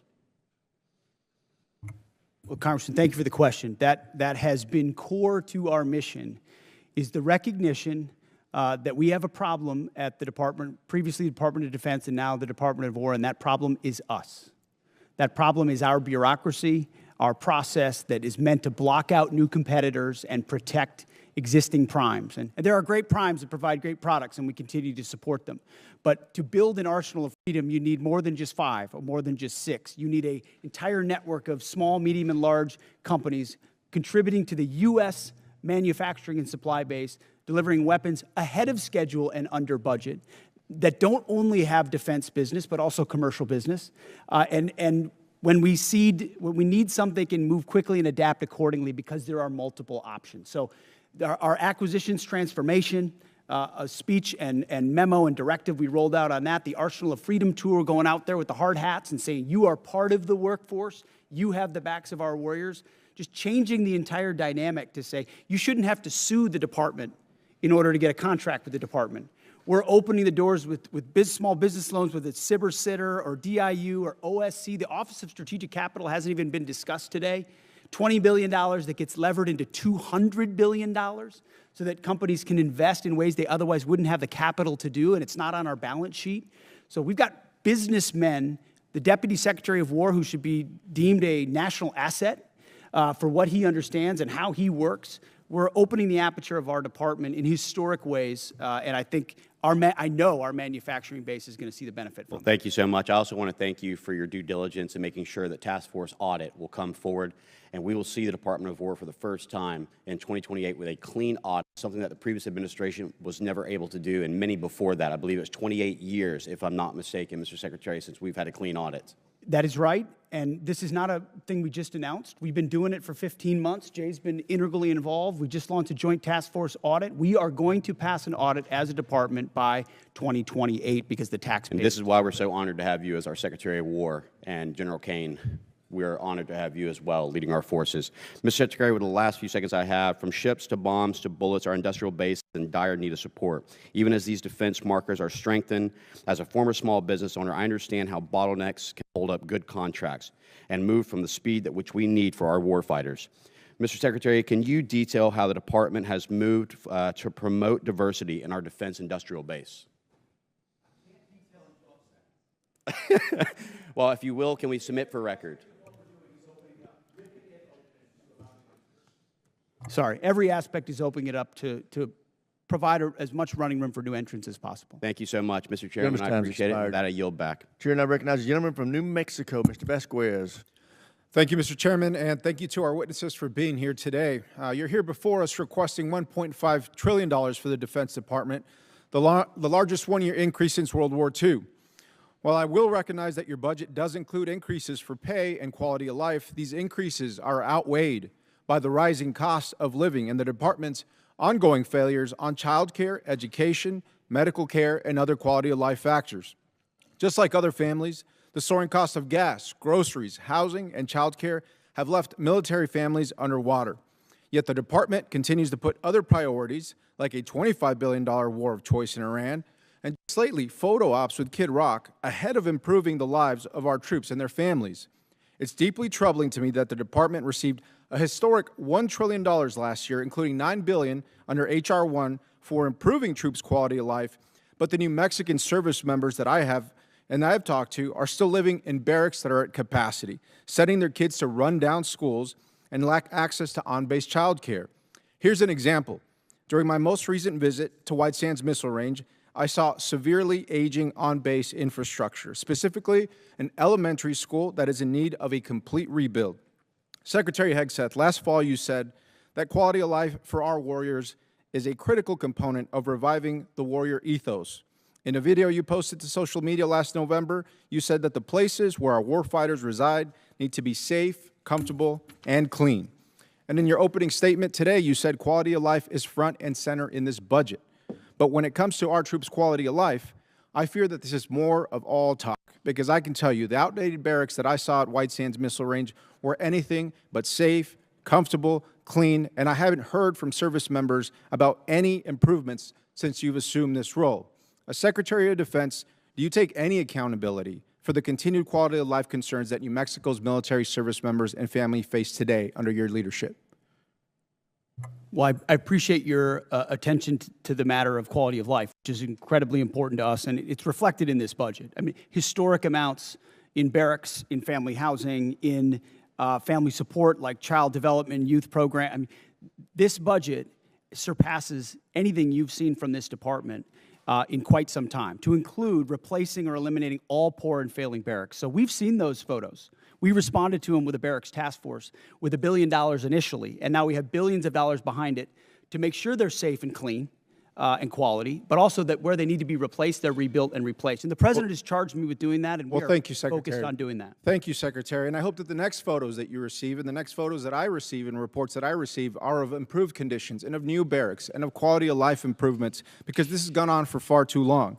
Let me give you another example. At Holloman Air Force Base, the Child Development Centers on base faced critical staffing issues for many years, and just recently gave military families, our airmen and women, just 9 days to find new child care providers. One parent said she felt she had no choice but to resign from her job as a physician assistant when her son lost his spot in on-base care. And one patient, describing his experience seeking health care at Cannon Air Force Base, said, "Good luck. If you need specialized care, referrals take 6 months or more, and regular appointments are booking a month out."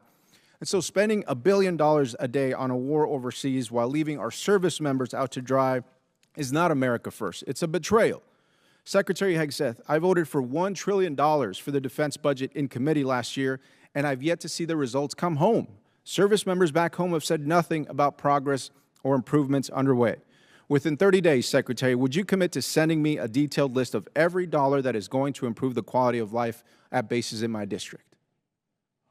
We will get you whatever we can, but that doesn't meet with what we've seen, which is running as fast as this department ever has on quality of life issues, because I've been in their shoes. I've seen those barracks, and I've seen them recently. And it may not have happened under this administration, but this administration is going to fix it. And ultimately, this budget reflects that kind of priority across the board. Well, thank you, Secretary. And I will just suggest that it needs to run faster. It needs to run at the speed of light. It needs to cross time travel. I don't care what it takes, but it's gone on for far too long. And so I appreciate your attention to this issue, but we have got to get it done, and we cannot be here again next year discussing the improvements that haven't been done despite what's in the budget today. And so let me be clear that these issues have persisted for years under both administrations on both sides of the aisle. The department has received billions of taxpayer dollars as this committee has continued to work in a bipartisan fashion to support our troops and their families. And at a time when cost of living is the top issue for families, including those who serve, the department is in the position to address these costs of housing, child care, groceries, and other needs. I hope the department chooses to do that. Thank you, Chairman. I yield back. Gentleman yields back. Chair now recognizes the gentleman from Texas, Mr. Gooden. Thank you, Mr. Chairman, and thank you, Secretary, for being here and the work you're doing. Over the past decade, Bitcoin has evolved from a fringe asset into a matter of national security. Iran has demanded Bitcoin as a toll for transit through the Strait of Hormuz. North Korean cyber actors have leveraged it in ransomware campaigns, and China is believed to be stockpiling substantial holdings as part of a strategic reserve. Just last week, Indo-PACOM Commander Admiral Paparo stated that Bitcoin has direct implications for power projection, and he noted that Indo-PACOM is operating a node on the Bitcoin network in furtherance of that mission. Secretary, do you share the opinion that Bitcoin is a tool to project power, and are there any department-wide initiatives to ensure the U.S. secures a strategic advantage in Bitcoin and combats China's digital authoritarianism? I guess my short answer would be yes and yes. Long an enthusiast of Bitcoin and crypto potential, and a lot of the things we're doing, enabling it or defeating it, are classified efforts that are ongoing inside our department, which do provide us a lot of leverage in a lot of different scenarios. I appreciate that, and I share your views. I thank you for that. I also wanted an update with our operations in Qatar. How are those going since the Iran war, and how has Qatar been as a partner to work with over these last few months? I think it's fair to say that the Gulf states, to include Qatar, have done a nice job integrating on air defenses specifically, and then providing access basing and overflight. Qatar being one of them, UAE, Saudi, Kuwait, Bahrain. They've lived the threat of Iran. There's some complicated aspects with Qatar, but ultimately they've provided support to what we need in the theater. I appreciate that. I also appreciate the job that our men and women are doing there at that base. I realize they're going through a lot. We really appreciate the work you do, and I'll yield back to you, Mr. Chairman. Chair, now we're going to recognize a gentlelady from New Hampshire, Ms. Goodlander. I want to thank our witnesses for being here today, and I want to begin by getting right to it, since my time is limited, on this $1.5 trillion budget request. Mr. Hegseth, you testified last year and you testified again today that you will be accountable for every American taxpayer dollar that comes to the department, where it goes and why. That's really important since, as it's been pointed out, the department has failed 8 audits. The department remains on GAO's high-risk list. The Inspector General just last year alone identified billions of dollars that could have been put to better use, and in questioned costs, that is spending that raised red flags. So this is a crisis right now in accountability of where the dollars of the American taxpayers who are in the middle of a cost crisis, where this money is going. I want to ask about your war in Iran. And Mr. Hurst, you testified earlier today that $25 billion has been spent to date. I just want to clarify that that is money, that taxpayer dollars that have been spent already in this war. $25 reflects the costs of the war, right? So we've already spent the dollars on munitions and things like that. So we're factoring in cost of munitions expended into that total. So how much of that has gone towards munitions? Does that include the munitions that have been spent to date? Yeah, that reflects the munitions that have been spent to date and other operational costs. Can you give us a breakdown of what those costs are? We'll work to get you guys a product that has a detailed breakdown of those costs. Yeah, my concern here is, Mr. Hegseth, you've testified repeatedly that you're going to be accountable for each and every American taxpayer dollar that you spend, that you're going to be accountable for the rationale. Here we are 60 days in to your war of choice in Iran, and you can't give us an answer on a breakdown of the basic breakdown of American taxpayer dollars that have been spent in your war of choice? That's a question for Mr. Hurst. Right now, as you sit here now, you We're cannot... happy to give you a breakdown. We'll provide you a product after this hearing. Well, I would love for you to give us this breakdown now and explain to us, was this unbudgeted costs, or was this something the department planned for in advance, since you were appropriated $1 trillion last year? The department deals with contingency operations all the time within its normal budget. So this was not budgeted for. My point here is, you know, and General Kane, you've testified to this. We all understand, for you to do your jobs, you need Congress to pass budgets. For us to do our jobs, we need you to give us the details and to be accountable to American taxpayers.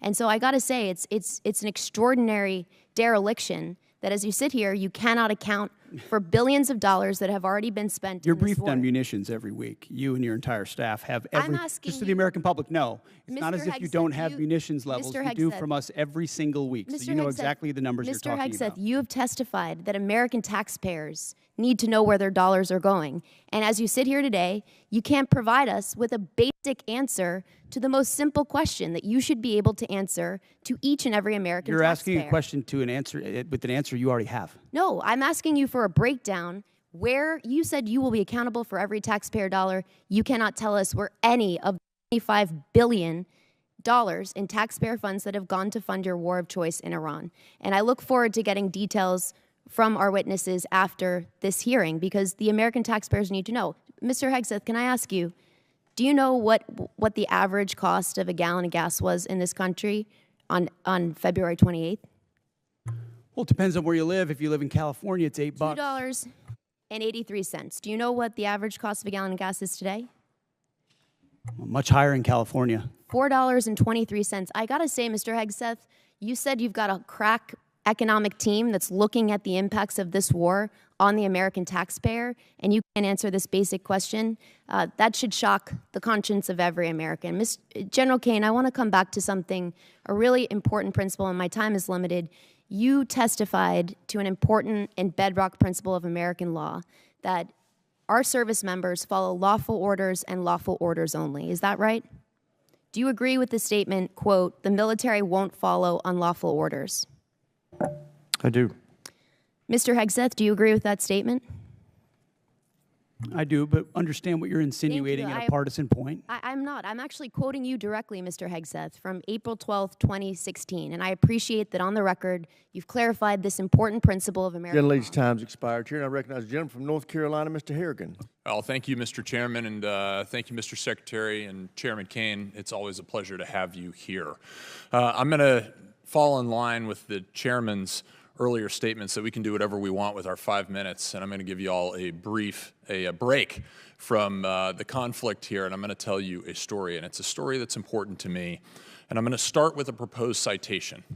And it's a rare point of personal privilege for me to do this, but I have an ask of you.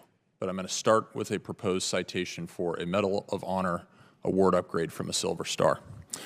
Sergeant First Class Thomas J. Grasso distinguished himself by acts of gallantry and intrepidity above and beyond the call of duty between September 29, 2015 and October 4, 2015, while serving as a senior communications sergeant, Operational Detachment Alpha 3133, Advanced Operations Base North, Special Operations Task Force Afghanistan, in support of Operation Resolute Support. Sergeant First Class Grasso was part of a small Special Forces element that seized Kunduz, a provincial capital of over 300,000 civilians, from the Taliban. Outnumbered 60-1, the U.S. Special Forces element faced an overwhelming enemy force of 2,000 confirmed Taliban fighters. On September 29th, facing a Taliban advance on Kunduz airfield, Sergeant First Class Grasso established a sniper overwatch position in the air traffic control tower. With enemy fire converging from 3 directions, Sergeant First Class Grasso risked his life to engage a hostile anti-aircraft team, successfully clearing the way for air support. On September 30th, fighting through relentless ambushes on their subsequent movement into the city, Sergeant First Class Grasso repeatedly dismounted his vehicle while exposed to intense enemy fire to engage insurgents and shield the convoy. During one encounter, while under withering enemy fire, he disregarded his own safety, maneuvered into the kill zone of a complex near ambush, saving the lives of 5 trapped Special Forces teammates, 1 Romanian partner, and their interpreter. Sergeant First Class Grasso again came under heavy machine gun fire when he dismounted to direct the element to the city compound. To enable the remaining element to safely enter the compound, he effectively returned fire and suppressed the enemy positions. From October 1st through 4th, Sergeant First Class Grasso anchored the defense of the compound, absorbing the heaviest concentration of enemy fire. He repeatedly subjected himself to heavy machine gun and rocket-propelled grenade fire from distances as close as 15 meters, repelling dozens of enemy attacks. On October 1st, a rocket-propelled grenade directly hit his position, inflicting a traumatic brain injury. Bleeding, disoriented, and going 60 hours without sleep, he checked on his teammates before returning to his exposed post. From there, he single-handedly neutralized continuous waves of attackers, attempting to detonate vehicle-borne IEDs, forcing the enemy to request a temporary ceasefire. During a subsequent rocket-propelled grenade attack near his position, he eliminated a follow-on explosive-filled rickshaw, preventing a perimeter breach. As the fight wore on, the enemy began throwing hand grenades into the compound from an adjacent building. Sergeant First Class Grasso ran through the blast to hurl grenades back, then established a clear line of sight from an exposed staircase to enable his command to call in a danger-close F-16 strafing run, bullets hitting 15 meters from his position. When partner forces were decisively engaged, without sufficient ammunition outside the perimeter, he maneuvered, without regard for his own safety, under devastating fire to resupply their position, and employed accurate sniper fire, destroying another advance. On October 4th, he unhesitatingly stepped into the enemy's line of sight to destroy the fighter preparing to fire a rocket-propelled grenade at 2 trapped teammates. Throughout 130 hours of grueling, sleepless combat, Sergeant First Class Grasso's extraordinary heroism, unwavering dedication to his teammates, and complete disregard for his own life ensured the recapture of Kunduz with 0 friendly personnel killed in action. As these severe conditions took a toll on the element, his ability to fight through a traumatic brain injury with indomitable will and lethal precision inspired those around him. Sergeant First Class Thomas J. Grasso's heroism and selflessness are in keeping with the highest traditions of military service and reflect great credit upon himself, his unit, and the United States Army. I'm asking you to direct the board chair of HRC, Awards and Decorations Branch, to board Sergeant First Class Thomas J. Grasso's packet. I know these things to be true inside of this packet because I was there. And I'm here today only because I was one of those 5 that he rescued out of that near complex ambush. And I'm grateful for your service to our nation. Congressman, thank you. We'll do it, and I'd love to meet the Sergeant First Class. Thank you. I think the gentleman yields. The chair now recognizes the gentlelady from Maryland, Ms. Elfreth. Thank you, Mr. Chair. I want to start by thanking Siak Isam and General Keane for inviting a number of us to the Pentagon last week to talk about the 1.8 million enlisted service members we have, the challenges and opportunities that we can work together. Every base that I go to internationally and every single major military base in Maryland over the last year, I insist on meeting with service members and hearing what we can all do better, Mr. Secretary. I want to assure you I insist on those meetings. There's a whole lot we could talk about today, war in Iran, and I too want to thank the families of the 14 service members we have lost in this war so far, both strikes in the Caribbean and the East Pacific, firing of a number of people we all respect on this dais on both sides 61 days into this war.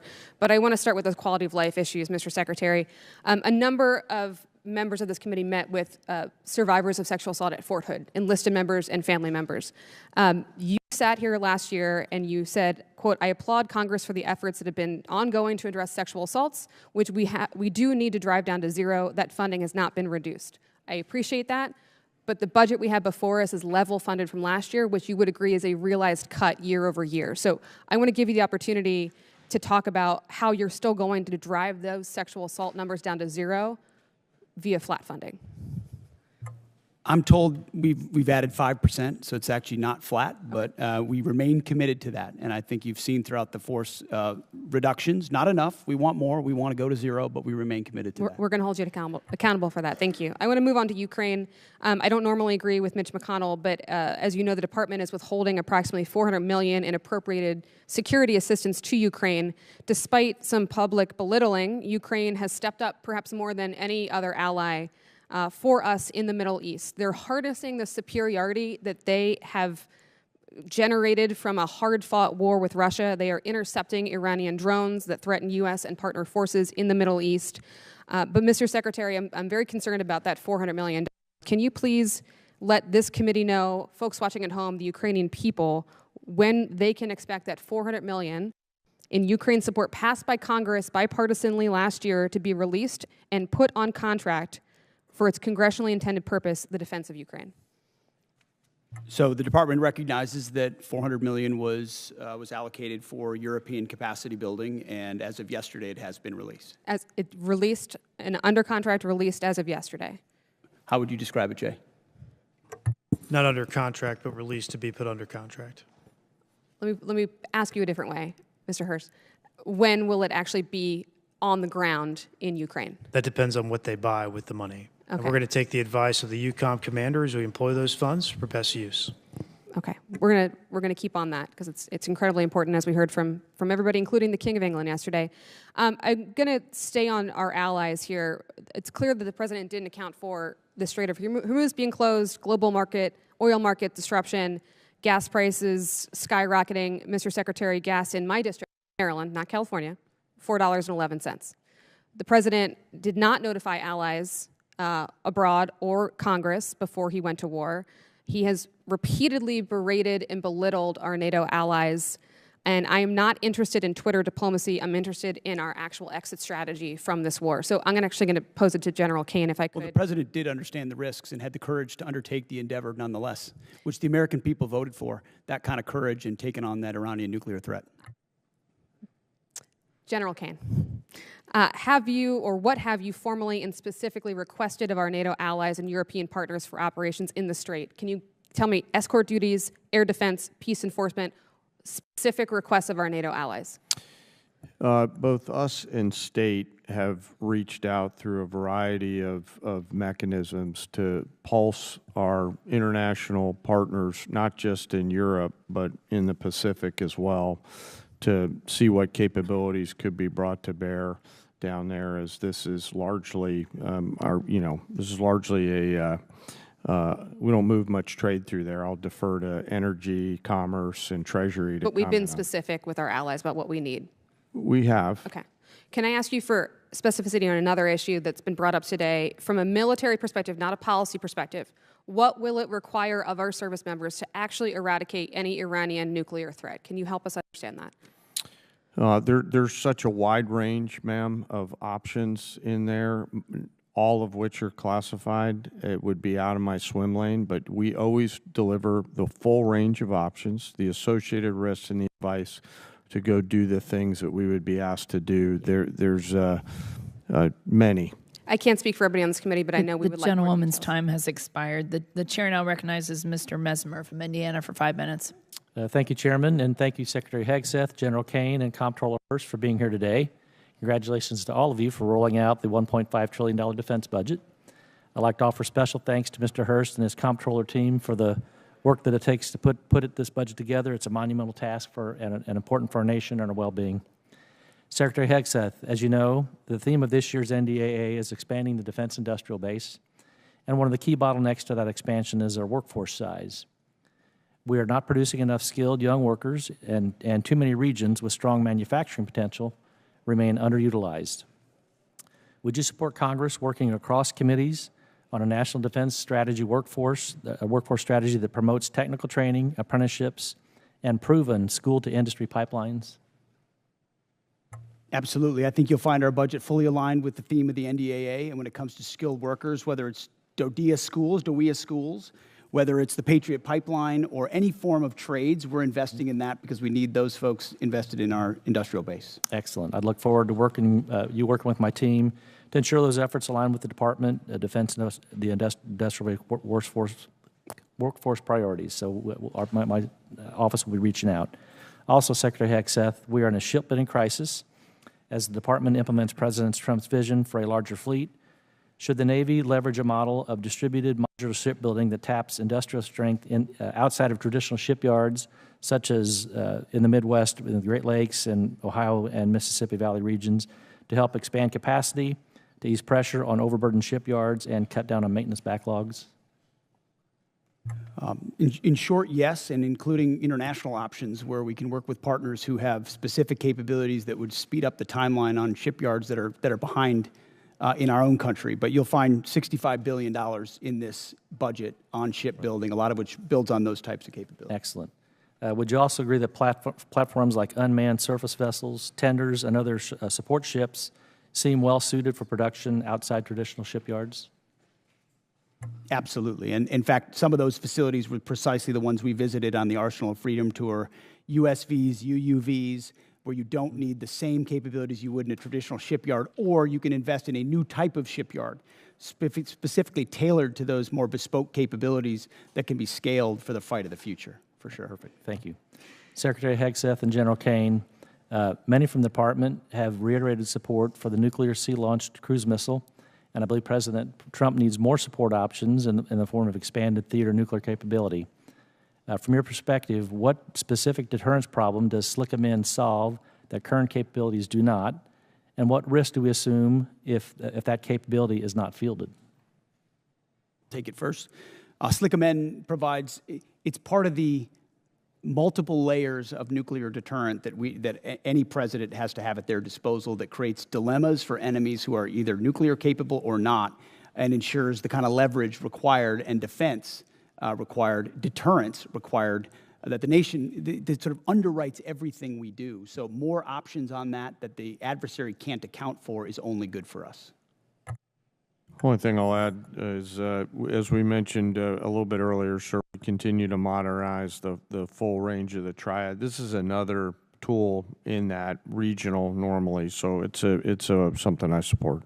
Thank you. As we look beyond the current program, should the department be thinking about a future sea-launched nuclear system with greater survivability, maneuverability, and potential hypersonic capability? Yes, and I know we are. Okay. Thank you. Secretary Hegseth and General Kane, one of the major bottlenecks in expanding the defense industrial base is test range access. Companies are waiting too long for range time, and that slows fielding at speed modern conflict demands. What is the department doing to expand and modernize the testing architecture? $5.2 billion worth of investment, but I'll tell you, when we sit with industry, and I simply ask the question, what can we do for you? How do we empower you? Test ranges come up almost every single time, and the limits and the timeline limits they create. So we're trying to blow that open and create a lot more options for them. Okay. Thank you. Secretary Hegseth and General Kane, I'd like to extend an invitation for both of you to come and visit Naval Surface Warfare Center Crane and see what a great work is being done in Southwest Indiana to support the warfighter and ensure our military edge. And with that, I'll close and surrender the rest of my time. The chair now recognizes Mr. Whitesides from California for 5 minutes. Thank you, Chairwoman. Secretary Hegseth, General Kane, Mr. Hurst, thank you for testifying today and for your service to the nation. Over the past few weeks, military and civilian leaders of many of the DoD components have testified about their FY27 posture. We appreciate their professionalism and their service to the country and the time that they've spent to testify before us. I want to start with Mr. Hurst. Mr. Hurst, you testified at the beginning of this that you said that the estimated cost of the war is about $25 billion. In March, you stated that the first week of the war cost $11 billion. So is it right to say that the following 7 weeks have cost about $14 billion total, or $2 billion per week? Yeah, the most intense phase of the conflict was obviously the beginning. That's when most munitions were used. Okay. And that's the basic expense from the war. Right. So that you also said just now that the $25 billion includes the cost of the munitions deployed. Is that right? This question is for the CFO, sir. Yeah. That's correct. Okay, so I guess I'm confused then. It makes sense that if that's the cost, then the cost to refill those stocks would be no more than $25 billion. Am I right about that? When we estimate cost of the conflict, we're using current replacement cost for these weapon systems. Right, you're using current replacement cost. So it's frankly pretty surprising that the estimate for the supplemental would be $200 billion. You don't, if you'd like to explain that, you can, but... But that's not accurate. We don't have an estimate for the cost of the Okay, that's what's publicly reported. So it's good to hear that it's going to be less. Mr. Hurst, do you have Signal on your phone? I'm sorry, why is this relevant? Do you have Signal on your phone? What does this have to do with the budget? I'm going to take that as a yes. Mr. Kane, sorry, General Kane, do you have Signal on your phone? I do, sir, yes. Okay. So I want to talk about Signal. Last year, the Secretary and other administration officials discussed sensitive and almost certainly classified information about a strike in Yemen using the unclassified Signal app. Mr. Hurst, what's the current policy for Signal on official DoD devices? I'm the comptroller. I don't do CIO work. So therefore, it is allowed? Is that your statement, that it is now allowed to have Signal on your device? Mr. Whiteside, my statement is I run the budget for DoD. Yeah. Okay, well, he's got it on his phone, so therefore it must be permitted. Sir, I got to go back and look if it's on my official phone. I was talking about my personal phone. I'm not exactly sure. I'll go back and look, though. Okay. Last month, FBI Director Kash Patel made a public announcement that Russian hackers are targeting Signal app users in the government, specifically stated that they were targeting individuals of high intelligence value, including current and former U.S. government officials. I hope that it is not official policy that you can have Signal on your official phones, and I would love to get a response from the department on that. We have now asked this question about 5 separate times and have never gotten a straight answer. I want to close by talking about helicopters. Mr. Secretary, I want to ask about the Army Apache helicopter that flew over Kid Rock's property on March 28th. An investigation was launched by the 101st Combat Aviation Brigade Command Leadership, but before that review is completed on March 31st, you terminated it via social media post. Did you personally direct termination of that review? I did. Okay. Now, the president said they probably shouldn't have been doing it and that I'd take a look at it. So did you talk to the president before terminating that review? Well, I don't relay what I talk about with the Okay, I president. think unfortunately that means that you did talk to him, which in turn means that you've just confirmed that the president himself overruled the leadership of the 101st Airborne. Mr. Secretary, you yourself have affirmed not what I said. repeatedly the need for higher standards and higher accountability at every level of your agency. Commanders rely on established processes to uphold these standards. How does canceling a command-initiated review by the 101st Airborne leadership support a culture of accountability? Actually, I think I'll ask that of the chairman. Sir, back to my earlier comments about the importance in my role of staying in the middle. What you're alluding to is, in my assessment, with deep respect for your ask, is a partisan question, and I think it would be inappropriate for me to answer that. Sir, I actually don't think it is. I think it is actually a very fundamental principle of accountability in our department, and I think it was the wrong decision. I'm going to close by just saying one thing. Mr. Secretary, you started this hearing by politicizing it, and I want to make one point. Poll after poll shows that the American public does not support this war, and support is dropping every day. We are all representing our constituents, which is our constitutional duty. And to state that we are politicizing it is an affront to Congress and every member in this House, and I yield back. You are politicizing it, Congressman.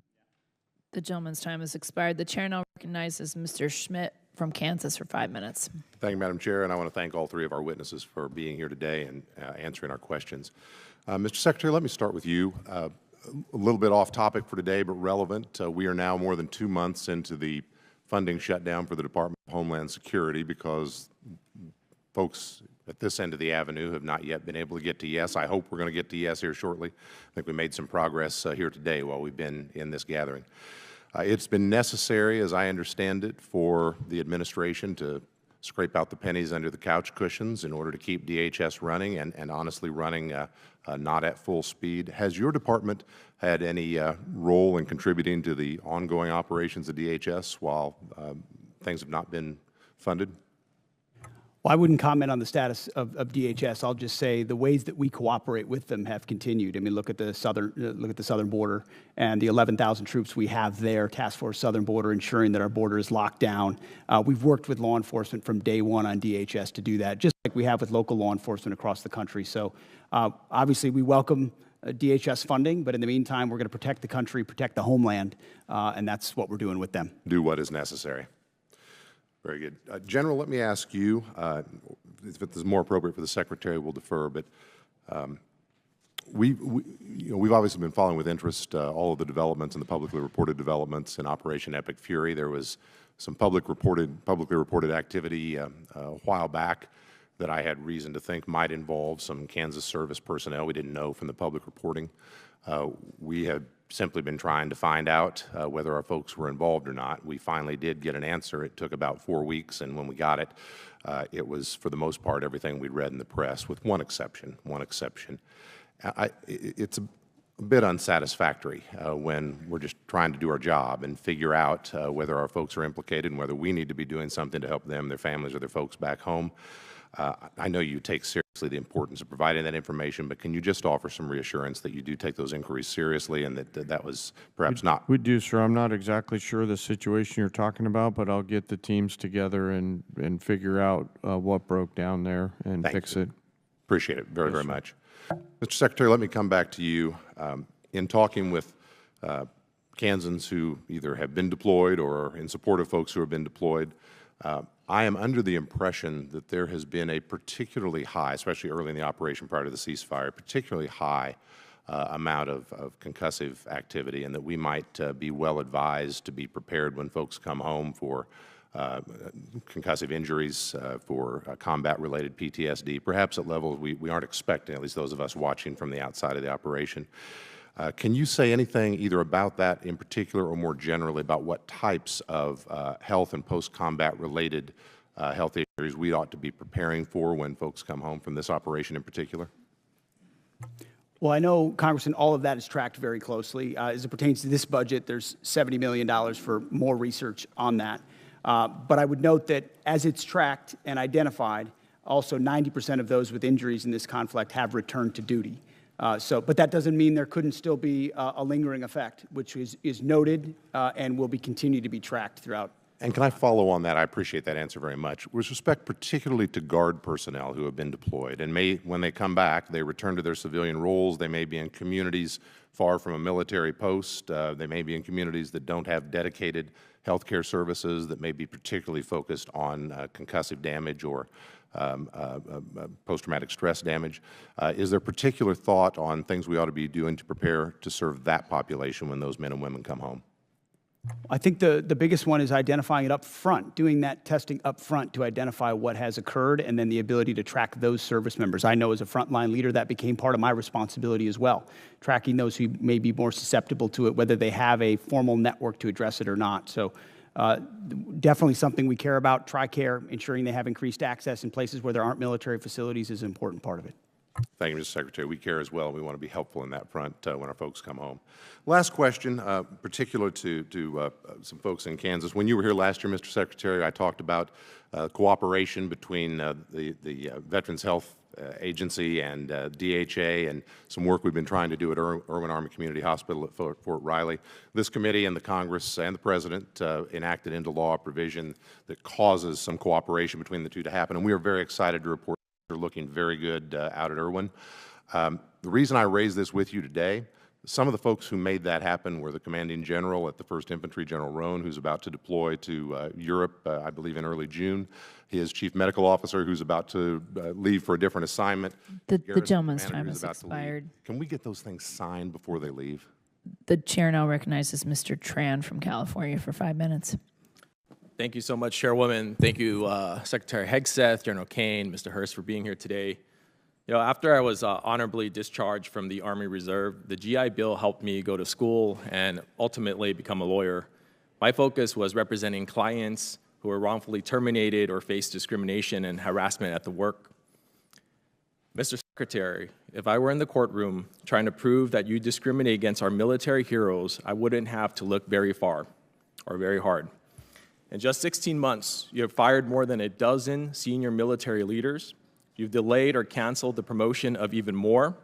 Your chief of staff told the Secretary of the Army that President Trump would not want to stand. That's not true. That was totally false reporting. I'm not getting to my question yet, Mr. Secretary.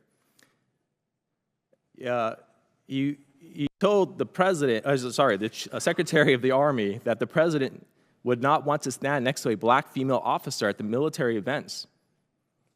But, you know, despite all of this, I remain very hopeful that you can and will do better for the men and women who have dedicated their lives to protect our great country. You're here to ask for $1.5 trillion. That's a huge budget, and I want to make sure that you have the ability to manage it. Secretary Hegseth, you would agree with me when I say that we want the most qualified people in every position of our military, correct? That's a question.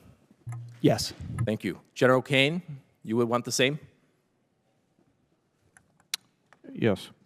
Thank you. You know, I share the bipartisan concern about the firing of General George. And what I and the American people want to know from you is, did you ask the President for his permission before you fired General George, Secretary Hegseth? It is my responsibility to confer with the Commander-in-Chief on especially high-level personnel matters. And ultimately, I won't relay what was discussed, but he was aware of the action that would be taken. Okay, great. Thank you for that. And when you made the decision to fire General George, did you consult Secretary Driscoll? There had been multiple consultations over a year, yes. Do you and Secretary Driscoll have a good working relationship? Yes, I appreciate the work he's doing for the Army. And for the record, would you agree that Secretary Driscoll is doing a great job as the Secretary of the Army? I appreciate the work that the Secretary is doing and made the personnel change based on the Chief of the Army. In fact, he was so good that at his job that the President sent him to Ukraine to negotiate a peace deal. Do you know why the President chose to send him over you? I'm grateful that the president puts in players at key moments to advance policy priorities, and that's what occurred there, and I was very supportive of it at the time. Recently, Secretary Driscoll testified in front of the Appropriations Committee that he refused to strike the names of 2 female and 2 black officers from a promotion list due to their exemplary service, names which were ultimately removed. Did you order him to strike those names? I know we removed those names. I did. Okay. Why? Because we review every general officer. You mentioned 12 general officers have been reviewed. The number's much higher than that. I would also note that under Barack Obama, 197 general officers were removed. So this is not something specific to this administration.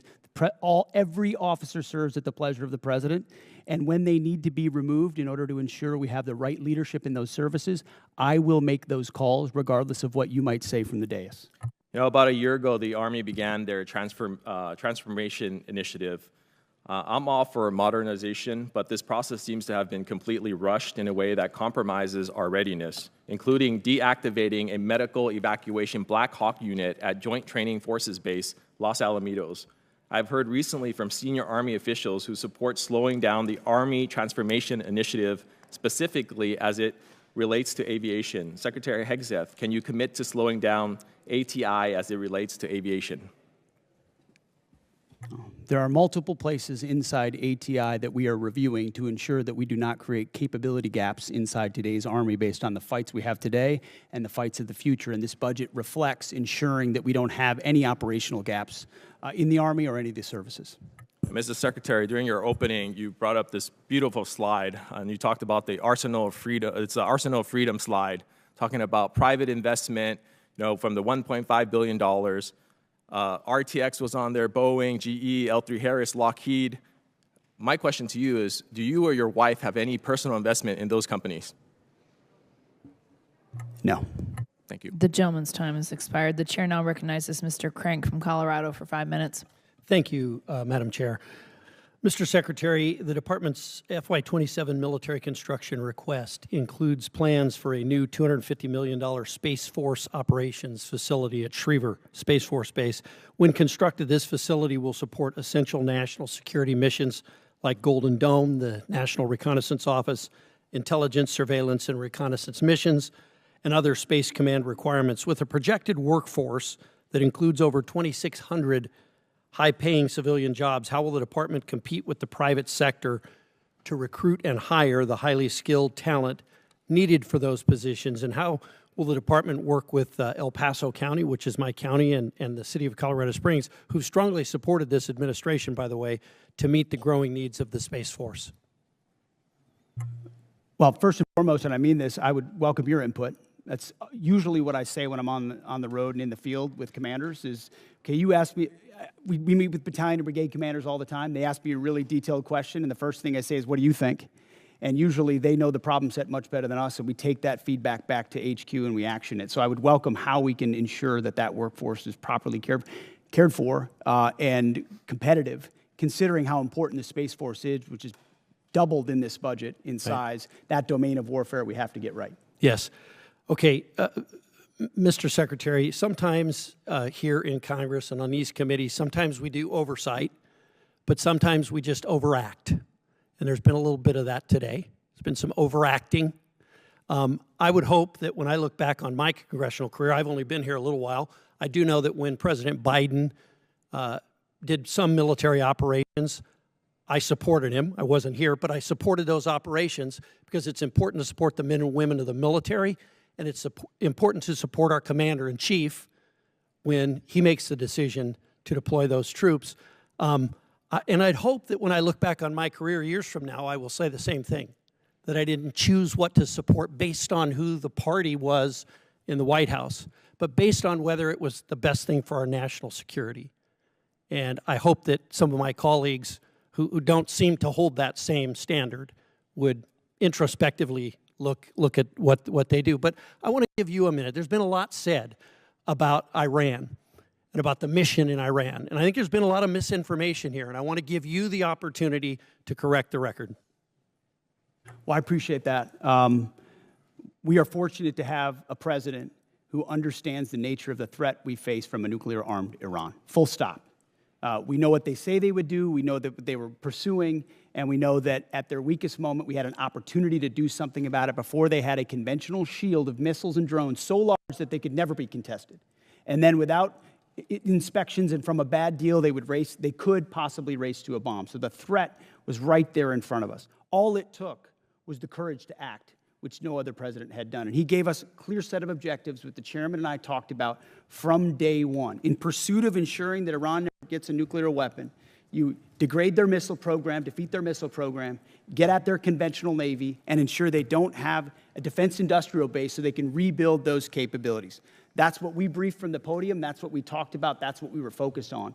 And in service of that, had overwhelming military victories in pursuit of it. I mean, we've never seen an air campaign like what we did alongside the Israeli Air Force, not to mention the rescue of those 2 pilots and the professionalism of that joint force that went downtown twice, once in the day and once in the night, to leave no man behind. That is a call the commander-in-chief makes, and he had the guts to make it. And as a result, we're in a ceasefire, in the middle of negotiations, in a very strong place with a blockade that will ensure that when this is done, when a deal is set, it's a deal on the president's terms to ensure Iran never gets a nuclear weapon. That's a fight worth having. And if the American people remember 47 years, Americans remember 47 years of what the Iranians have done to us, targeting and killing Americans.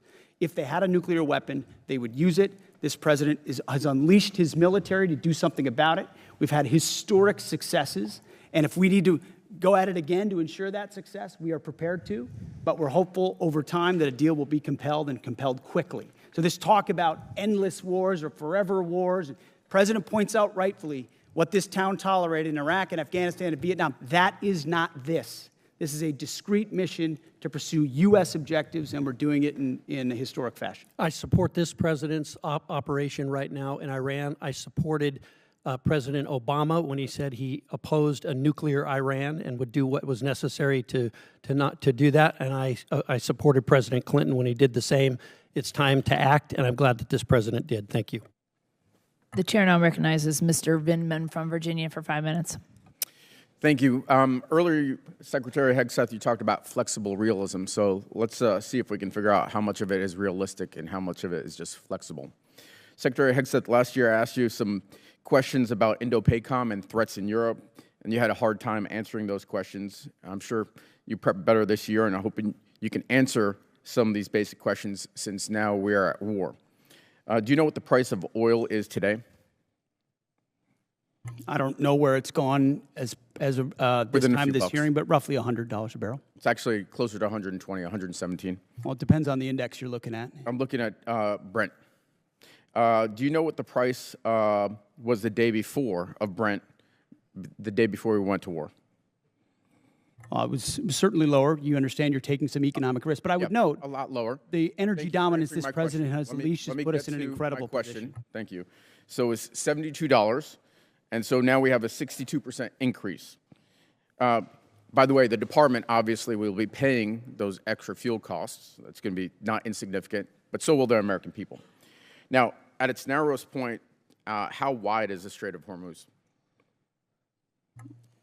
I think it's about 12 miles, but I'd have to check. It's 24 miles, but 12 miles is actually the relevant number because that's the navigable channel. That's the international water navigable channel point. And do you know how many barrels of oil transited the Strait of Hormuz each day before the war started? I don't know the exact number, but you're looking at over 100 oil tankers usually transited a day, or 120 a day would transport the strait. Yeah, and so 20 million barrels a day, and right now they're at an 81% reduction. So it sounds like you've done your homework. You're tracking pretty well what the strategic situation is. So a couple of questions. Were you aware that if we struck Iran, that they would most likely close the Strait of Hormuz? Of course, our department was prepared and planning for every possible contingency, being front and center as something they may do in a desperate state to attempt to which is what they've done, some kind of control. And I appreciate that. And earlier you told Mr. Moulton that this department has looked at all aspects of the risk and that the president got every possible perspective.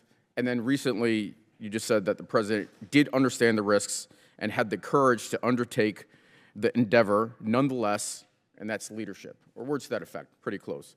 And so I just want to kind of give you the state of play right now. It's been 2 months of war. We have hopes for a resolution, but the war continues, really. Iran has closed the strait, and we've now gone in and blockaded their ports. 1/5 of the world's oil is unable to transit the strait, and the American people and the department are paying significantly more. And you also said that this is what the American people actually voted for. But actually, the American people voted for a promise not to get into Middle Eastern wars. And they voted for lower prices. And this is the exact opposite of what they got. So let me ask you this. The president ordered the strike, is that correct? The president's been saying for over 30 years that Iran can never have a nuclear weapon. So he's been very clear as a position. When the American people voted for President Trump overwhelmingly, they voted for that position. I got that, but the president ordered the strike. Is that correct? Which strike are you referring to? The strike on Iran, the war that we're in. Oh, of course. I mean, he's the commander-in-chief. He's made the calls. It sounds like you're blaming Daddy for the mess we're in, and I don't think he's going to be particularly happy with you. I see what you're trying to do. There's no daylight in this administration on this campaign, and I'm happy to stand shoulder to shoulder with this administration. Reclaiming my time. So let's shift gears. Last time we were here, I asked you if you'd apologize to the mother of an F-18 pilot whose son you endangered for sharing classified information on a signal chat. You refused. On March 1st, 6 Army soldiers, including a constituent of mine, were killed by an Iranian drone strike. Do you take any responsibility for those deaths? I was there at Dover when they came back. Of course, I take responsibility for every aspect of this Well, I appreciate that, because you also complained about the fact that tragic things happen. The news makes it front-page news. The press only wants to make the president look bad. Is it about the soldiers, or is it about the president looking bad? It's not just the president who wants, or the media that wants to make him look bad. It's you. It's actually about the soldiers, and it's frankly reprehensible that you would make that statement. And so, you know, Truman had a sign on his desk that said the buck stops here. And this the gentleman's time has expired. The chair now recognizes Mr. Van Orden from Wisconsin for 5 minutes. Thank you, Madam Chair. Mr. Secretary, it's great to see you. General Kane, Honorable Mr. Hurst, of course, my dear friend of over 3 decades, Master Chief Isom. How are you doing? Hey, I have to be very clear here. I spent my entire adult life training for war, training others for war, or at war. And you very astutely mentioned to some of my Democrat colleagues that our generation has been involved, was involved in an endless war, a morass. And I've had, with Matthew Burns, I've had 22 of my friends commit suicide. And I know that you have recently instituted a specific office to help lower active duty and veterans suicide in conjunction with my great friend, Secretary Collins. So I want to thank you for that. 2 months does not a morass make. However, it could be the start of one. And the difference between this administration and many previous administrations, I think that you understand, particularly because of your background and your SCA back there, and General Kane, you understand what it means to fight to win. And we didn't fight to win in Afghanistan. We didn't fight to win in Iraq. And it's palpable. I have more friends than I can count that are still on active duty in every branch of service, including the Coast Guard. And for a Navy guy, that's a big stretch. The morale of the men and women in the Department of War, and in their case, the Department of Transportation, is exponentially higher than I've ever seen it, ever. And that comes from leadership, starting with President Trump, going through you, to General Kane, and through your SCA. And what some of my colleagues refuse to admit is that that's how you win. It starts with the man. It's the first soft truth. Humans are more important than hardware. And I want to thank you for setting that environment. I don't want to be at war. But Iran declared war on the United States of America 47 years ago, and those bastards are responsible for killing and maiming many of my friends. So this is not some esoteric political argument for me. This is the fact that President Trump, by using you as the Secretary of War and General Kane as CJCS, and Master Chief Isom, what you're doing is you're going to end a war that was declared on us. And of all times when we should unite as Americans, especially in this puzzle palace up here, is when we're at war. And it is a war of choice by the mullahs. That is who chose to fight this war, and we're going to end it. I don't really have a question for you. I trust your judgment. General Kane, I trust your judgment. Master Chief, I trust your judgment. And when you're coming here with a request for a tremendous amount of money, I understand that there's no fluff in there, that this is what's required to end this war that the mullahs chose to declare against us. And I'm telling you right now, we have your back. And there are a lot of my Democrat colleagues that do also. They're just afraid to say it out loud because they'll be crushed by the left of their party, and that is reprehensible. So with that, whatever you guys need, you just holler. Okay, Mr. Secretary? I couldn't say it any better. Thank you very much, Congressman. You're welcome, sir. With that, I yield back. Gentleman yields back. Chair, and I recognize the gentleman from Missouri, Mr. Bell. Thank you, Mr. Chair. Mr. Secretary, I don't trust your judgment. You made the comment to my colleague that there's no daylight between you and the president, which calls into question your role and, again, accountability. And so I got to ask, has there ever been any time that you disagree with the president on this war or anything in general? I would never betray conversations that we've had. Okay, The commander-in-chief can't even deserves acknowledge candid that you've discussion ever in even private. disagreed with the man, like his choice of tie, that dance, anything. You haven't disagreed on anything. I've never relayed the discussions I have with the commander-in-chief. Okay, because it seems to me that rather than being Trump's Secretary of Defense, that sounds like you're just being Trump's secretary. And we need someone who's going to be there that is actually advising, that is also pushing back when necessary and serving the country as opposed to the president. So you said you've never called him out privately or publicly, because we know that hasn't done.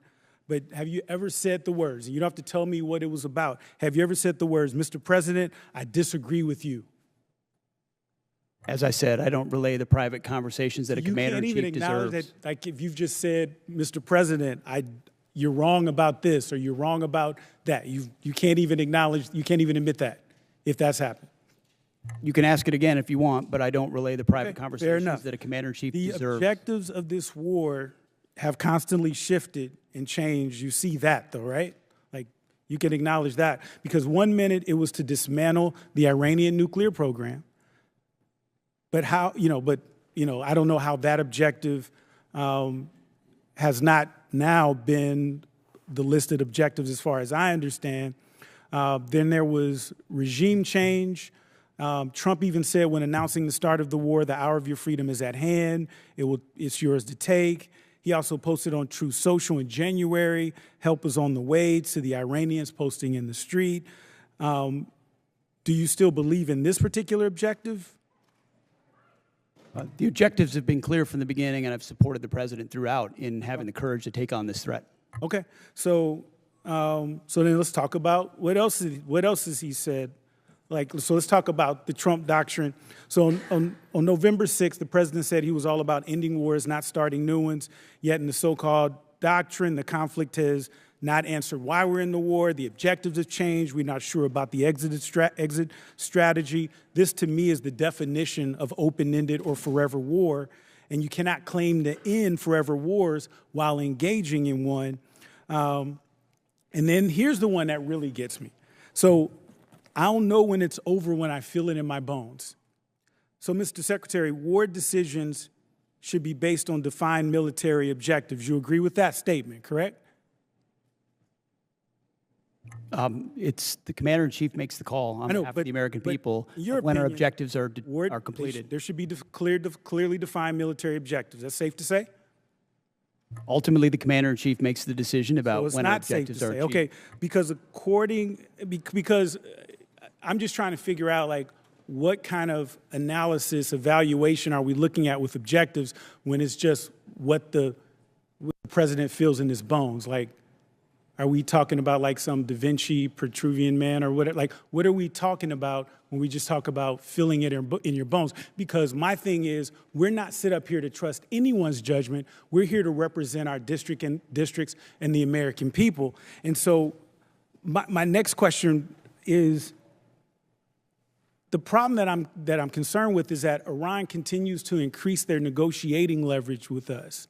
And so we've been told that we've won this war, it'll be over in a few days, but now they didn't control the Strait of Hormuz, and now they do have leverage in the Strait of Hormuz. I remember even in the strikes in June, after the strikes in June, I should say, they struck Al-Udeid, and we never responded to that. As a matter of fact, Trump even said he knew that strike was coming and he allowed it. Do you agree with that?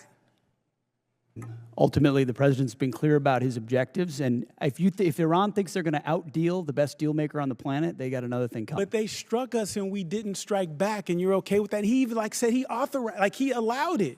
He said that, and you're okay with that? The president has done many bold things for this country to ensure Iran never has a nuclear weapon. Okay, well, allowing another country to attack us, isn't that treason? Allowing Iran to get a nuclear Gentleman's weapon. time's Obama expired. Chair now recognizes the gentleman from Arizona, Mr. Amadei. I want to thank your team behind you for having the discipline and stamina for being here. I know what work was involved in doing this type of hearing, so thank you all. Mr. Secretary, I want to ask you about the A-10 Warthog. How effective has it been in the war in Iran? As I'm sure you know, it's a very effective platform. Yes. And so why is the Air Force, I mean, they've been trying to retire this platform for 40 years, since 1984, and it seems like it keeps proving itself no matter the technological advances that we have in the military. So why is there a need or push to retire this platform? Well, the push to retire the platform was from previous administrations, based on mostly requests from the Air Force. But given how, anybody of our generation knows how impactful, important, and significant the A-10 and the Warthog has been. And that's what you want when you need close air support. Full stop, everybody knows it. To include when you've got down pilots and you need to go downtown Iran. And it was incredibly effective in those missions. Now, there are other places where it's less survivable, and I understand that. But there's still most of the world where it is the most effective close air support platform. That's why I got with the Air Force Secretary. We extended it to 2030, and we're, per the President's guidance, going to look at other options, maybe other variants and ways at which we can keep the A-10 capability or platform on the battlefield for our warfighters who want that kind of close air support.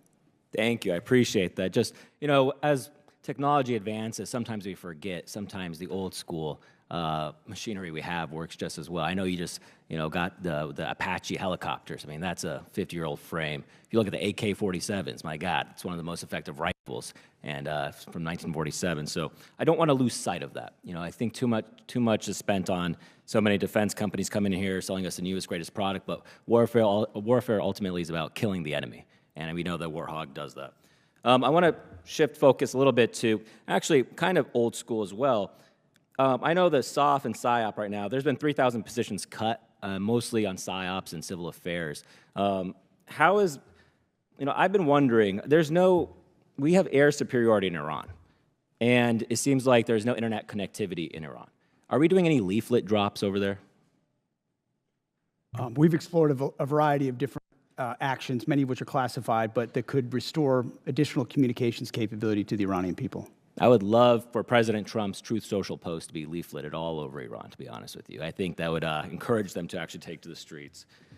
Moving to Iraq, I think there's budgeted right now about $118 million to the government of Iraq for the counter-ISIS mission. We know the problems that the Iraq government are facing right now. And you have personally said that you're going to certify, you know, the spending on it. I mean, do you think that this is an effective use of our money to give it to this government that we know is aligned with Iran and seems like it's becoming more difficult to deal with? It's a very much an open question. We're paying very close attention to the new government there and the counterterrorism efforts.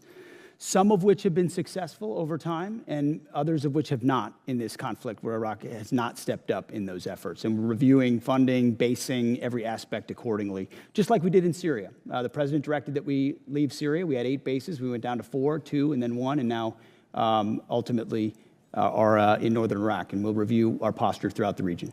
Great. With that, I yield back, Mr. Chair. Chair now recognizes a gentleman from New Jersey, Dr. Conaway. Thank you, Mr. Chairman, and thank you and Ranking Member Smith for holding this hearing today. Thanks to the witnesses for presenting themselves to us to answer questions.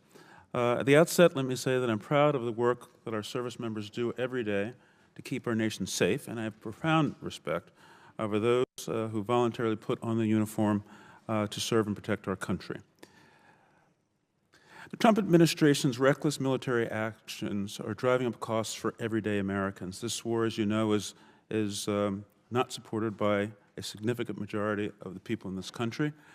The administration has increased military operations around the globe, including strikes in 8 countries, and the war in Iran is costing taxpayers billions of dollars. Estimates are by the time it's over, it could cost $1 trillion to the American people, a lot of that off budget. It's estimated that the first 6 days of the war cost around $12 billion alone, and we are now hitting 60 days of war fighting without a plan to exit this conflict. The administration has failed to transparently tell the Congress or the American people what the costs of the war are and why we are at war, and expects Americans to keep footing the bill. The comptroller has, and thank you for coming, sir, given us an incomplete number, and I understand we're in the midst of war and there's you do have some challenges in that regard. But Congress, I think, my colleagues would have appreciated a more thoroughgoing cost estimate so that we may properly conduct oversight as is our duty. I would agree with my colleague, Ms. Goodlander, about the Department sharing the full breakdown of the cost of this war and understanding where every dollar is going. That number does not likely reflect the full costs of war, as you know. There are many estimates out there that say that this war will cost much more than you and the administration are putting before the American people. If you look at our past conflicts, when we went to war in World War I, and this has been mentioned, Wilson went to Congress and called for the American people to help pay for the war. Franklin Roosevelt went to Congress, asked for a declaration of war, and the Americans pitched in to pay for this war. Conflicts after that, sadly, too many of them are off budget and are leaving Americans with trillions of dollars in debt. Average Americans are suffering the consequences of this war in Iran, including increased fuel prices in my home state of New Jersey, where gas is now on average $4.20 a gallon. Diesel is almost $6 per gallon. In addition to increased fuel prices, everything costs more: groceries, housing costs. And the people have to pay for it, have not asked for this war, and I think are a little bit bewildered as to why we're in this war. I'm not disputing the fact that the Iranian regime is a malignant, dangerous regime that has killed its own people and indeed has killed Americans over the decades. I think where we disagree is what's the best way to get at Iran. Do we negotiate with them and control their access to nuclear weapons in a multilateral way that included even Russia in the deal and the agreement that President Obama brought forward, or do we go and try to and engage in a costly war in order to get at those nuclear weapons? I think that's where the principal conflict lies. How do we achieve the same goals? Costly war or through negotiation? And we've seen that apparently there wasn't a plan to deal with the action that Iran had to take, that is to close the Strait of Hormuz, because it's the only thing you can do when you are the weaker country in an asymmetric conflict. Of course they were going to do that, and I wonder whether or not the President was apprised of this before he took the actions that he has taken. So let me just ask this question. And before, let's make this comment too. This war is just 60 days so far. And this thought that Americans wish to bear the consequences of increased fuel prices, I don't think is borne out by the fact that, those costs impact people on a weekly basis, bi-weekly basis. Mortgages come and have to be paid. Groceries have to be bought on a weekly basis. And those gas prices are squeezing the American public. So can you tell us whether or not there was planning to deal with in advance, to deal with the closing of the Strait of Hormuz, given the likely impact on world fuel prices? That will have to be for the record, because the gentleman's time has expired. Chair now recognizes the ranking member for any closing comments he may have. Well, first of all, I want to thank the chairman for conducting this hearing. Obviously, there's a lot of passion on both sides, a lot of partisan stuff being thrown around. I think on this committee, we're all trying to serve the men and women who serve us as well as we possibly can. You handled it very well in a difficult time. I appreciate the fairness of that. And yes, we have a lot of issues, but at the end of the day, the Iran war is the biggest issue that we face. And I hope that you gentlemen, would take seriously the concerns we have about where it's going and how it's going to end. Yes, it has not yet lasted as long as Vietnam or World War II, but we're also told it was going to last 4 to 5 weeks when it started. We were given an idea of what the mission has been. It's clearly gone beyond that. We did not contemplate that we would have, the Strait of Hormuz shut down, or that we would have to implement a blockade. So how we get to the result is something we really are going to want to hear from all of you about on a regular basis, and what role the service members who are over there, some 50,000, are going to play in that. And we all agree, Mr. Secretary, that Iran should not have a nuclear weapon. Is this really getting us there? That's the connection we want to see. I mean, you can say, well, we had to start a war to stop the nuclear weapon. That in and of itself doesn't make it true. How is the war and the military action actually stopping that nuclear weapon? How does it put us into a better position? I think that's what we really need to hear, and what we'll have to continue to work on long after this hearing. But I thank our witnesses for coming before us. It is the democratic process. We're all part of a representative democracy. I have never met too many people at the Pentagon who loved coming over and talking to Congress. I get that, but I hope you understand how important and how necessary it is that the people's voices are heard, and we do have an opportunity to question and challenge the decisions that are made by our executive branches. We have a right to do under the Constitution, actually an obligation to do under the Constitution. So I look forward to continuing the conversation. I thank the chairman again, and I yield back. I thank the ranking member, and I thank the witnesses. Thank you for your service to our country. Thank you for 6 hours of tough duty, and you've done a great job. I want to end this hearing the way I started it. This is a historic budget request by this administration.